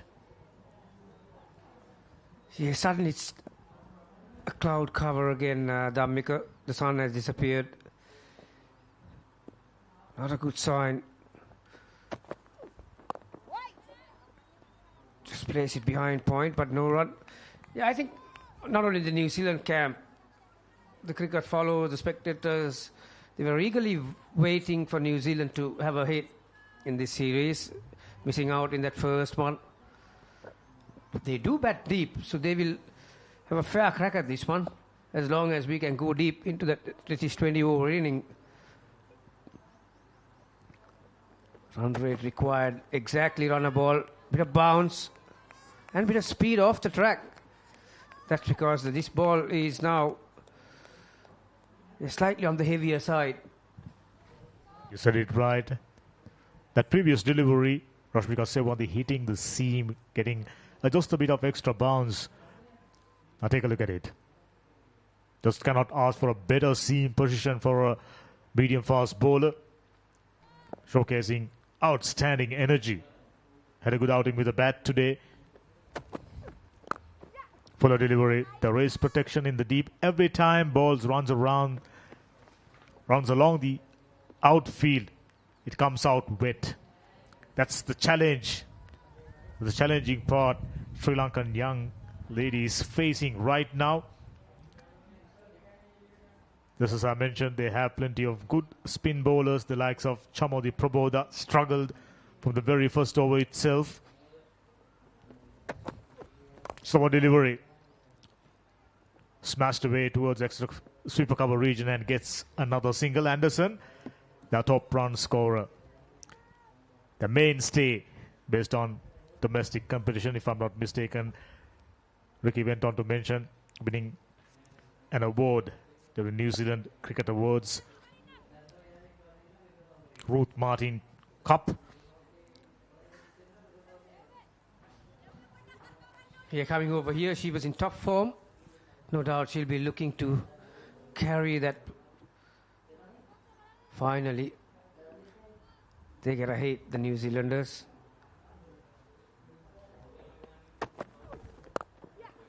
Nicely timed once again on the offside. Even with all that rain, this outfield is still fairly quick. Ground staff done a fantastic job. They've covered just about 75+% of the playing field. Few areas understandably wet, but all in all, ball travels pretty fast. Does hardly notice any difference.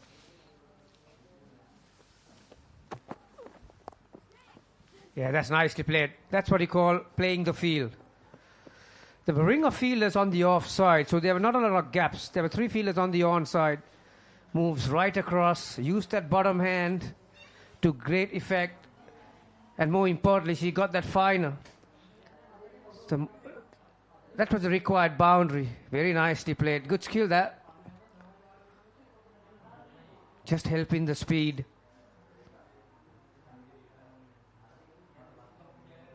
Yeah, this is what I was talking to you about, because when it comes to T20 format, which is what we're having right now, these girls are very experienced. They play plenty of that format back at home, and yes, one can say the advantage New Zealand here. As soon as the game was reduced to 20 overs, and because Sri Lanka didn't have a lot of runs on the board, and they were all out at the end of it. So run a ball, New Zealand always give themselves a big chance. You're right about that. Shorter the game gets, advantage New Zealand. And if I'm not mistaken, during the first game after the tossed, skipper Watkin went on to mention they are keeping an eye on what they have to chase. Obviously keeping an eye on whether they obviously expected to bat lesser number of overs. She went on to say that had they won the toss, they would have anyway decided to bowl first. Very interesting. Coming down the track, gentle push, and that's surely the curtains. Prue Catton will be heading back to the dressing room. Brilliant piece of fielding. I reckon she'll be out by a yard. Have the best side on angle for run out, please.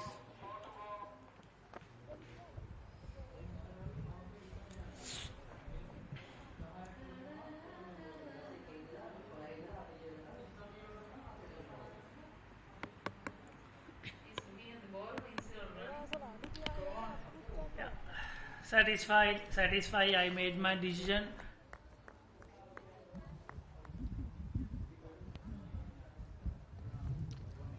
Here's the confirmation. Prue Catton out by a country mile. Excellent piece of fielding there.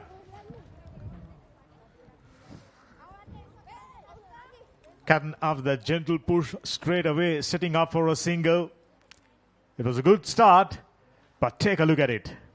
Yeah, positioning was very important. Obviously, she's a left-hander, so she had to get inside the ball. Oh, brilliantly done. Even the dive couldn't save Catton.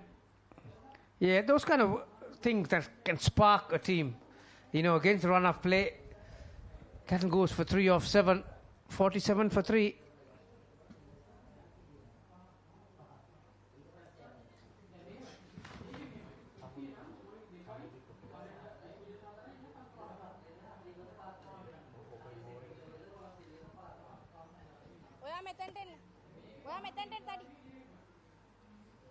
What an excellent piece of fielding by young Chamudi Prabhu, the left-hander.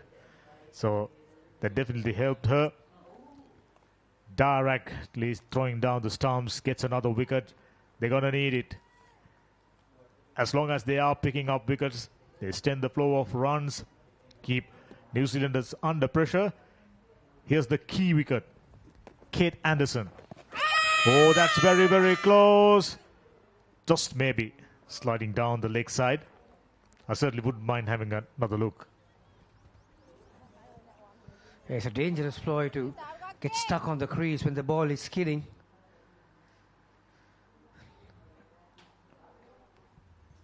Anderson on 14.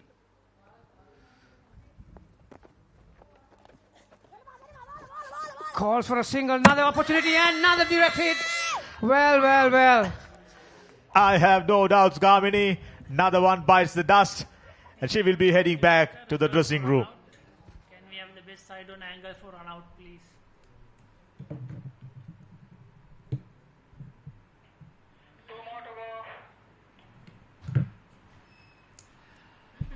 Okay, satisfied, no part behind the popping crease. I made my decision. Just another easy decision for the TV umpire, Hemanta Boteju. Out by a yard. 2 brilliant pieces of work in the field. See, is this the difference that we are talking about? New Zealanders had a lot of fumbles and, a couple of missed opportunities. But Sri Lankans have got 2 and they've taken both. Tash Vecklin didn't trouble the scorers. Didn't face a ball. 47 for 4 suddenly.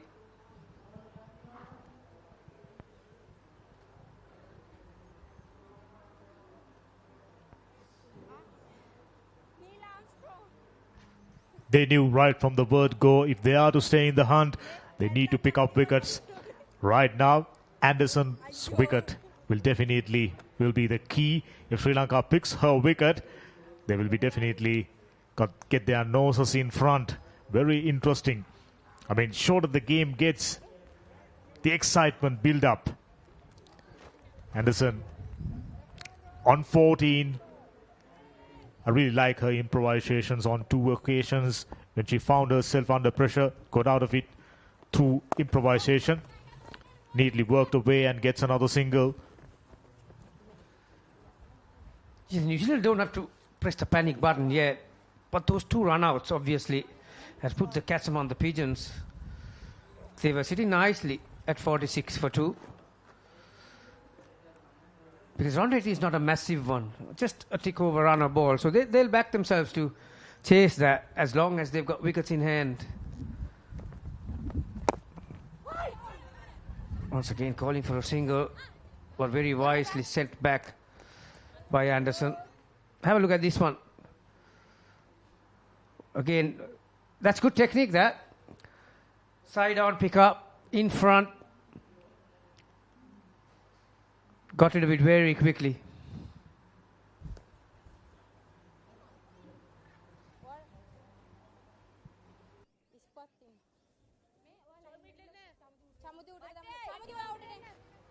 It's getting closer and closer. 75 runs or 72 deliveries.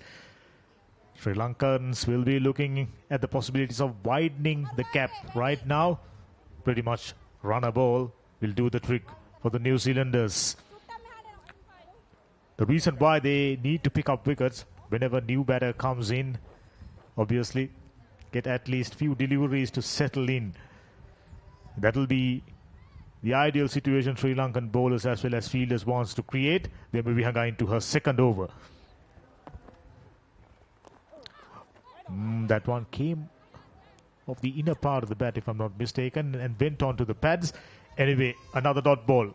With every dot ball, pressure builds up. Better Armstrong. Right-handed batter. Fuller delivery played back at the Vivihanga. Another dot ball. See, they've got a lot of hope on Armstrong. Didn't take part in the first one. Brought into the side today. It comes to potential. She's right up there. So if she can hang around with Armstrong, all you need is a 30-plus partnership and you are back in it. They say catchers win matches. I'll say run-outs also. Absolutely right about that. Those 2 run-outs definitely brought Sri Lanka right back in it. Now perhaps dictating terms on New Zealand batters apart from Anderson. Short of a length, cut away. There is protection in the deep. I like the energy by Sri Lankan fielders, especially those fielders who are in the deep. The moment they saw ball coming towards their direction, charging in. You saw that previous run out. You mentioned excellent technique. She too charging inward. So providing extra seconds, fraction of a second, all that matters. 50 for 4, New Zealand.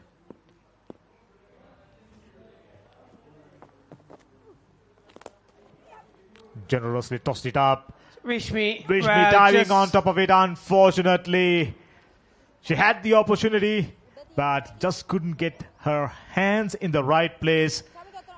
Boundary after a long while. Still a decent over, only 6 runs off.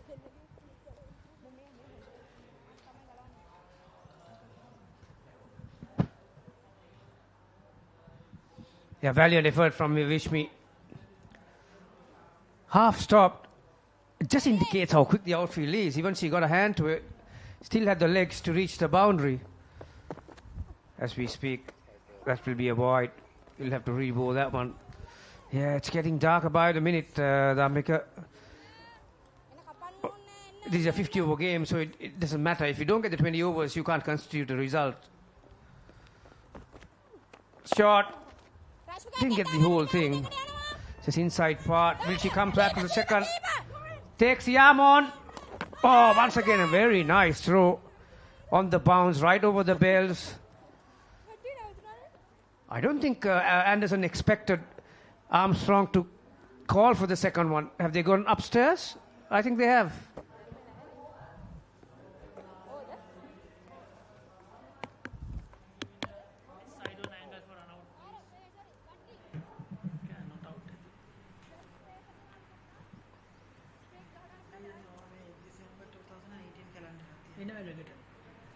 Yeah, just freeze it when the bail separated from the stumps.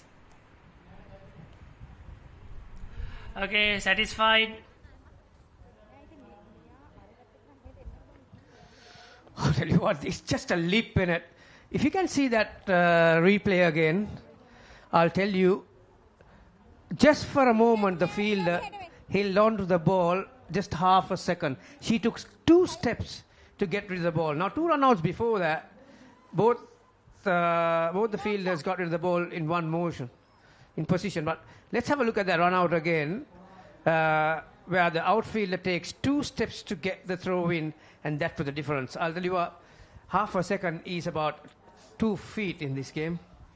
You said it right, and also he didn't release the ball on first attempt. Just maybe trying to figure out which direction to go, whether to the wicketkeeper's end or the bowler's end. But that was enough. Batter got in. Anderson, she's the one who's controlling things out there in the middle for New Zealand at the moment. Yeah, Chamudi back into the attack. Started the proceedings in the second innings. Current run rate 6.33.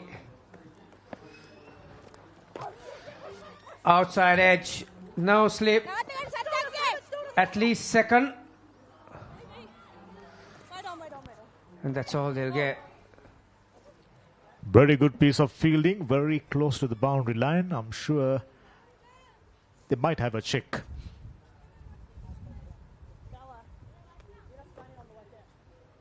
Looks all right. Armstrong on 10. Now, sense of urgency by Armstrong, which is needed. Required run rate is going up. Flatter came off the inside edge. Otherwise would have been another very close one. Sri Lankans shying at the stumps time and time again. This time couldn't prevent that single being taken. 3 deliveries, 4 runs. Yeah, they're running for everything, aren't they? Rotating the strike at every given opportunity. Shot. This is in the gap too. Will they take the arm? You bet you. They another 2 runs. Yeah, we are 2 balls away from the halfway mark, Dhammika. So they're keeping that run rate 6 and thereabouts. That's all they require. Like I said, all they want is 30 plus partnership, and they're back in it.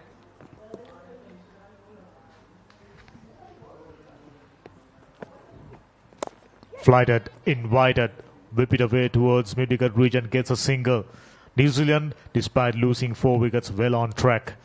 You rightly mentioned all they need is 25, 35 runs, and they know for a fact they are well on track, on target to win the first game. Yeah, this is what I'm telling you about when it comes to T20 cricket. Now see the bottom of your screen, right? There have been 3 singles, or 4 singles, and a couple of 2s. So runs off every delivery. The efficiency that we talk about to be a successful T20 batting unit. 65 for 4 after 10.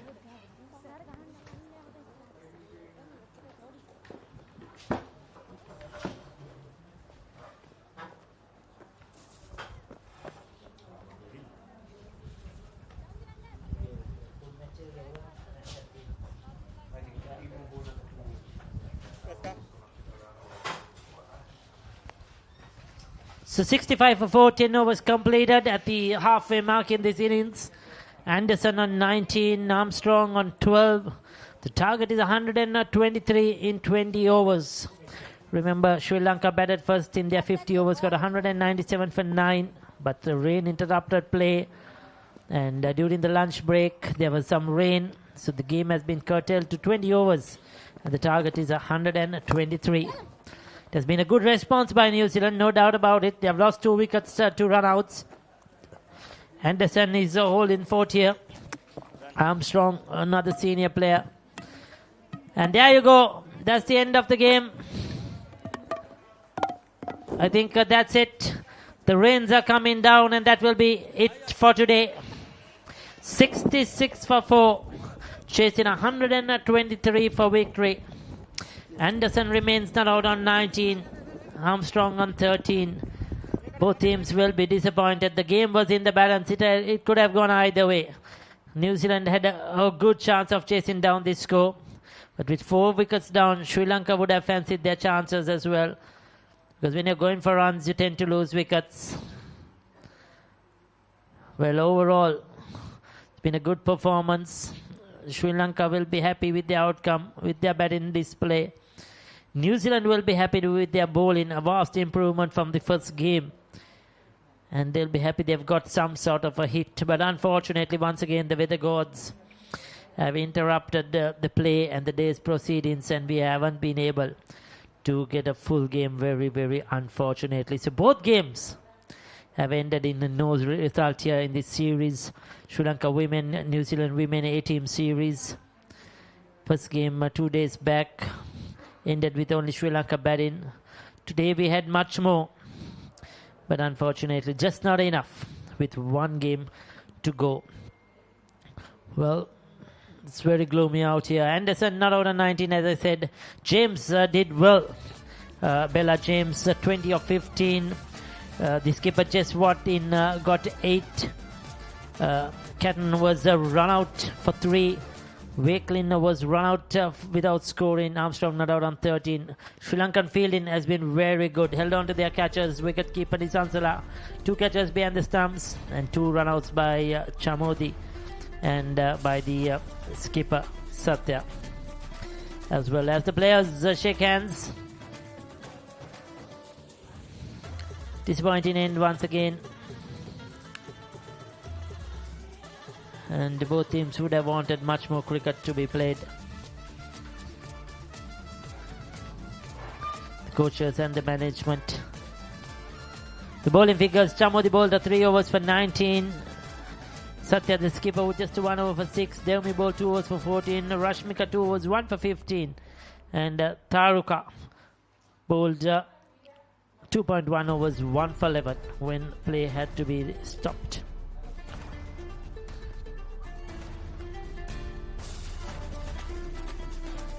So they ended the innings on 66 for 4. Coming out to chase 123 for victory were the New Zealand women's A team.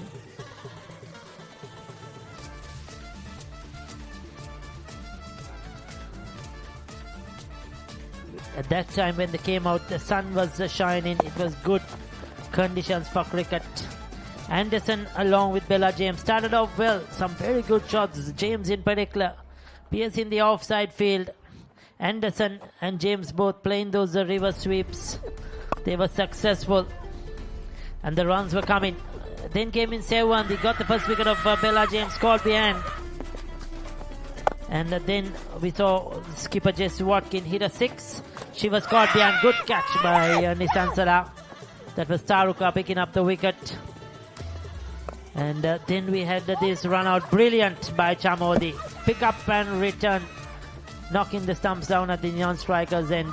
And then another direct hit. This time from the skipper Satya Sandipani. Resulting in another run out. But Armstrong came in, joined Anderson. And they steadied the ship after 10.1 over 66 for 4.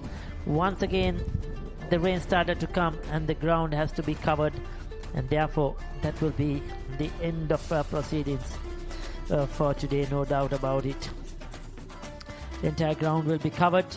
We have one more game coming your way on the 18th Monday. That will be the 3rd Women's ODI, and we are hoping, of course, there will be a full game so that we could get a result and something in this series, which is very, very unfortunately been hampered by the rain.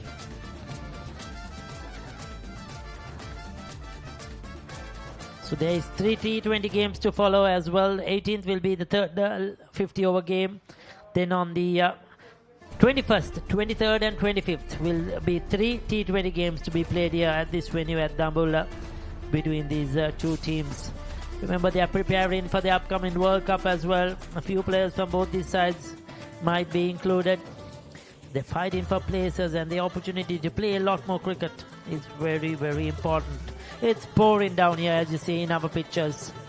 The rains are coming down quite hard, and a lot of work for the ground staff. They need to get the ground covered quickly as much as possible. Not an easy job, I'll tell you. The next game, there you go, 18th May, approximately 9:45 a.m. We'll be coming to you live, of course, like we did today from the Rangiri Dambulla International Cricket Stadium. So that's it from all of us here from the Combox, of course, our production crew. Until we meet again on the 18th, it's a goodbye.